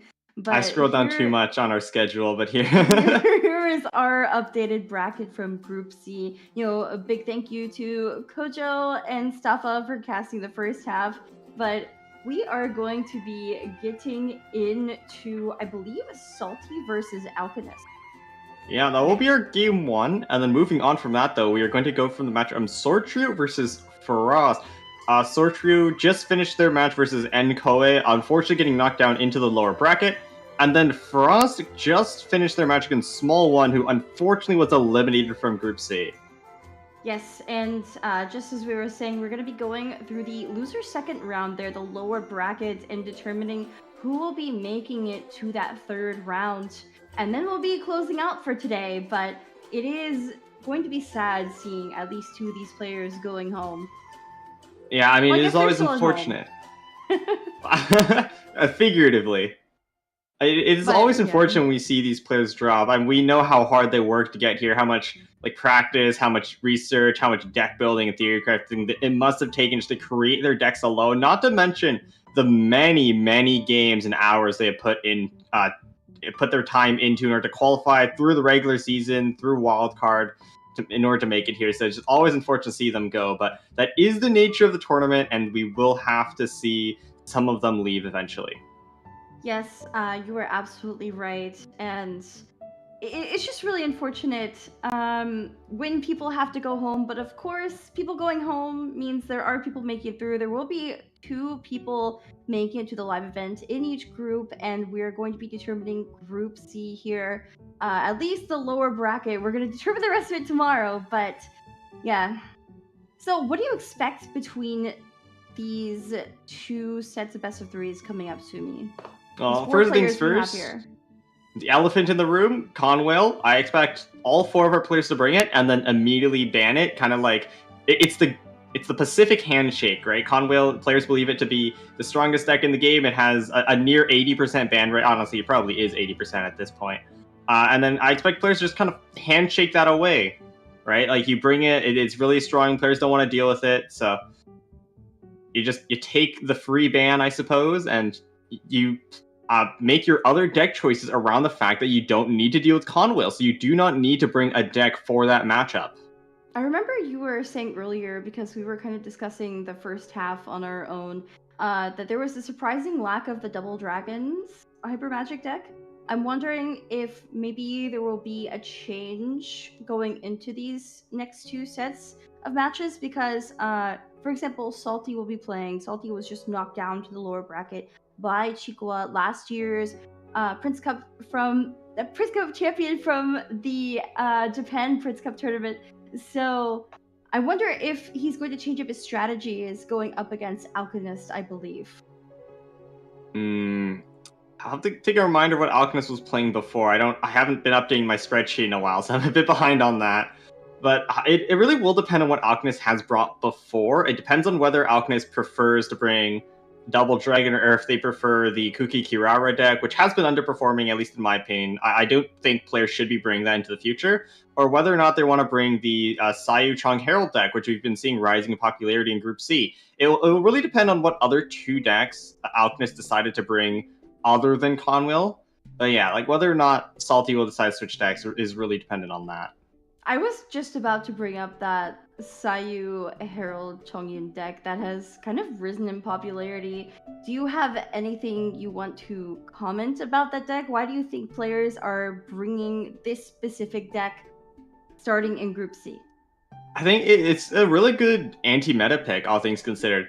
A lot of decks right now are playing like a more slow ramp-based kind of play style. If you think of Double Dragon Magic, right? Yeah, you kind of are building towards Q-Burst, but you are really putting the majority of your dice in order to ramp. You're playing Countdown turn 1 ideally, you're playing the Libans, you're playing the Timaeus and whatnot. At some point you need to play Tula Tula as well. It is all about gaining dice. And then that deck, Sayu Chong Herald is really good at punishing that. You have freeze in order to disrupt them. Sayu with Wolf's Gravestone is super, super great at just chunking characters one after another. And like this deck is a very ramp 16 kind of deck because you have Herald, you have the Revive, right? You have the Curse, the Undercurrent as well. You are able to outdice your opponent if they do go for that playstyle. So it forces them to go aggressive, but if they do, it plays more into your advantage as well because you have more resource compared to them. So, what do you think about the Sayu Herald deck versus something like MES, which is, you know, that Mona Eula Sayu deck, or Mew even with Wanderer instead of Sayu? Why do you think it's Herald specifically and Chongyun instead of Eula?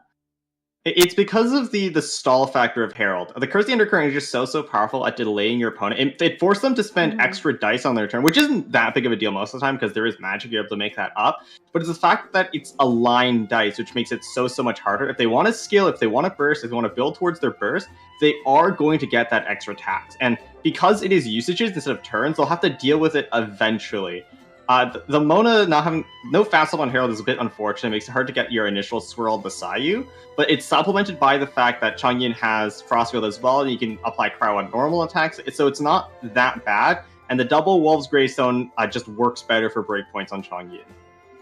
I know we've seen some really, I don't want to say the word isn't nasty, but some really powerful free swirls coming out of this Sayu deck, I think. I wonder... Okay, never mind. We have our decks here. Salty is bringing that Sayu deck. And it looks like it was not banned. Conwell is banned on both sides. Salty running Liyue Armory, as we've been calling it, for their first game. Alchemist, meanwhile, bringing that Cookie Kirara treasure deck. Treasure delivery, as we've been calling that one. And then Farazan with Mona and Shenhe. Yeah, the Farazan Shenhe deck was something we saw earlier in Group B, I believe. I can't remember exactly who brought it. I'll have to catch my memory on that. I think it was 8, if I remember correctly. It might have been someone else, but someone in Group B brought over that deck. They were using a different card other than Mona as their third, but this is very much like a Mew supplement. It's playing into that more aggressive playstyle to punish these slower ramping decks, like the Herald Sayu Chong and like Double Dragon Magic. It's trying to replicate the aggressive potential of Liyue Armory, which we've seen absolutely demolish these decks in the past, as well as utilize the Mona Fast in combination with Farazan to get more consistent freezes as well for disruption. It's really interesting. So we have basically a freeze swirl deck up against another freeze swirl deck. Yeah, I mean, Liyue Armory falls into like this weird aggressive combo nature, but I would consider kind of like an aggro combo deck that is the two archetypes it falls mostly into. Here's a deck list from Salty though. Liyue Armory, the weapon package as we kind of expect from them now.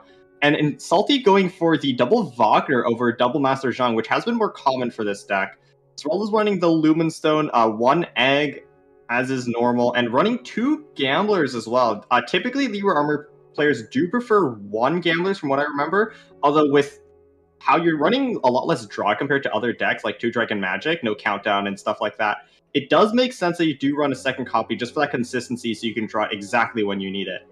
It's definitely interesting seeing the slight differences in the support cards.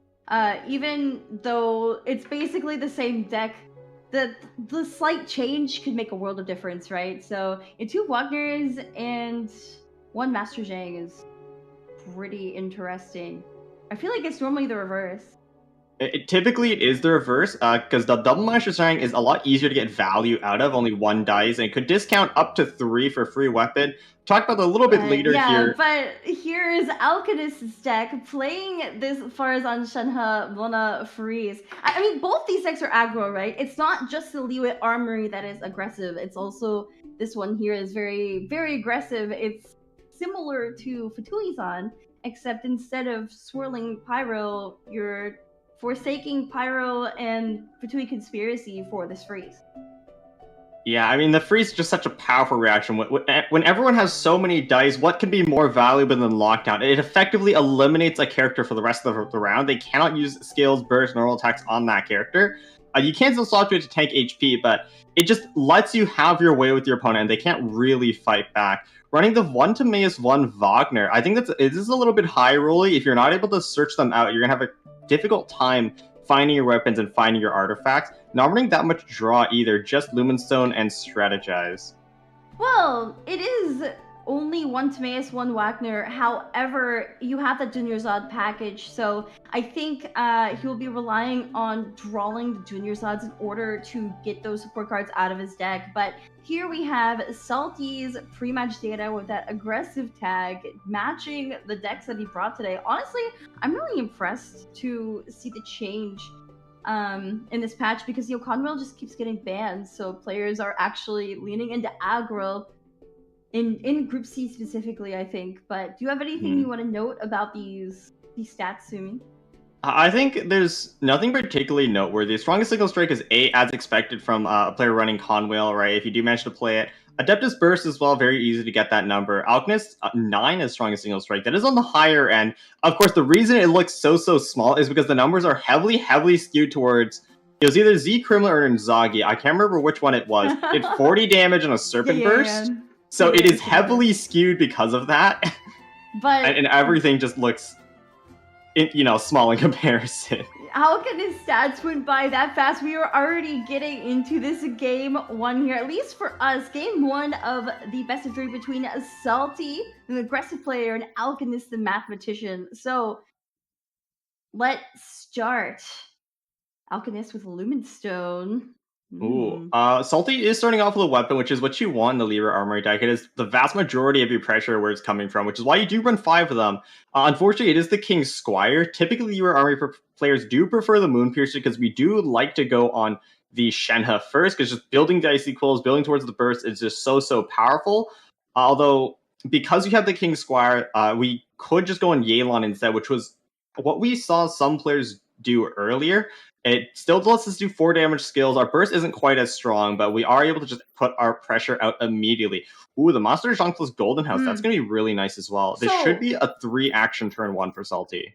So before we get into this match, I do have a question for you. But before we do that, I want to point out the QR code that will be rotating between the 2 player profile pictures on the left. If you see that QR code, please scan it. It will send you to a survey feedback form, and you can tell us how we're doing. Whether it's about the cast or about the games you're watching or anything you want to see, anything you don't like, feel free to send it in that form. But yes, so my question for you, Sumi, why does Alchemist's deck not run Farazan Talent? Ooh, I didn't actually catch that. That's a pretty nice catch you got there. It's because it's not really a Farazan focus deck. Yes, you can pivot towards her, and she is a pretty good choice for opening aggression. But you're not putting everything in that Farazan basket. You're not boosting Animo damage as in Fatui-san. I mean, Shenhe cannot use the Animo damage boost, so charging the burst isn't that relevant. I think Farazan is mainly here to get that swirl, to get the 3 damage. We're not aiming for a Farazan carries. There's no reason to put everything in that talent basket.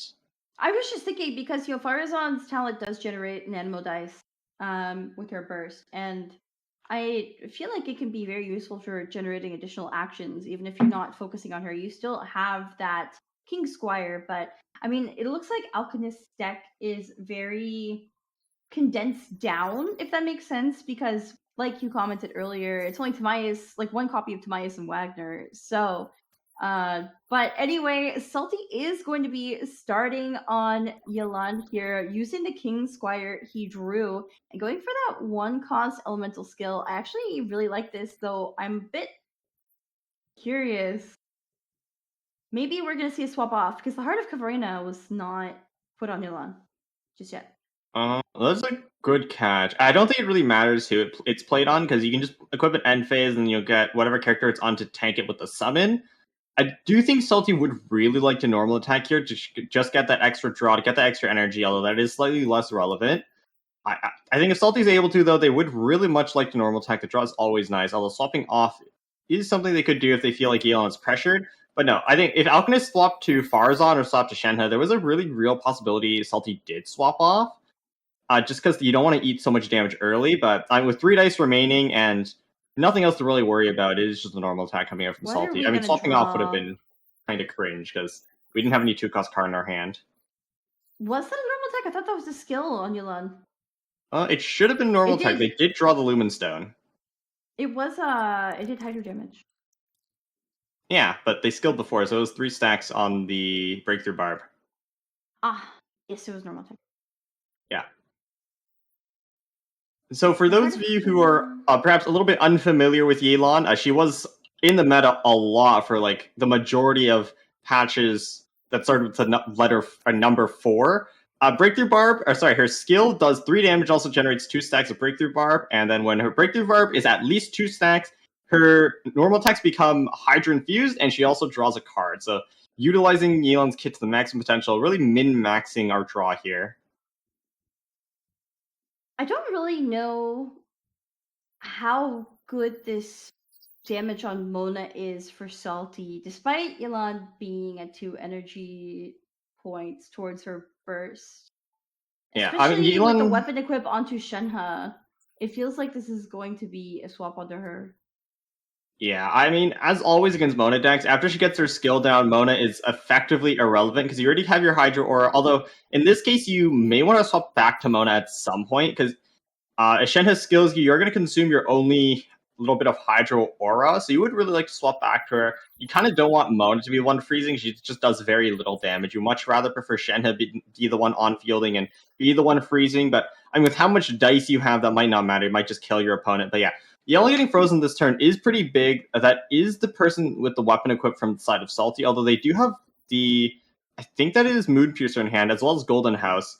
So they can just do another free equip. I'm not playing the Lumen Stone, which is rather curious. They just played Heart of Cavarina, and then Golden House plus Moon Piercer would have been 3. And they have Sealy to refill their hand as well, in case they need to tune.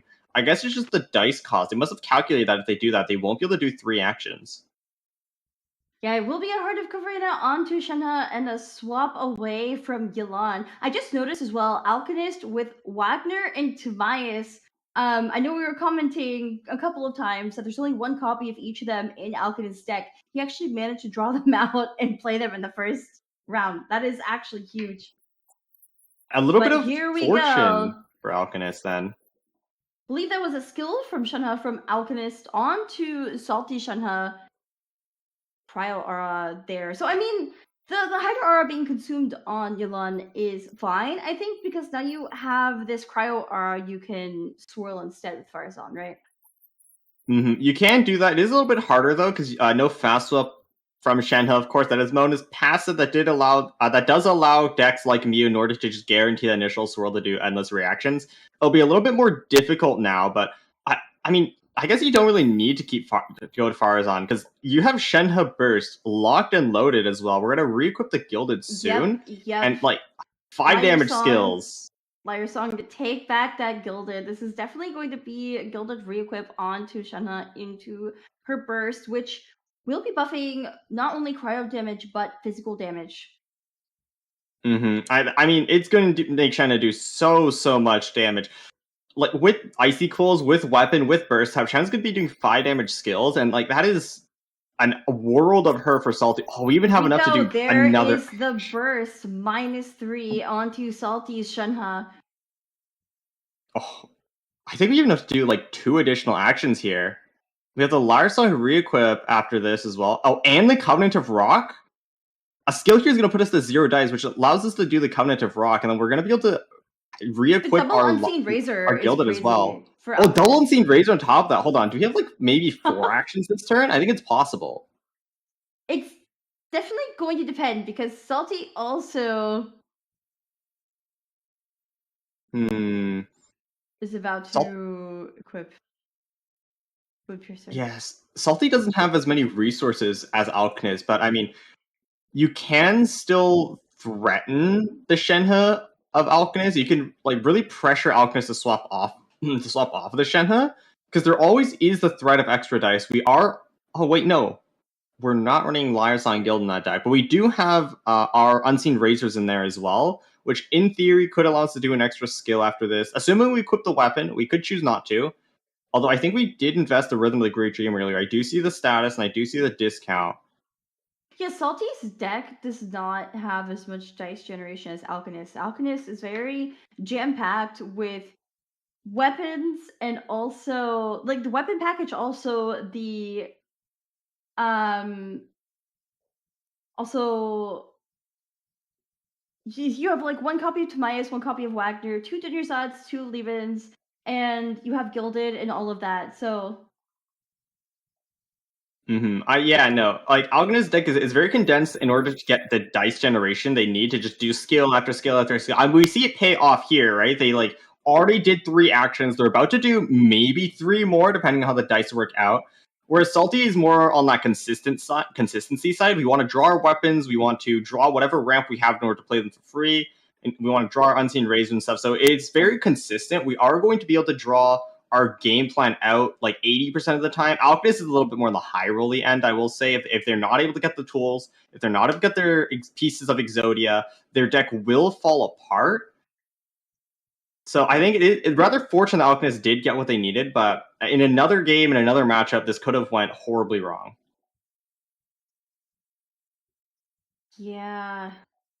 I'm just waiting for Alchemist to use all these resources in his hand because, like you mentioned, that Covenant, the Rhythm, the Double Unseen Razor, the Lyre Song, there is just so much here, but that timer is ticking down for Alchemist. He's trying to calculate the best way to use everything, and it will be a swap onto Farazan. Why do you think that is? So, normal attack would be enough to lethal the Shenhe of Salty. The problem comes after that. What if Salty has one more action, right? We saw them play the Unseen Razor earlier. We can tell because there's a little status and the weapon is discounted by 1. What if Salty like just plays a Moon Piercer onto Xiao and skills, right? That's 4 damage. That's your Shenhe gone. That's majority of your plan. So we want to wait until Salty doesn't have any dice remaining, and then we can safely swap back onto the Shenhe and do our actions again. Yes, it is like a little bit inefficient. We are wasting a little bit of dice in order to do that, but it is by far the safer play, because if we did go for the normal attack on Shenhe, our own Shenhe would have surely fallen, because there is the Moon Piercer in Salty's hand, and they do have the discount as well in order to just do that 4 damage skill for 1 dice. Salty tuning that Lumen Stone. I think we're gonna see a 3rd tune into Shenhe Burst. Not sure how much I like this.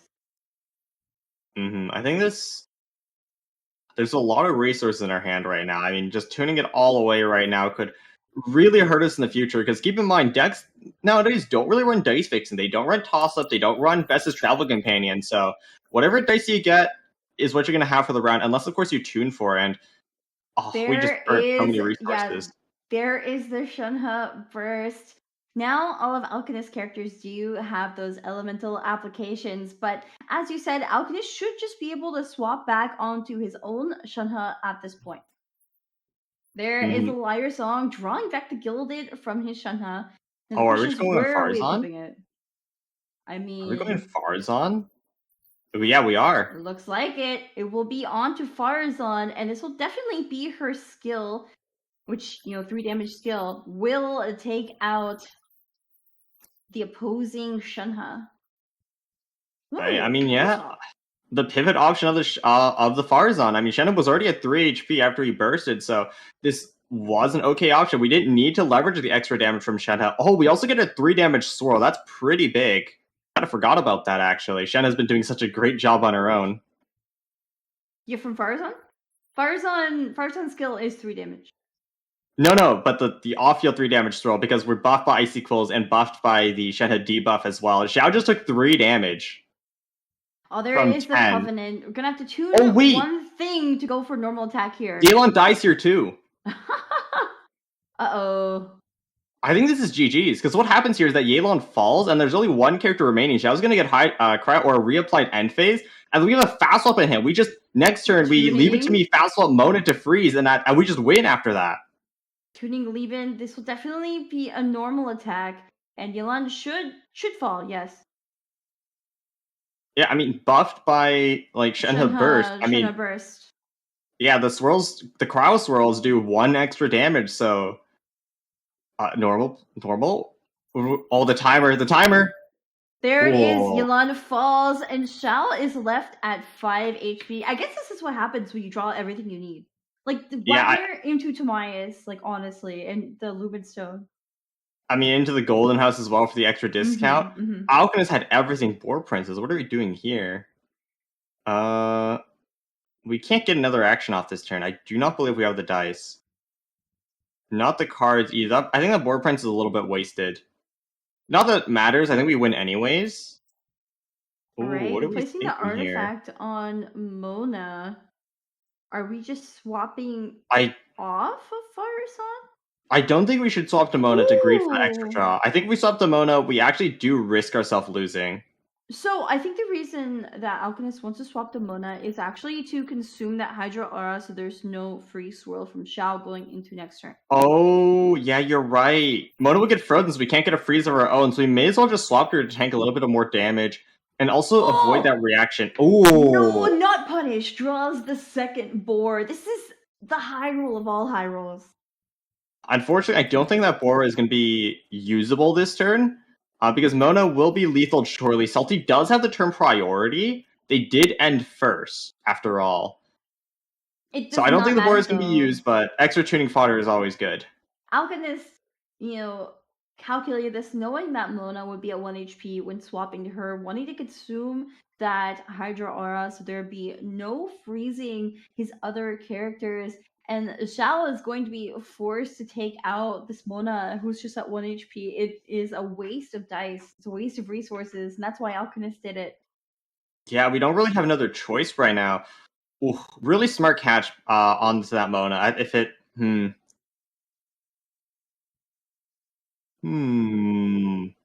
Is there a fresh wind angle here? No. Because after this, Alchemist just goes over into Farazan, and it's perfectly safe. You probably still do Fresh Wind if you're salty, but we're going to play a Shadow of the Sand King first to see what we draw. I think that was Lithic Spear. This might actually be Lithic Spear into Fresh Wind. One of those cards is definitely Lithic Spear, because we only have 5 weapons in the deck. We already drew our King Squire earlier, which means 4 more weapons remaining. And then, I mean, it's 2 Lithic Spear, 2 Moon Piercer. So one of those is guaranteed to be that Moon Piercer to get the extra shield, which will be very, very huge. It will let us survive 1 extra attack. The question, though, is after we play the Lithic Spear, will we have enough actions to win? It's a very hard question, I think, but there's no choice but to try. There is the Lithic Spear equipped eating up the last of that Golden House. Xiao now effectively at 6 HP with those 3 shield points, generated because all of his characters are Leoy characters, and Mona will be falling here. Unfortunately, no gamblers. Yeah, that is the unfortunate part. We are running 2 gamblers in the deck, but even so, we don't have a lot of draw to work with. I mean, we only have Lumenstone in the strategize. Lumenstone was tuned away earlier. The Shadow of the Sand King will actually draw us a little bit because we will get a swirl here shortly. But there's the normal attack. Yeah, there's the normal attack from Xiao, taking out Mona, not wanting to waste those animal dice, and it will be a swap to Farazan. That swirl is so much damage. Yeah, no, that swirl, like, absolutely chunks. Oh, I just realized, Mona right now is the rightmost character, and she also had Hydra on her. If Alchemist didn't swap over onto Mona, it would have been a Fresh Wind of Freedom reset right here, right now, because Swirl plus Hydro, 3 damage Swirl plus, like, the Hydro Aura on Mona would have been 4 damage, which means she would have fallen. And then, like, Salty would have had another action over here onto the Farazan as well for another skill. With weapon, that's 4 damage. I think at the end of the day, Alchemist would have still won because there wasn't an action off after that. Swapping to Mona was super important, but Alchemist taking back that Moon Piercer from Shenhe, Salty not having any more dice left, no more actions, and this game is over. 2 actions is all it takes. And there's the second skill. -5. Shao falls, and Alchemist is taking game 1. Yeah, I mean, man. Alchemist drew everything they wanted. The Wagner, the Timaeus, they searched just the right artifacts, had just the right cards, had just enough dice in order to take the lead in that very, very critical round 2. And after that, it was all she wrote for Salty. I think Salty did a really good job at playing from behind, building towards that Shenhe burst. I mean, playing with the Xiao, getting the weapons cycled throughout. Just unfortunately not enough to match just the pure dice advantage Alchemist had over him. Yeah, I mean, this is what I wanted to talk about earlier. So Alchemist deck is definitely jam-packed with a ton of different things, but it means that if you high roll, I feel like you high roll really hard because you do have the dice generation from bringing the artifact package with Timaeus and Gilded that the Liyue Armory deck that Salty has does not have, right? It's just mostly weapons and support cards that will basically help those weapons, like Where's the Unseen Razor, Golden House, Rhythm of the Great Dream. It's mostly focused on that. So Alchemist drawing both Timaeus and Wagner, especially that Timaeus, I think, really put him ahead because he had more actions in the long run, and they're both playing freeze decks. So the freeze, unfortunately, didn't really come into play for either of these players, but yeah, like Timaeus was super huge, searching out that Gilda, letting Alchemist play it for free, and then after that, like getting the double Lyre Song, double Rhythm to play it for free again and again, and also the Unseen Rays as well for that extra action, plus the Covenant to get just enough damage for Yelan to fall end phase. It's a perfect combination of cards to get them the perfect victory they wanted. I think the freeze could have come into play because if Alchemist didn't swap over to Mona and ate up that Hydra application, it would have been really bad going into the next round. So the freeze was definitely being set up in some ways.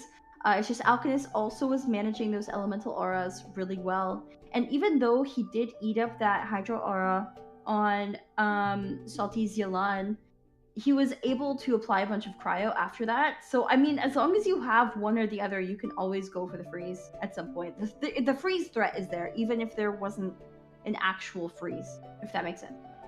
Yeah, you have to worry about it, because if your character gets locked down, especially when you only have one character left, it's as good as over, especially in such a very close match. The HP for Alchemist was not a very healthy one.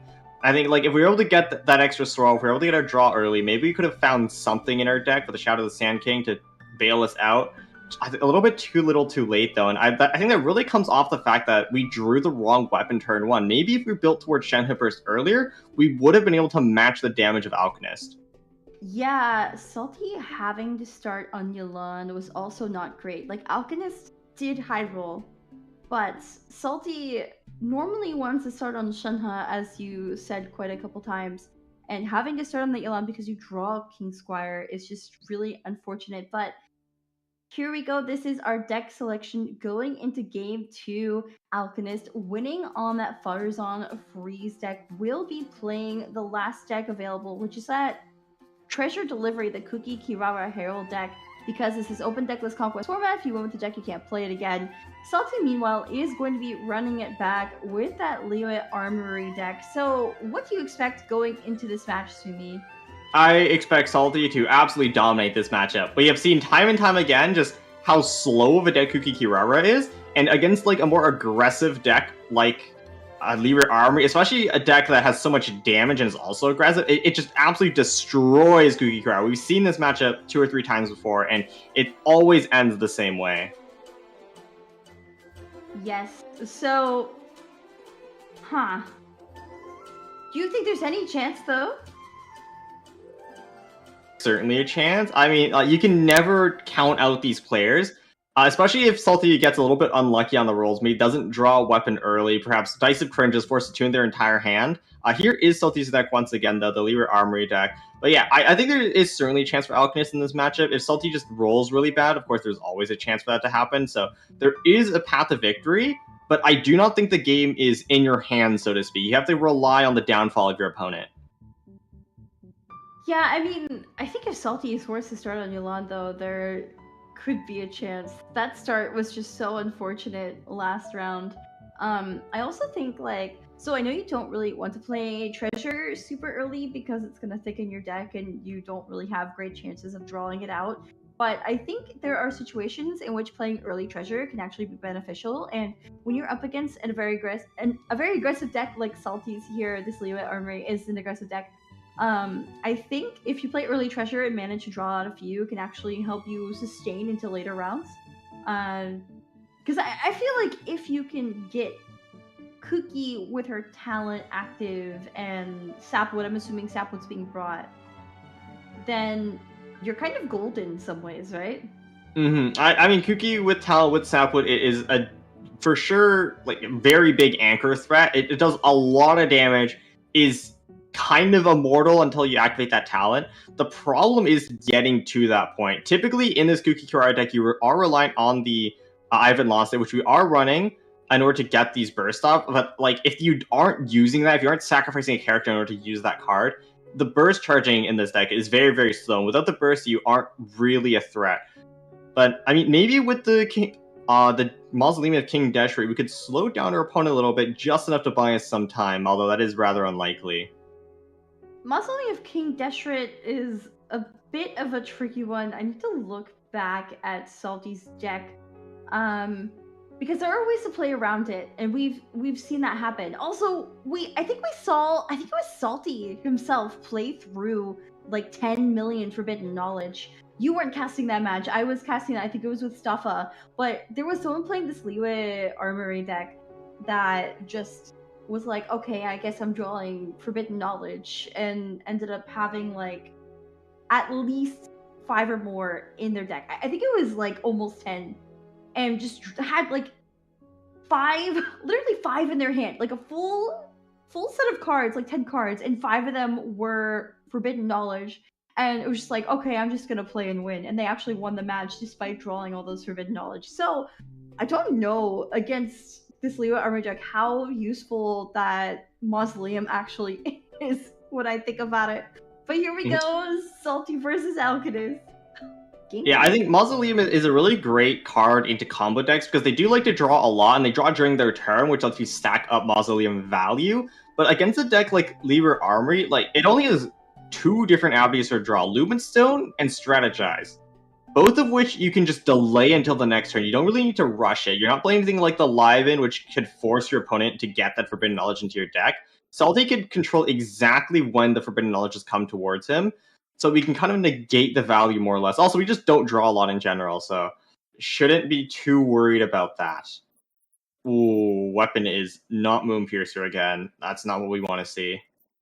So is he keeping that Lumenstone? Oh no! Oh no! Okay, like you don't want any of that. I think you want the Lumenstone Sealy maybe, but you don't want Double Gambler's Quick Swap right now. That is one of the most atrocious opening hands I've ever seen. That's actually so bad. Hang on. I was saying how favorite it was for Salty, but when you cringe like that.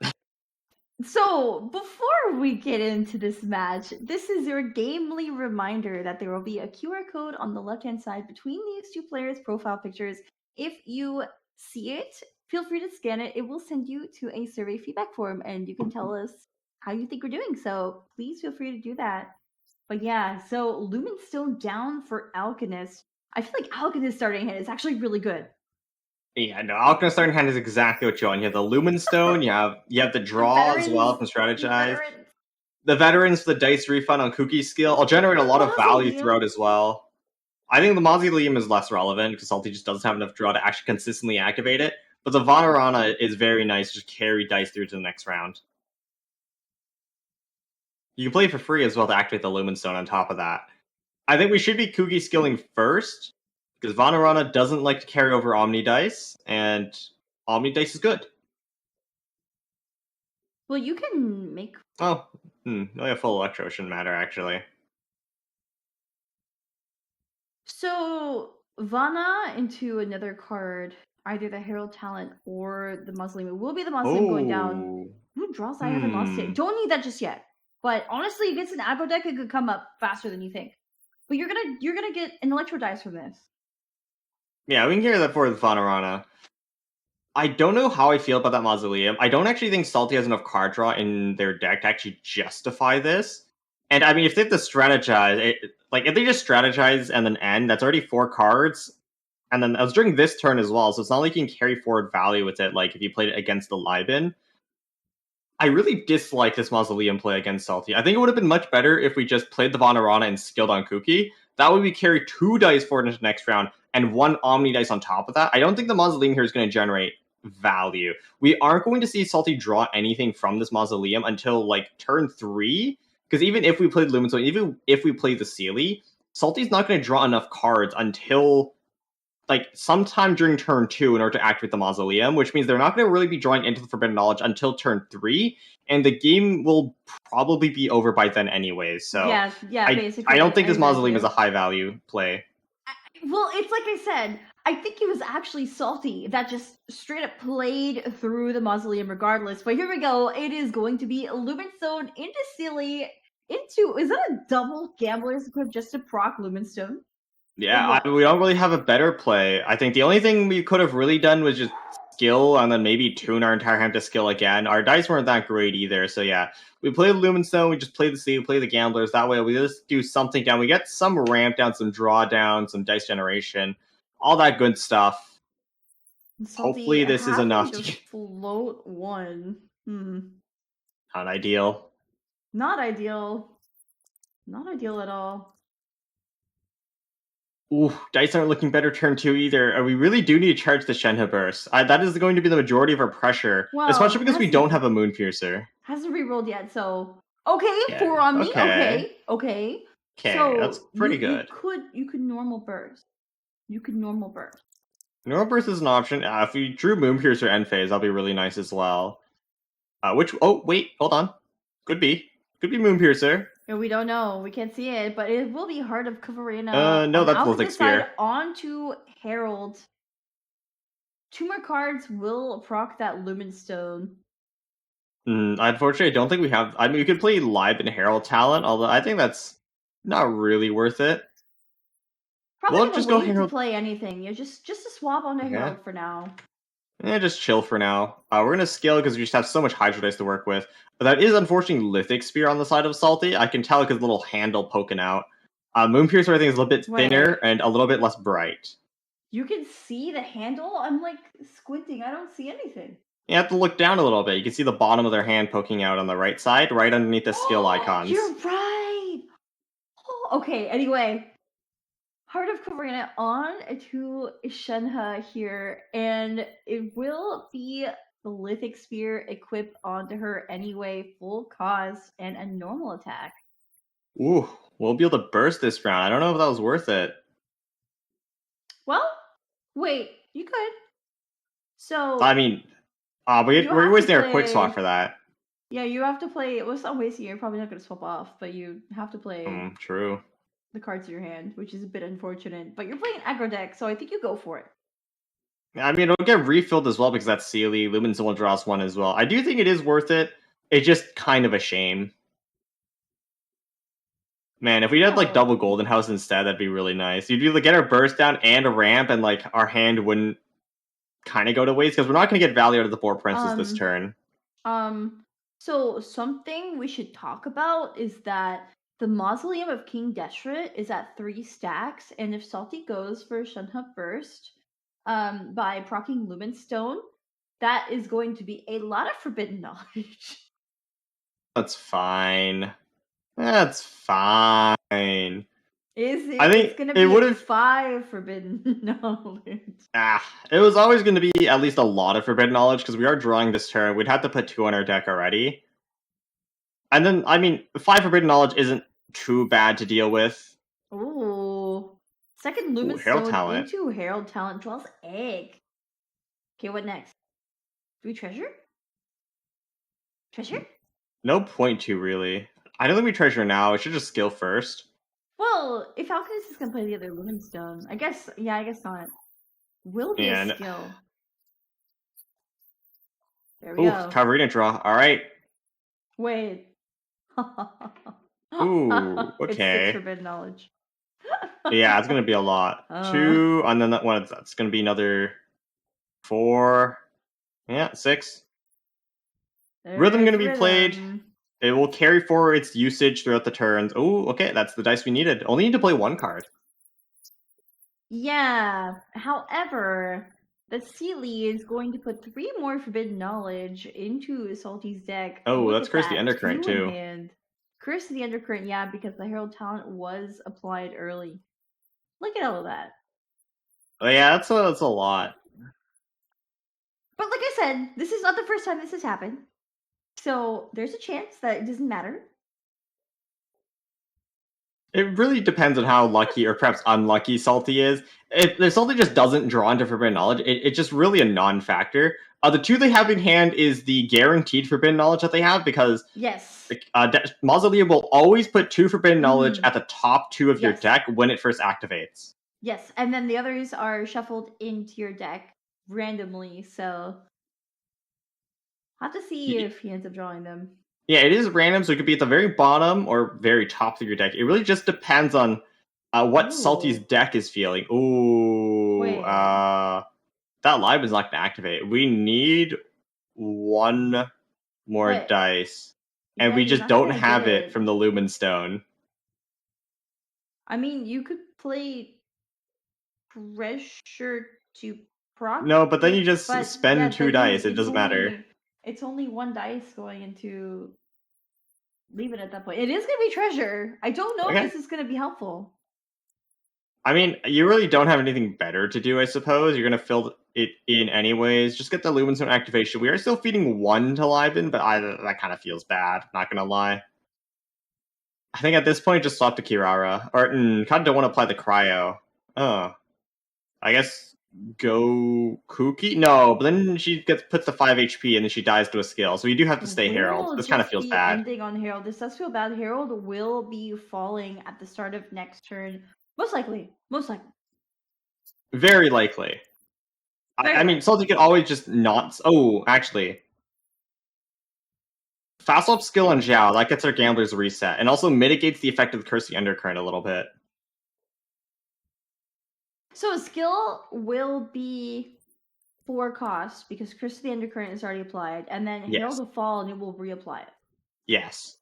So you're doing 3 instances of Curse the Undercurrent this turn. Oh, we're playing Forbidden Knowledge. What are we drawing? It is Lumen Stone. Don't know if you want that. Egg. Do you want this Lumen Stone at this point? I think we're looking for weapons. Or where's the Unseen Razor?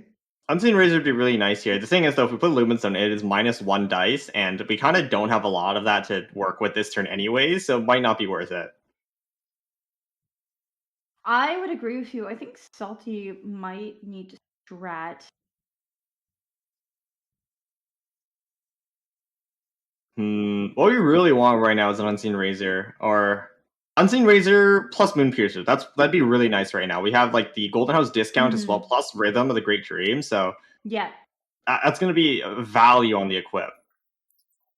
Okay, quick swap. What does Lumenstone draw? It's unfortunate. Another Forbidden Knowledge. So are we gonna strat or what?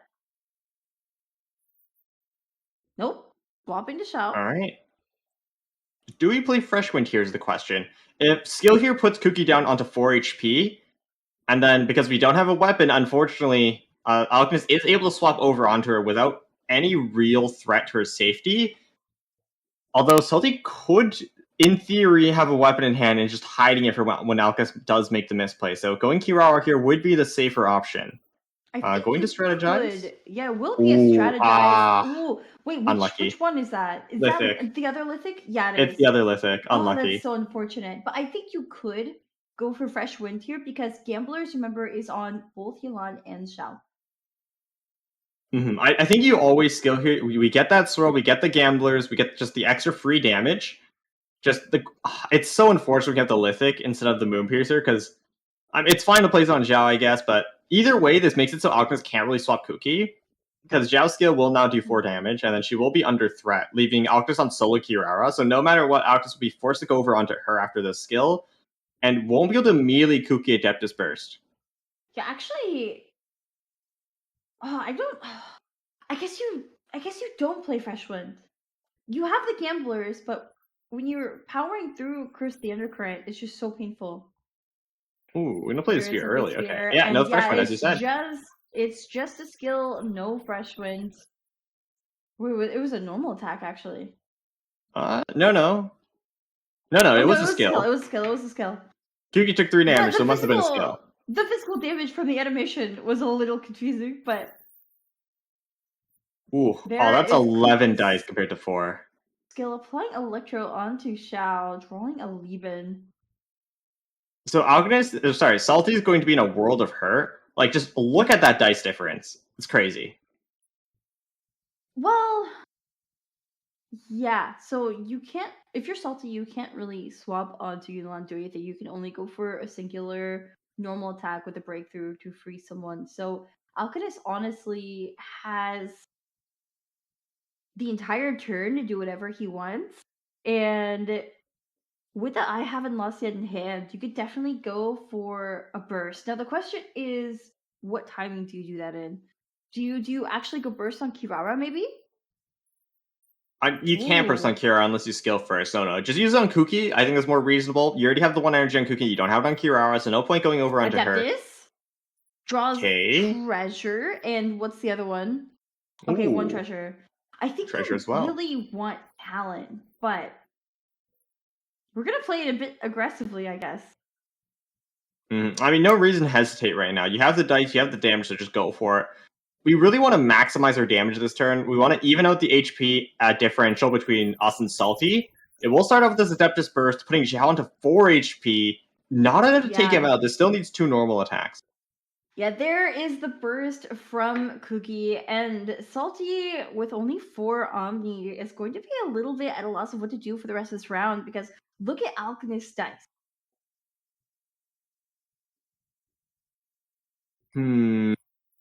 There is no point really going over onto Yelan right now to freeze. Kuki's burst already came down, which is a really big threat for this round. Oh, okay. Just a normal attack. It does do a lot of damage because of the weapon on Xiao, that Lithic Spear and Shenna Burst, but that will be it for Salty's turn, and now Alchemist can do whatever he wants, so... Critically, though, our Yelan is healthy. I think that's a really big factor we need to be aware of, because both of Alchemist's characters have that Hydra aura, and with no Barbara, no Kokumi, or anything like that, we cannot cleanse this aura, which means that next turn Yelan can come in and just get a double freeze for the victory. So very critical thing here, keeping Yelan healthy, not swapping over onto her. And if Yelan falls, that's fine. We do still have the Shenhe in our back pocket, equipped with a weapon as well. So just sacrificing Xiao for the advantage of next turn, and the turn after that, if we ever reach that point. The timer is ticking down for Alchemist. I like how Alchemist really takes his time to think through these rounds. I feel like that timer is always ticking down a bit, but it looks like it will just be a normal on Kuki here, no swap to Kirara. Do you think this is an efficient use of dice? I mean, there's no reason not to. 2 normal attacks always would have killed Xiao, and swapping over to Kuki would have made a difference. We don't have anything like Quicken or whatnot, so skill swap off from Kirara would have been 2 damage, so and spend 4 dice to do the same as 3. Okay. Wait, on to Shenhe. This is... I don't know. Shenhe lives on 1, so this is fine. As long as Yelan lives, that's all that really matters for Salty. Yelan has the freeze. Both of Alchemist's characters have Cryo Aura, so as long as Yelan lives, Salty always has a chance back into the game. If we lose Yelan, I think we are at a significant disadvantage. So I'd much rather Salty risk the death on Shenhe. And I mean, she was on 6 HP, sorry. Kuki Burst only does 4 base, so she would have lived on 1 HP anyways. So yeah, Alchemist going to Kirara and skilling there. Those shield points will eat up the damage from the Shenhe Burst summon as it is gone now going next round. There's the Sapwood. There's the Sapwood. Sapwood unfortunately coming a little bit late. I mean, you can still play on Kuki this round, so not that bad. Kirara is going to have another action as well. Look how healthy she is. Look at the dice. The dice and Salty's not looking great either. We have the Hydra for our Yelan, but we kind of want to skill on Shenhe first. Well, so Salty has to work for that Curse of the Undercurrent still. That as well, yes. That is the other thing. And there is only that 1 Gambler's left on Yelan, so we are going to be playing the Forbidden Knowledge on Shenhe, but we're going to draw Forbidden Knowledge. Golden House. Not useful. No weapons. No weapons. These Forbidden Knowledges are actually getting in the way. Yeah, I mean, they could have been perhaps a Moon Piercer at this point, maybe an Unseen Razor. Salty just being forced to deal with this extra clutter in their deck is really hurting them here, especially with their dice not looking good. We could have really used the discounts from Master Zhang, what we have in hand right now, and also from especially Moon Piercer. It would have really lessened our dice requirements. So the question is, what does Salty do here? Because this is not great. This is not ideal, right, for this deck. You don't have anything you need right now. How? Because ideally, when you're playing Leo Army, you get these equips and go really fast, do a lot of damage early. It is an aggro deck, and you are against Alchemist deck, which is more mid-range combo, right? So the fact that Alchemist has a significant advantage in this matchup says that there's something wrong. I think it really just speaks about how bad Salty's opening hand is. I mean, double gamblers, leave it to me. That is not what you want to see from your turn one. Salty wasn't really able to leverage the aggressive advantage their deck had because their starting hand was just so atrocious, and it just never really got better from there. Dice didn't really look good, and then after that turn one, because we weren't able to leverage our advantage, Herald came in, right, cursed the undercurrent, had to deal with 3 instances of the curse the undercurrent, spent even more dice, so just everything going wrong for Salty. But do you think that there's anything Salty could have done? Because I honestly feel like the Forbidden Knowledge has impacted the cards he's drawn a lot. He's drawn into that Forbidden Knowledge a lot. It absolutely had, but the thing is, Salty really didn't have a choice, right? You're playing an aggressive deck, which means you need to push the tempo. If you're going to play slow and try to avoid these things like the Forbidden Knowledge, you're just going to fall behind anyway. So I think we did need to kind of play into that. We did need to push our deck to the limit, and unfortunately, it went wrong. But I think it was the correct choice to just push forward for that burst, for the Shanda burst, for the extra damage. If we didn't do that, we would have been behind on HP, behind on setup, and it would have just been 2 different types of bad. Right now, it's just 1 different type of bad. Yeah, I guess that makes sense. And I mean, with the Sealy proc, there is still a chance that Salty draws into something that could prolong his turn.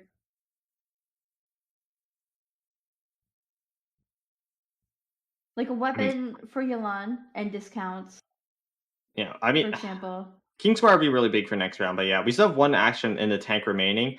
Shenhead should live if we swap off or anything. Normal attack only can do max of 3. No burst for Kirara. Oh, hey, okay. That is a decision. Yeah, rather curious. There's no reason to bring Herald back now. We don't really need to. What do you think the reason for that is? I don't actually know, because we don't want to swap to Herald right now, and there's no reason to refresh Curse the Undercurrent if we had talent. Are we just ramping? This is definitely really interesting. So I guess Alchemist knows that Salty has maximum 2 actions left, probably only 1 because of that Curse the Undercurrent. And it's going I feel like this is a bit of a greedy play. Perhaps. Oh, Laban's not going to proc, though. That's the problem. We mismanaged our dice for that play. Lumenson bails us out a little bit. If we still want to ramp, we only need to pass on 4. Ooh, no, we'll just swap Herald. Interesting. Swap onto Herald. The Electro Charge doing a lot here, bringing Shenna down to 2 with a Dendro application. And there is the Kooky talent. Uh-oh. Yep, that's going to be a problem for us very soon. We were already behind in dice generation. I mean, just look at the dice differential. I'm being forced to spend extra to kill Herald. Not great. It is a free swap onto Kooky here, and I think we're just going to tune 2 and go for it. I don't think there's a need to burst just yet. I think normal attack would be more than enough to suffice. And then we can save the extra damage over onto Yelan. Alternatively, though... So tune 3. So basically, normal attack, take out Shenhe. Yeah, and then burst for Yelan. Yeah. Alternatively, because Salty doesn't have another action, what if we just play Treasure Tune 1 pass? Next turn we come in with Vonarana and the Liben proc. Ooh, okay. Gets a treasure. That's nice. It could go for a ramp play here. It's not a bad idea. I mean, Salty has no actions left, right? So what if we just carry forward advantage to the next round? could also play Sapwood and normal. No, but then the problem comes where Salty gets a free swap over onto Yelan and can double freeze us.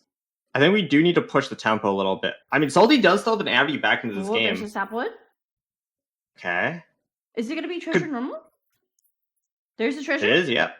I mean, you want to use up the Sapwood passive the turn you equip it. There is a normal. Shenhe will go down, and Alchemist is testing Salty here. Does Salty have another action? Of course, Salty does. I mean, we do because we played that Boar Princess. Shen had 2 different types of equipment on her. So it will be a second action here. Unfortunately, skill only does 5 damage, even with the King Squire, which means Kuki lives another day. And so does Kirara. Just that 1 HP difference from that treasure. So huge.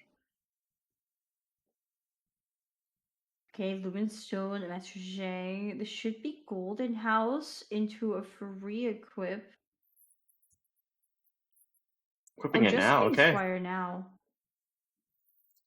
Curious. Okay, very curious.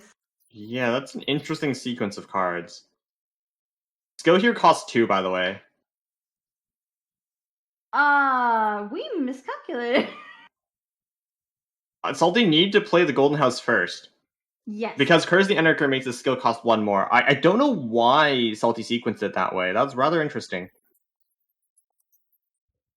Will a little bit confused. Be a swap onto Kirara not wanting Cookie to get frozen starting next round, but Alchemist having that quick swap in hand will definitely just be able to quick swap Cookie talent first. And the Cookie talent is actually going to be so vital. I mean, just like, because we don't have anything like a follow-up attack just yet, no Yelan Burst ready, we aren't able to just instantly break through that revive. It will take an entire extra action, and with how hungry Salty is for dice at the moment, that should be enough to secure Alchemist the win in a very unfavorable matchup. All the dice. All the dice. Really putting in so much work, and yeah, those dice. Look at the 5 forbidden knowledge in hand too. All of these little things just building up to basically get in Salty's way. When you're playing an aggro deck like this, you really just want to be taking off, but there's so many obstacles. The difficulty of playing an aggro deck is because you really only have one game plan, and that is to push forward. Unlike Double Dragon Magic, which is rather popular but has been declining a little bit in popularity, or even this Kuki Kiprara deck, you're not running ramp, right? If you cringe on dice, you can't carry it forward on the next round with something like Live and with Vanarana and equips, because all your equips have instant effects. So you really want to use all of your dice that turn, and that kind of forces you in these types of situations where you are forced to draw into a bunch of forbidden knowledge because you need to get the extra action, you need to activate your Sealy. And this is what happens, right? When you're forced to just keep pushing forward no matter the cost.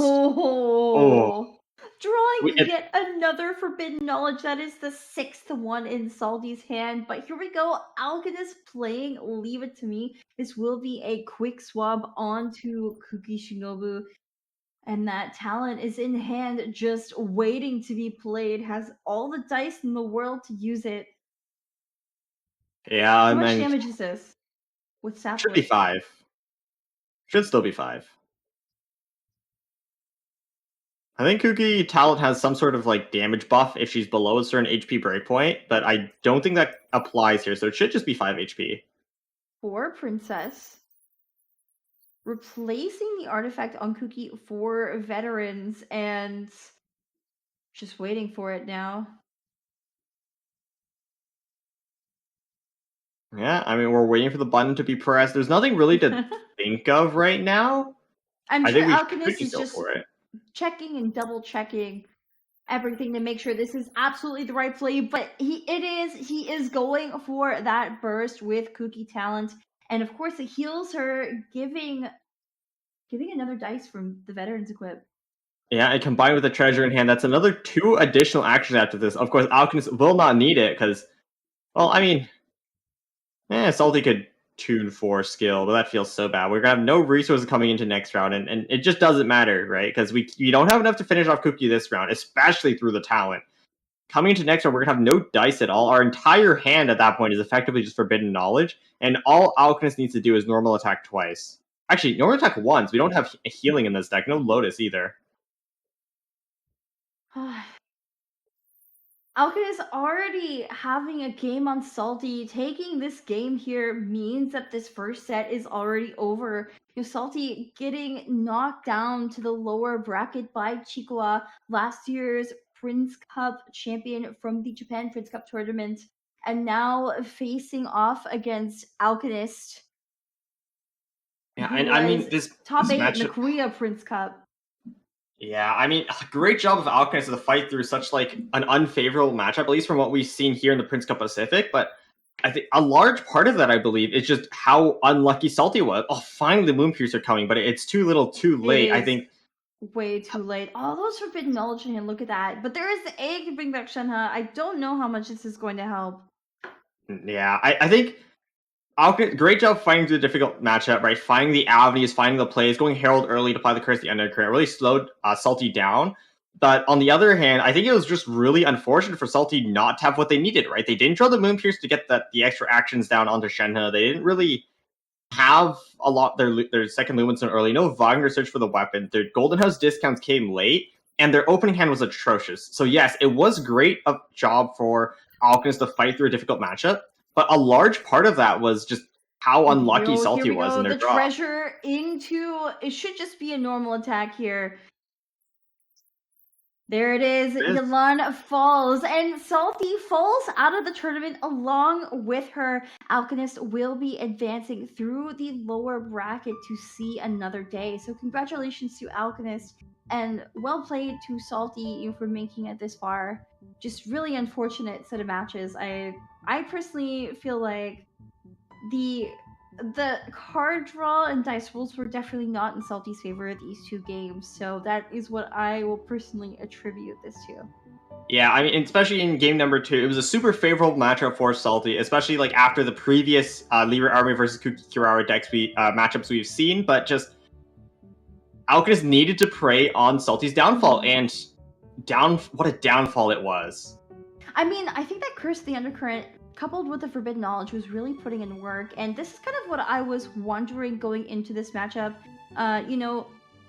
It was, in a sense, capitalizing on Salty's already bad card draw, bad dice rolls, but at the end of the day, it still obstructed Salty enough to basically survive until Cookie had that talent into Burst. So I was wondering if something like this would be possible, and it was.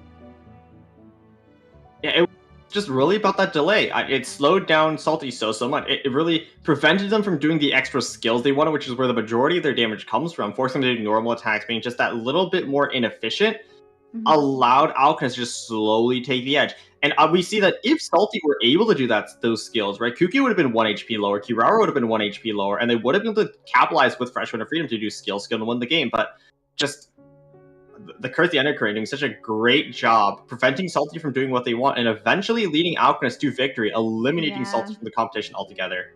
But here we have our updated bracket. So unfortunately, Salty was knocked down to the lower bracket by Chikua and has now been knocked out of the tournament entirely by Alchemist, who will be advancing to the lower bracket 3rd round. And the person who will be facing up against Alchemist will be determined very shortly between Sor Tre and Frost, which is going to be our next set of matches. Sor Tre just finished the game versus Nkoe, and then they need to play another game immediately. I mean, there was a short intermediary between the two games, but just having to play effectively back-to-back is going to be super tough on Sor Tre.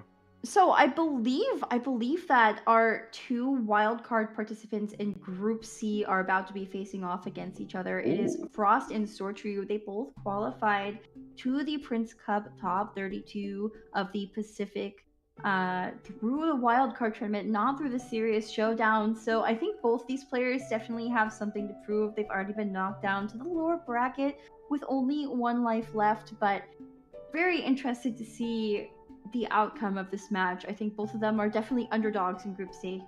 I mean, you can also think that they're maybe familiar with each other. What if they faced each other back in the wildcard region? Maybe they know something about each other that we don't, and they can bring some weird, wacky deck in order to counter them. Yeah, but it looks like we're going to be heading to a short break while these players get ready to go, and we'll be seeing you very shortly. Stay tuned, guys.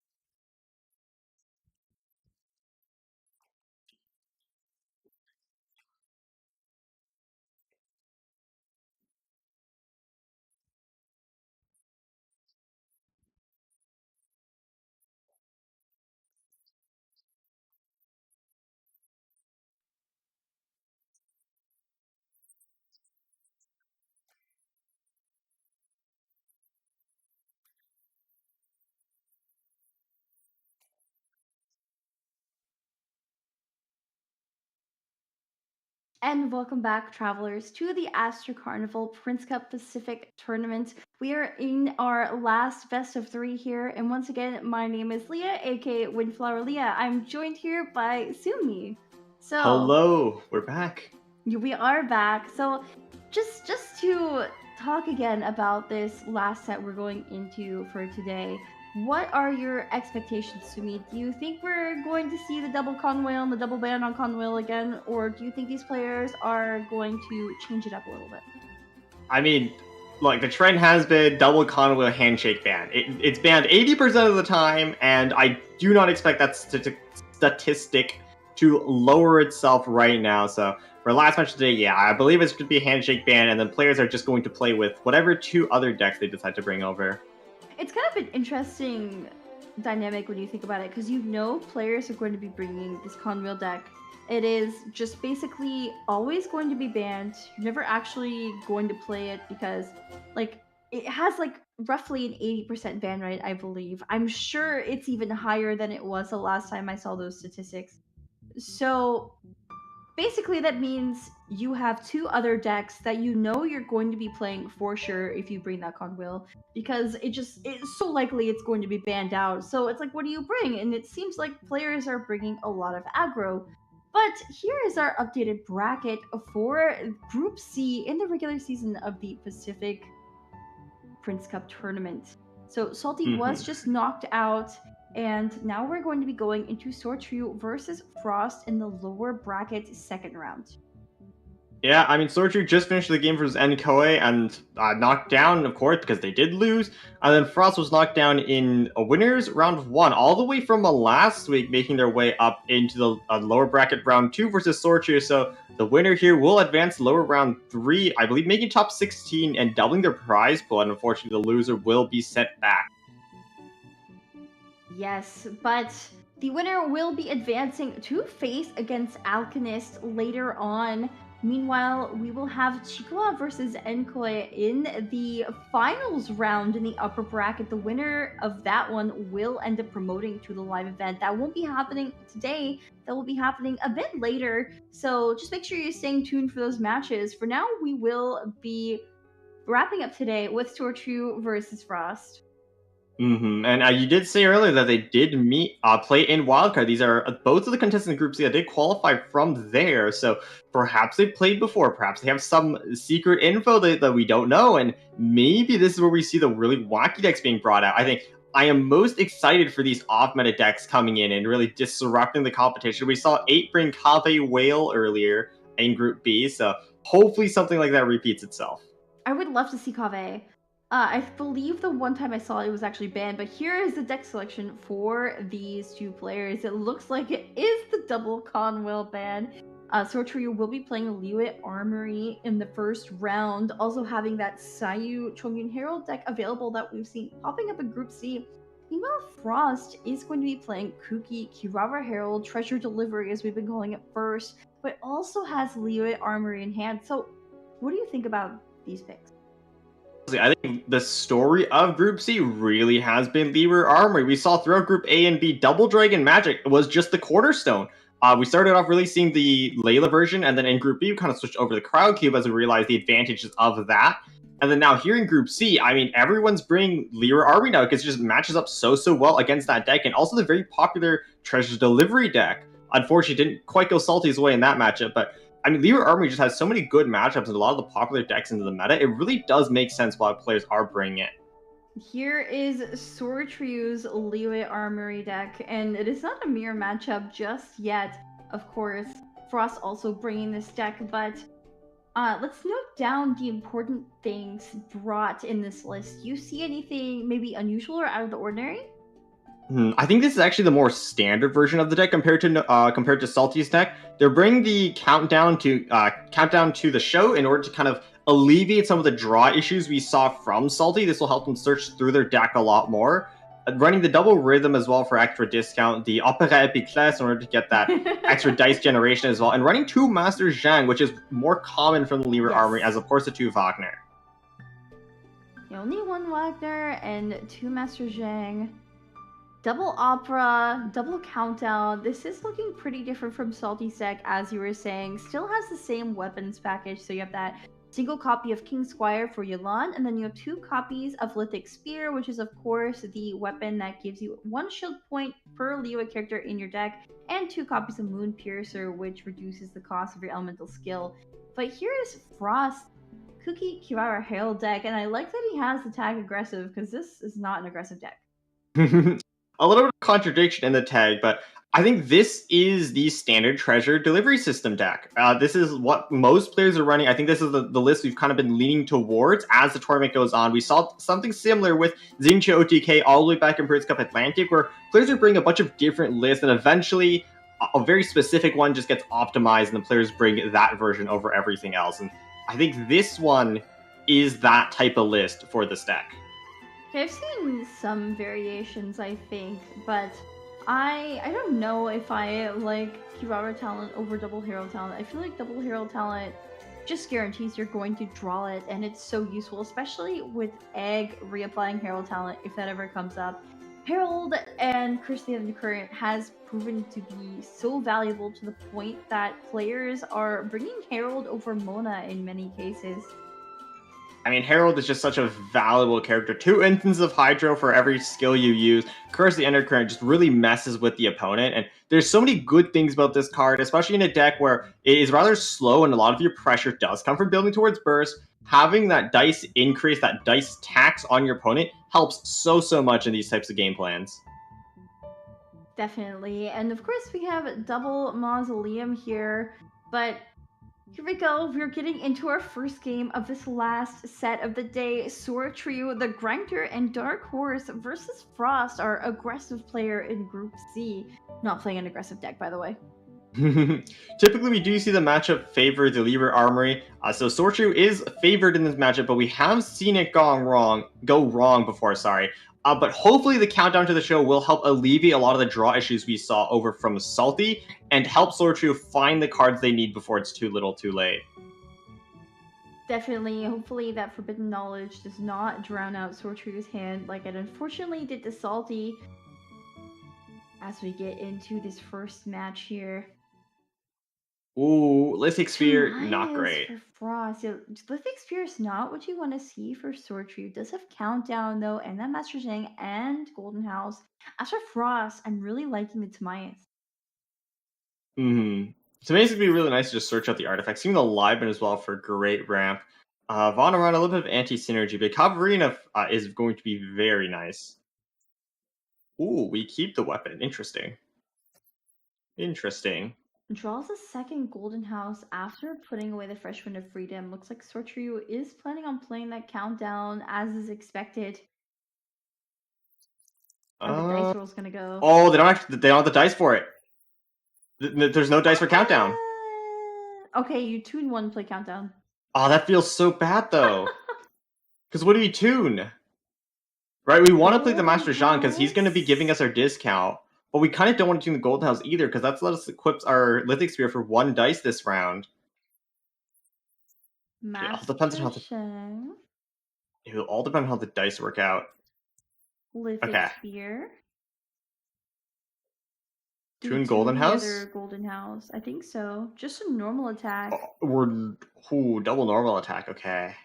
So it looks like we're going to wait to play Countdown and just use everything as it came instead of tuning. I actually like this. What do you think about this? I think this is fine as well. There's no reason we need to skill in this round in particular, so we can just wait for it. This is fine. I think as long as we get the burst out, that's what's important. We saw how, because Salty was forced to delay the Shanghai burst, it kind of put them back on their pressure. Their damage just wasn't up to snuff. So Sor Tre rushing out the Shanghai burst is fine. I think it'll really let us keep up with the healing that's going to come out from Frost Treasure Delivery deck later on. Frost playing Timaeus and drawing Shadow Sand King. I'm not sure if that's what you want to see. You really want Veteran Space Age, but will be hard if Cavalrina equip onto Cookie into her skill. Early egg isn't what you really like to see, but it'll be quite useful later. Oh, Cookie already put down to 2 HP from a combination of her self-piercing as well as the double enhanced normal attacks. So painful, but I mean, I think if you're Frost, I think you still just go for Leave and Pass. I agree as well. You have turn priority, right? So you can just swap off and heal Kuki. Swapping over to Kirara as well, she'll generate shields to tank some of that damage as well. So I do agree with you. I think we play Libin, we get the extra dice next round, we get the extra draw. I mean, we really don't have the dice for anything else, so we should be going for that. I think for us, it's just considering if there's any other dice generation that Sor Tre could have in hand to do another action, but probably not when you're up against Leeway Armory, and it will just be a Shadow of Sand King drawing the Lumen Stone into Leavin Pass. Yeah, typically you really don't like to use the Timaeus stack until he gets to 3. But in this deck, our most expensive artifact is actually the Veteran's Visage, which only costs 2. Look what Frost just drew. Herald Talent, Veteran's Visage. Oh, that's like the perfect combination. That's exactly what you want. Yep. Oh, there's the Adeptus Mausoleum. There's a Mausoleum as well. I mean, Sor Tre was going to play Countdown, so if Frost suspects it and plays the Mausoleum early, this could heavily grief Sor Tre in the long run. Actually, now that you mention it, Countdown draws 4. It's like an instant Mausoleum proc. So Countdown draws 4. I wonder if that's why Salty has been bringing not Countdown in his deck. I don't think it's actually worth it playing around Mausoleum, because, okay, say the argument was true, and Salty did bring the Strategize in order to play around the Countdown as opposed to the Countdown. To play around Mausoleum as opposed to the Countdown. Words are hard. We saw Salty play into the Mausoleum anyways, right? You are playing an aggressive deck. There isn't really a way to play around it, because you are just forced to go for your combo. You're forced to go for your game plan. So I don't think it's actually worth it. And we saw the inconsistency of just not having enough draw really hurt them. It looks like Frost will be playing Lumenstone into Veteran's Visage on Kirara. 2 more cards to proc that Lumenstone. And while I am holding this thought, you see the QR code on your screen? You scan it. That will lead you to a survey feedback form about the Astro Carnival live stream. So anything you like, anything you want to see, throw it in there. Thank you. I forgot to say that at the start of the match. I was too excited to get into this match. That aside, though, Countdown was just played drawing double covering. I would have really loved to have that earlier. Could have gotten 2 draws from that already. Kiara is going to probably skill, so we're not going to get value out of that just yet. Do have an Unseen Razor now. And second Lithic is kicking himself for not playing Mausoleum before. Yeah, imagine the value here. Oh, the value. The value, but look at all the Omni dice after playing Countdown. It will be a very easy Shanha burst for Sor Tre. I think Sor Tre really would like to follow this up with a skill. It's just, unfortunately, the weapon currently in hand is their second Lithic Spear. So we're seeing perhaps a little bit the unfortune coming to hit Sor Tre. I see the little stick like you were talking about earlier. The other card view for Sor Tre. So yeah, it is Lithic Spear there, the 0 cost weapon. But it will be Heart of Caverna onto Shao and a slow swap. Maybe this way we draw a little bit of extra. We draw an extra card here, hopefully. Herald Talent. And Vanna, what are we drawing? Catherine. It is a free. Leeway Armory has freeze in it. That actually could be quite big. Not going to be useful this turn. And Sor Tre very unlikely to go Yelan. They could actually, because we have Master Zhang plus Golden House already, right? We already have 1 weapon equipped. So if we draw a Unseen Razor or a Moon Piercer right now, it could be a free equip into a skill. Is there ever a situation where you Catherine onto Herald for Bloom? It's never going to be Bloom, though, because Kuki Sanctifying Ring will... Oh, wait, no. No, because Sanctifying Ring already attacked, so it's just going to be the Dendro hit. So nah, I don't think it's worth. Because if we do that in skill, we're not really carrying anything forward with Vanarana. I think a slow swap into skill is acceptable, because we are expecting Sor Tre to just stay on Zhao or maybe swap back over to Shenhe. Ooh. Wait, is that? That I haven't lost yet. I feel like getting I haven't lost yet in this specific matchup early is really good for the Kuki Herald deck. The Eye of Velocity on this deck in particular, it's actually the only deck that's using this card now that I think about it. Food for thought. Anyways, but yeah, no, this Eye of Velocity is super, super huge for this deck. You are reliant on that Cookie Burst, on the Kirara Burst, especially in conjunction with the Adeptus, which you do see Frost have in hand, in order to just instantly delete one of your opponent's characters. And the extra energy acceleration from Eye of Velocity is a huge, huge part in that game plan. It helps you do that so much faster than you otherwise would be. And Cookie Talent coming out as well, that's so huge. Okay, so basically, Frost is everything he needs, I think. You just need to sacrifice a character, and maybe he just wins without doing that. I don't know. But your Sor Tre choosing to play Golden House into the second Master Zhang, this is definitely going to be free weapons. He just has to draw into them. The questions, are you able to? That is a really big thing. We've seen how hard it is to draw into those weapons. I mean, Salty struggled with that so much, not drawing it until, like, I think they bottom deck all of their weapons. So if that happens to Sor Tre, we could see it go over towards Frost. Currently, though, it is looking heavily in their favor. They've managed to do a lot of damage over onto Shenhe. We're setting up ourselves from some pretty big swirls as well. So we are currently in the lead, but that could change very, very quickly. That swirl bringing Kuki Shinobu down to 1 HP is absolutely brutal. Frost now at 10 dice. How will Frost respond to this? Well, we have to stay on Herald. We don't have a choice. If we swap off to any of our other characters, Kuki just instantly gets deleted by a swirl. So we're kind of forced to stay on Herald right now. I think this is Princess fine, though. Into Strat, second talent. Ooh, egg into talent reapply is going to be so painful for Sor Tre later. What I'm considering is that Sor Tre has not used Arcane yet, and we know that the Arcane is Fresh Wind, and Frost knows the Arcane is Fresh Wind, but we also know that Sor Tre doesn't currently have it, but Frost does not know that. So this is kind of a tricky predicament, because if you really want to get Kuki burst off with talent, your opponent has to not have a second action for that fresh one. Mm-hmm. The difficult part here, though, is that do we stay or do we swap? We did play the Catherine, so we can go over to Kuki and do at least one action, but the problem is we have talent in hand, we have Ivan lost yet. Kuki's on 1 HP, we don't want to sacrifice her. We want to sacrifice a character for her. But Harold also still has revive, so we need 2 more action in order to utilize that. Oh, that -4 electro charge. Healing Kuki for 1. I wonder if it's just a swap back on the Herald. Oh, we could. That's an option. I mean, this was a fast swap because we just played Catherine. Yep. Yeah, and it will. Will just be a swap back on the Herald. Whoever knew that swapping could do so much damage? I think this is one of the big parts of this deck. The swap for the damage, and like it lets you swap stall out your opponent just more efficiently than they do damage. Sor Tre going to be forced to take out that Herald and proc that revive and apply Curse the Undercurrent to his side of the board is so tragic. It's not what you want right now if you're Sor Tre.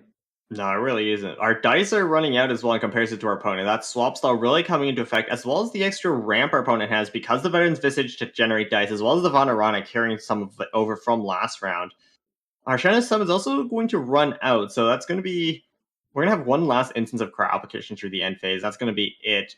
Do we swap back over to the Shenhe right now? That's something we can consider if we are Sor Trio. Honestly, a swap here might not be the worst thing ever, but I mean, I think in that case, Herald's just going to stay and skill, right? Ooh, swap on to Yelan.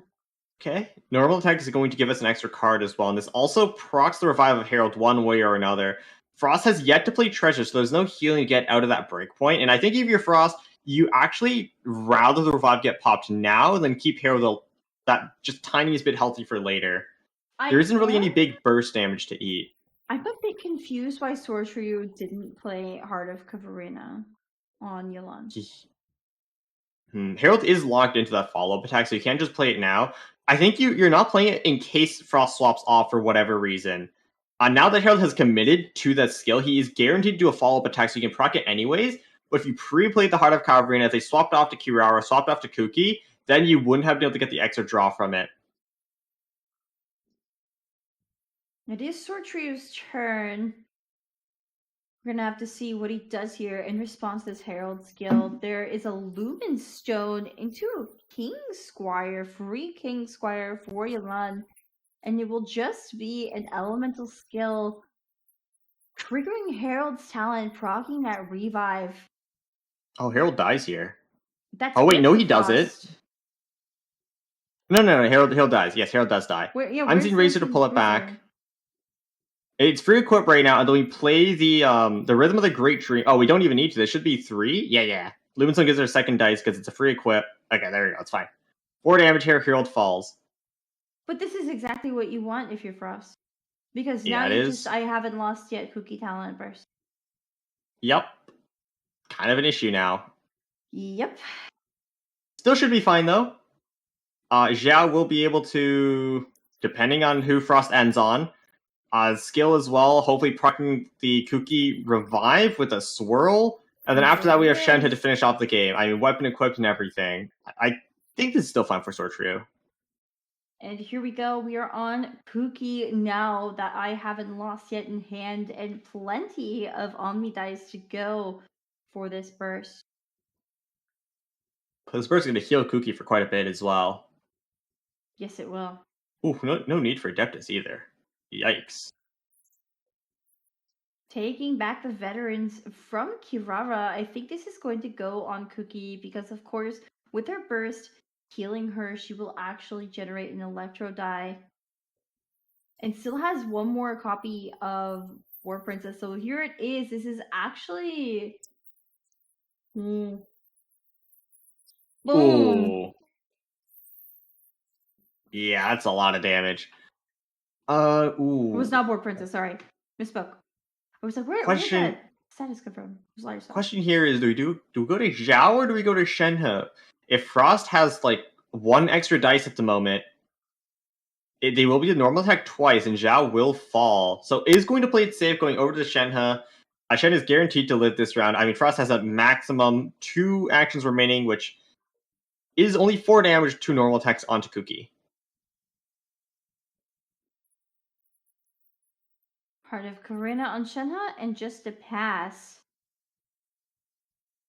We are expecting a normal attack here. So we get the extra little bit of draw to work with as well. If you are Frost, though, perhaps you're considering swapping over to Kirara just to get that skill as well, to get the extra shield, to tank the Shenhe summon end phase, as well as generate her burst, which is more critical here. Yep, it will be a swap onto Kirara, and there is her skill that Omni will be passed through Vanna going into next round. And her skill shields do eat up the last of that Shenhe burst as well. The Sor Tre drawing a second quick swap. We're not going to swap off the Kirara either, just to deny Sor Tre with that extra Heart of Cavalrina draw. That's could be big depending on what's still in Sor Tre's deck. Maybe they draw something they really need at the moment, but yeah. The extra shielding is going to be really, really critical. It's going to let Kirara survive just that extra attack from Shenhe, and we're also still dealing with the Curse the Undercurrent here. We are. It is Sor Tre's turn. His turn prio going into this round.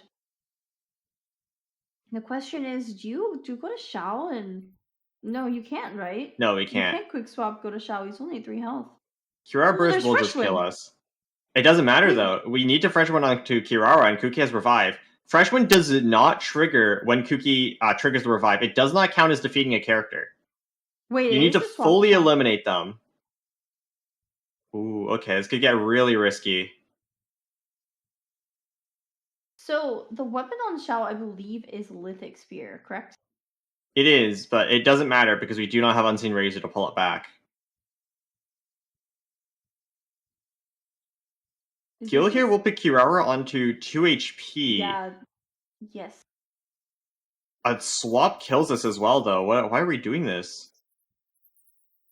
A swap does 3 damage. Oh, sure. I mean, we even have Catherine.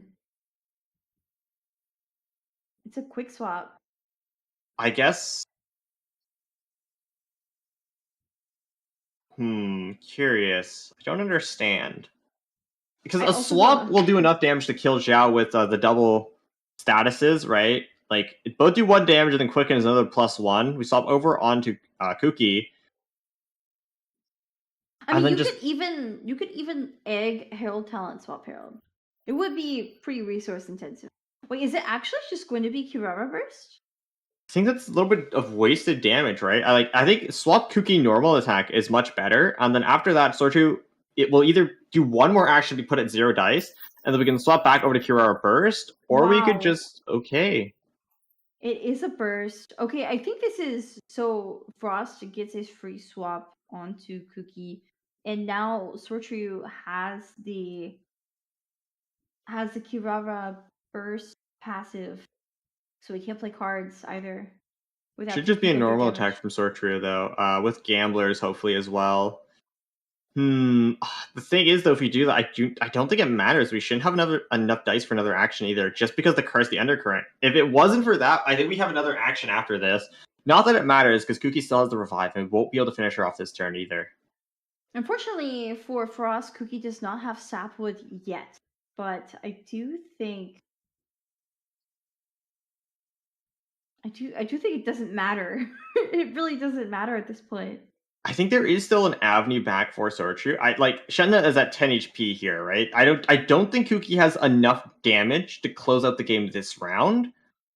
But if Sor Tre doesn't draw an Unseen Razor in order to heal Shenna back up with the Lithic Spear, it could be the end.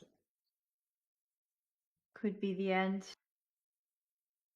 Sor Tre is thinking hard about what to do here. Only 3 dice left. It will be Rhythm into a free Gamblers. Draws a second Rhythm, though not super necessary. I don't think we actually play the Gamblers. Really? Because you have another action if you do. We don't, because we have Curse the Undercurrent. Playing Gamblers, normal attack here. Oh, wait, no, it's a free equip. We can normal twice. No, but why does it matter? It just procs Kuki's Revive. Yeah, that is the unfortunate thing. It looks like it's just going to be a skill with no Gamblers equip. I think not equipping Gamblers was better, because if we were to get that second normal attack, all it will do is activate Kuki's Revive. She's not even going to fall, and she's healing so much from these summons anyways, like, it really doesn't matter. So I think keeping the Copperina is fine. We get the extra draw. Frost drew Stove, which could be really huge if he has Treasure. Lumenstone has yet to activate either, so if we can draw into a treasure, it should be game over this round. We just need to go find it. Did Frost play Underwater Treasure this game? Not yet. So currently you have to find the card first and play it, and then draw out. I think. Look at his card stack. I think it's literally one of the last cards. I think Frost is running 2 of them as well, so both are bottom decked. That is so unfortunate. I think it is only round 3 as well, though, so it'll only draw 2. It might not be worth the search for it right now. Mausoleum, second Mausoleum getting tuned along with the Lieben. There is the Stove, and finally we have Underwater Treasure Hunt. There's the other one, both at the bottom of the deck, at the bottom of the ocean. Yeah, a little bit unlucky that we bottomed. A little bit unlucky that we bottom decked both of them. We could have really used the extra dice this turn. All it takes is 4 actions in order to close out the game. We already almost have 3. Maybe if we had the treasures earlier, I think we very well could close out the game this round. Or even if we just had our Sapwood. Still doesn't have that, by the way. But you play Treasure, and you have like 1 or 2 cards left in your deck. You can play Shadow of Sand King. No, you're going to draw the treasure. Oh, wait, we do 3 damage normal attacks? Huh? Oh, right, Kuki Talent +1 damage if she's below 6. Yeah, I think this is game over. The only way Sor Tre wins this is if they manage to find or if they manage to find an Unseen Razor to pull back the Lithic Spear and heal Shenhe back up to 4, and Frost doesn't get Sapwood Blade and also doesn't find any treasures. So, what does Frost do here? 2 Omnis, you really just pass the next round? I mean, I guess it's fine to do that. You should play the treasure here. You play the treasure here. So the only way you lose this, if you're a Frost, is 1, if Sor Tre finds Unseen Razor to heal Shenhe back to 4. 2, you do not draw your Sapwood Blade. And 3, if you're not able to find at least 5 treasures next round. Well, so as long as you beat any of those conditions, you should win if you're Frost. I definitely think you find the treasure. Also, Sor Tre needs 8 cryo dice. Okay, Sor Tre does not have 8 cryo dice. Sor Tre actually just loses here. Sor Tre has 1 cryo dice. Gonna have to tune everything in his hand in order to do this. Also, by the way, if he were to play enough cards, he would just take Dendro damage and the game would be over. But does it matter? The treasure's gonna be burned. Oh, overdraw. Over 10 cards, yeah, overdraw. But a normal attack from Kuki Shinobu will take the first game for Frost against Sor Tre. Congratulations to Frost. Typically, we have seen this matchup really favor the Lever Armory deck, but perhaps the pendulum is swinging in the other direction. Both Salty and Sor Tre have really struggled against Treasure's Delivery. We've misjudged how this matchup goes. I think that it just really depends on the draws of the aggro deck, because when you're playing aggro, I feel like it's just so card and dice dependent. If you don't have the right dice, even if you have the right cards, it's really hard to fix them without just tuning everything in your hand, and then that sets you back even more. So yeah, it just... I don't think the Leeway Armory deck has been putting on a great showing, just because it's gotten a bit unlucky in the games that we've been watching today. I think it has absolutely not been faring the best. I mean, both players getting the suboptimal opening, getting the Lithic Spear early instead of Moon Piercer or even the King's Squire, so not really faring the best in terms of draw. On the other hand, though, I think both players playing the Treasure Delivery deck have been doing very, very well. They've been cycling through their deck very well. They've been generating a lot of dice, utilizing the ramp advantage over their opponent to take the lead, and that really just comes down to, I think, the consistency, right? They're running so much more draw in comparison to Leer Armory that they're able to go through their game plan just more often. Yeah, and I think, in both the games we saw today with this specific matchup, Kuki getting her talent just at the right time in the early I haven't lost yet just basically guarantees that you can go over to Kuki and use that burst and survive another round, right? Because that revive will be proccing every round. It just gives you this blanket of safety and comfort. But here we go. This is our deck selection going into game 2 of this set. Sor Tre is going to run it back again with that Leeway Armor deck, and Frost, having won with the Treasure Delivery deck, can no longer play it again, will be on to his own Leeway Armory deck, so this will be a mirror matchup. I don't know what to feel about this mirror. I think, especially in mirrors, aggro mirrors especially though, it really is draw dependent, because both of you have more or less the same game plan, so it really just comes down to who gets their good cards first.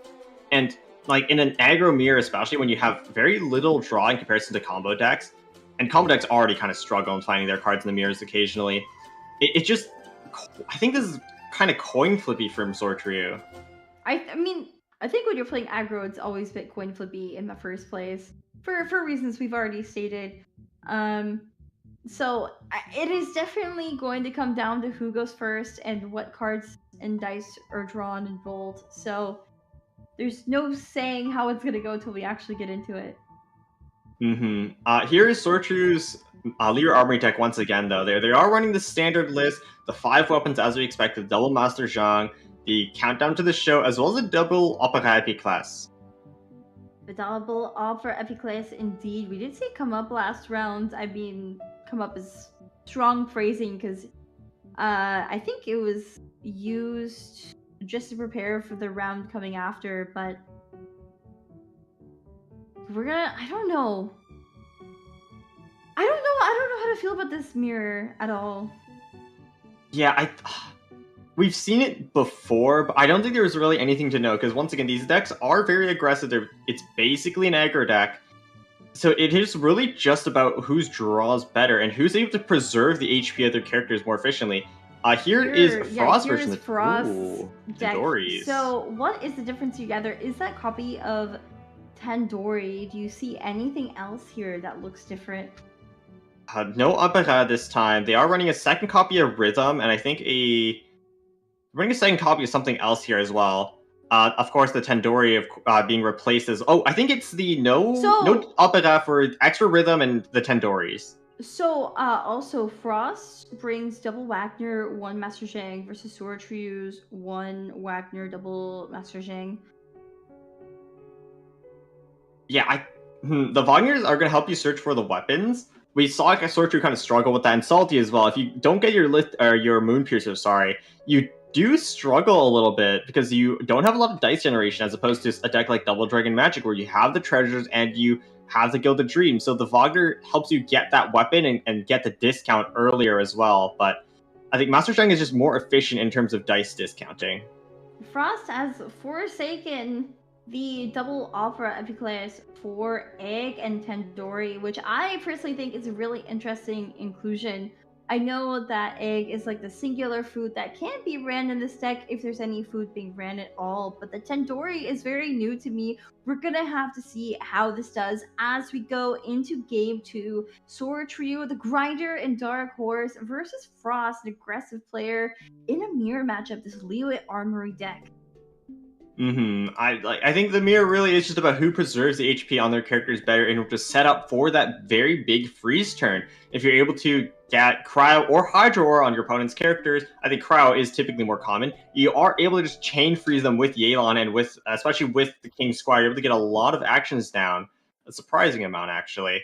But yeah, it is really about who draws better, though. Down. Ooh, look at Frost's hand. Did you see?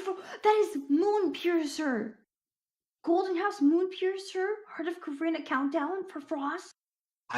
You could not ask for a better start. I think this is like the perfect start for Frost. The only way it could be better is if the King Squire in hand was a Master Zhang.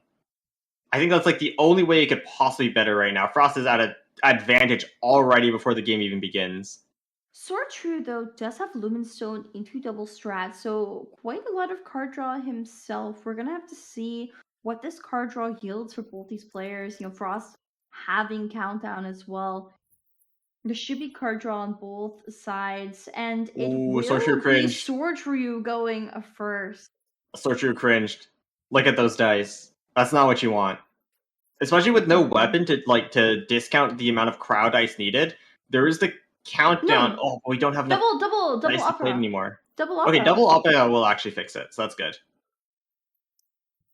Double opera, and now you have 5 dice from Lumenstone, 6 dice. I think so. You could play countdown skill, or you could just skill double normal. Action. Could skill normal. It will let us get our burst first, but we will be behind in terms of card advantage. Typically, when you do play these expensive cards like Paimon, like Countdown to the Show, you really do want to play them turn 1, because this is when your characters are under the least amount of threat. Going into turn 2 and turn 3 especially, that's when the health bars start dropping, and you need to start swapping a little bit to preserve the HP on your characters. So if we don't play it now, we're going to have a lot harder of a time playing it later, but on the other hand, getting Shenhe Burst first will let us get the tempo lead over our opponent. Before we continue on, though, there is a QR code on your screen. This is your Gamely reminder to scan that. It will lead you to a survey feedback form where you can tell us how we're doing. So thank you guys in advance for filling that out. Frost, using Countdown here, has double Golden House in hand and 3 weapons. I didn't catch the other weapon. I think it's a Lithic Spear. Unfortunately, I don't have the bottom view for Frost, so I actually can't tell which one it is. I'm completely blind this time around. It might be the second Moon Piercer, actually. Could be. Be normal attack. Oh! That Heart of Karina drawing! Where's the Unseen Razor for Frost? Not gonna use it right now. We're just gonna go for a second skill with Shenhe, and Sor Tre and Frost will be ending their turns, respectively. Ooh, and the normal attack from Sor Tre. The normal attack from Sor Tre is actually paying off here right now, because Frost also Shen Burst ready, but equipped with weapon and also buffed by the Icy Coils. Burst does 3 damage right now, so if it wasn't for the normal attack generate that second energy, Sor Tre would be forced to swap off Shenhe before he's able to burst. We might still see Sor Tre swap off, because like sacrificing a character as early as turn 2 doesn't really feel great, especially against a freeze deck, which could just chain freeze you, but the dice cringing once again. Oh no, we can't fix it. We can't fix it with Opera either, because our opponent has more equips than us. So it's a Heart of Kavrina on Shenhe. So what Sor Tre could do is actually equip that weapon in hand, and it would be fine. Yeah, I would even it out.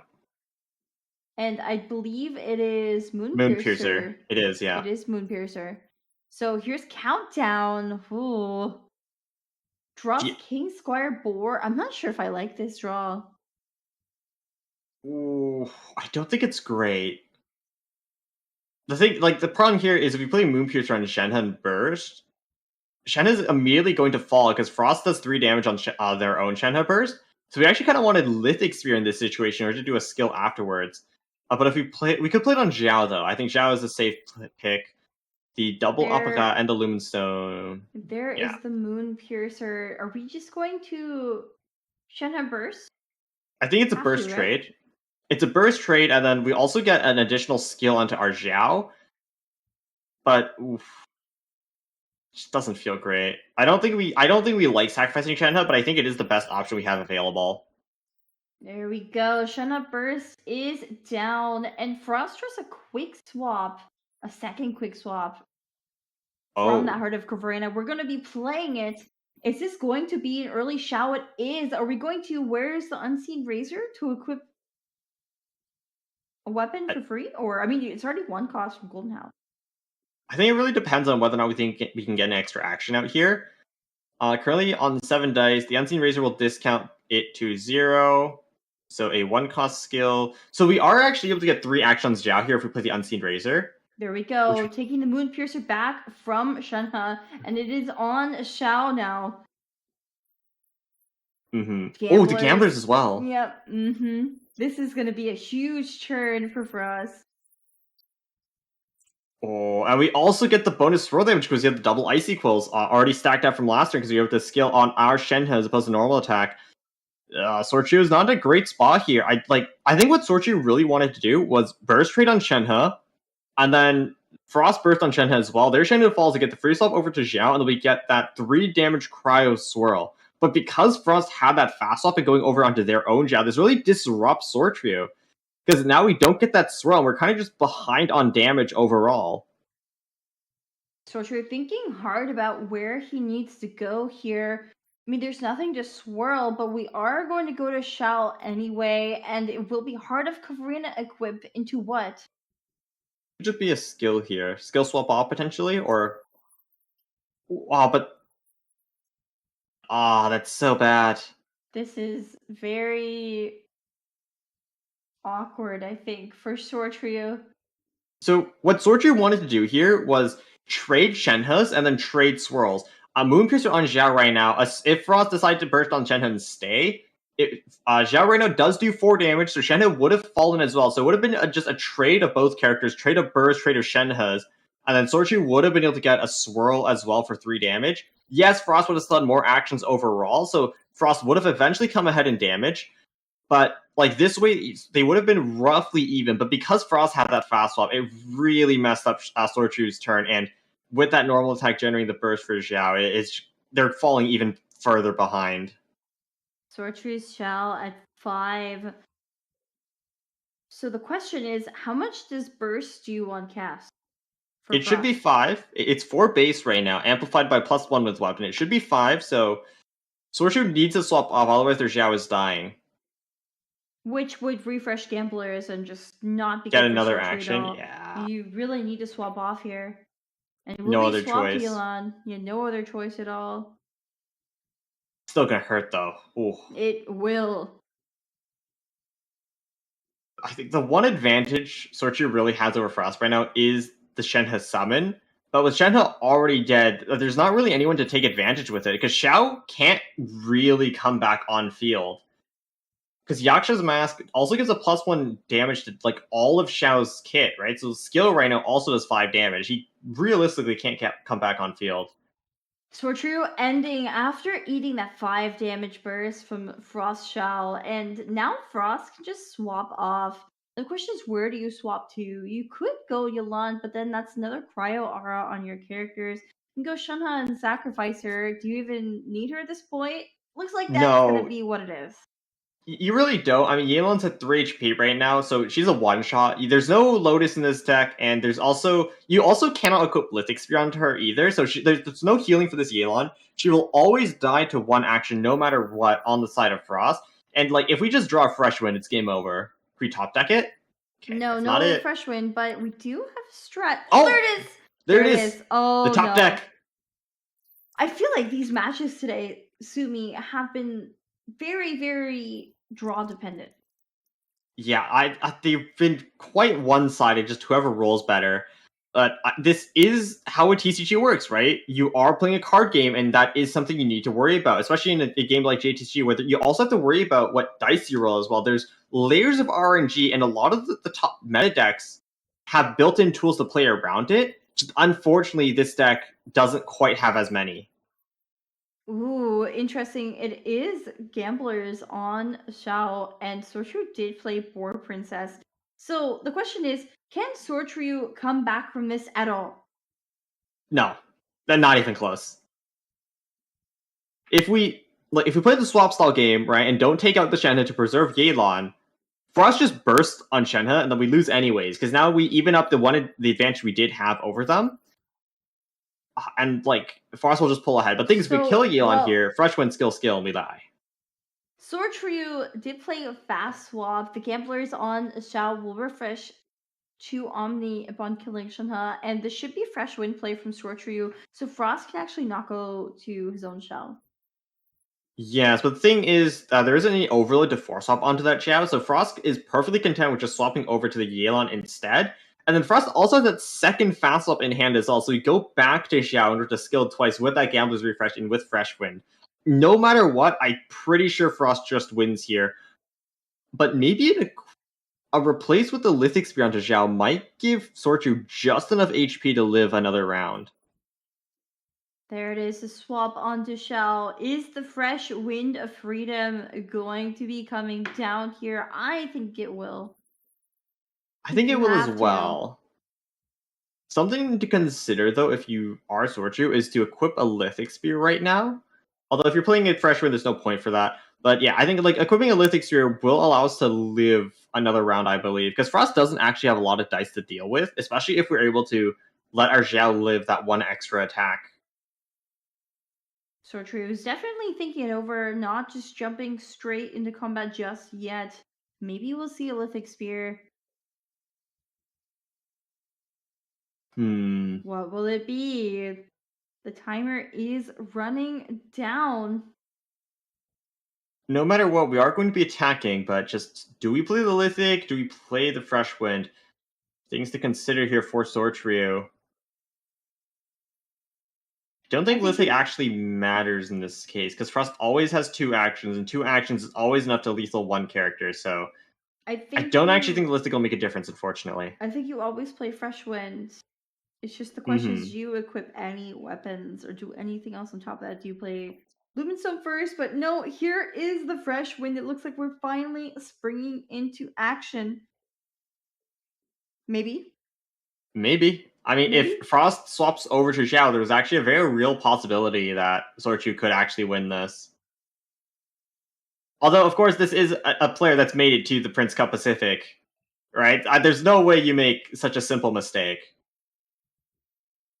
You never know. Sometimes the nerves really get to you, but it will actually be Moon Piercer equip on to Xiao, not Lithic Spear, and there is the skill. Yeah, I mean, 3 HP on Xiao. If Frost swaps over to him, there's actually a very real chance for Sor Tre to take it, because Shen has Crowd Aura. Xiao right now will, if we equip the Lithic Spear, we'll take 2 actions from Yelan in order to kill him, which is all of the dice Frost has allocated for this round. So there is a possibility for Sor Tre to win, but it comes off the back of a huge mistake from Frost. And it will be Yelan for Frost. Sor Tre's Xiao does have his burst up. Will we see the Lithic Spear equip? There's Countdown. I'm not sure if I like this. What are you looking for with Countdown? Where's the Unseen Razor double rhythm? Fast swap? Wait. Unfortunately, rhythm can't stack. Fast swap. But we are... Ooh, fast swap could be big here, actually. Oh, but you're worried about a fast swap from Frost, because if Frost just fast swaps over into Xiao... No, wait, but it... Does the dice work out? Toss up over to Zhao's skill. Gambler's reset. Oh, but our Yelan's frozen. Then we come in with our own Zhao to lethal. Hold on. No. But I don't think we have the dice to win this round? There is the fast swap over to Yelan. We're going to be freezing Frost Yelan. This will force Frost to fast swap onto Xiao in response. Where's the Unseen Razor to equip King Squire, I believe? Yeah, there's the King Squire.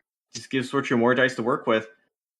I mean, Frost can fast swap onto his own Zhao. Right, we do have that second Eye of Velocity, or leave it to me in hand. Wind. Oh wait, no, there's fresh wind. No, we always lose. Never mind, we're good. But we weren't counting the fresh wind because Sor Tre played his own fresh wind, but Frost does have fresh wind in hand. There is absolutely no way Sor Tre can play around this. It's unfortunate. I think if Sor Tre had an egg in hand, maybe, but Sor Tre does not carry any food at all. Frost Yelan is frozen. Here is the Leave It to Me, the quick swap away from Yelan to Xiao. The fresh wind of freedom coming down, and this will be game 2 for Frost. Oh, that's a lot of damage. That is a lot of damage. Yelan falls, and the Gamblers refresh. Xiao is next. Sor Tre getting knocked out 0-2. Frost will be advancing through the lower bracket to face against Alchemist. Congratulations. And we could see the difference of draw coming into play once again, right? That was a top deck Fresh Wind of Freedom for Frost. If Frost didn't find that card, they still have half of their deck remaining. That's like 1 of 15. If they didn't have that if they didn't have that second fast swap as well, I'm pretty sure Sor Tre actually takes it. Because they trade Zhao's, and then Zhao gets the Gambler's reset. Yelan is at 2 HP, right? All it takes is just another action, which Sor Tre would have had in order to take the game, even it out 1-1. But because of that freshman, because of that second fast swap, oh man, yeah, that was quite the game. That was definitely quite the game. And I know we were talking about going into this match, the fact that it's a mirror, it's going to be so draw dependent, and we've already been seeing very draw dependent games with this Liyue Armory deck. I mean, this is a trend for aggro in general. It really depends on your dice rolls, because with aggro decks, you're looking to do a lot of actions, and normally that means rolling good dice for it instead of tuning or fixing your entire hand. It's more of a combo thing, I think. To use your cards to really fix your dice these days. But, I mean, Liyue Armory has some tools to actually alleviate the dice issue, because Unseen Razor and King Squire, right, they reduce the amount of aligned dice it takes to do a skill, and also just effectively give you more dice if you're able to discount them. So it does have some built-in tools for that, but this is why we've seen Fatuizon and other aggro decks like this fall out of favor. It's just if we roll bad, and there's not a lot we can do about it. But here is our updated bracket for Group C. So unfortunately, Sor Tre has fallen out of the top 32 of the Pacific Prince Cup tournament along with Salty today. And Alchemist will be going on to face Frost at a later date, as well as Chua and KDF Enkoi in the winners bracket finals. So we are going to be determining the top 2 of Group C, who will be advancing to the live tournament. Yeah, and we already have our top 4 for Group C. We have, I guess, our emerging stars, I would say, in this bracket. So only 4 remain here, and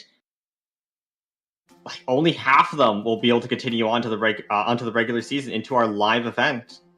So I just want to point out the tournament history of these players since the bracket is here. Of course, Chua is one of the players that is the most anticipated to make it out of Group C.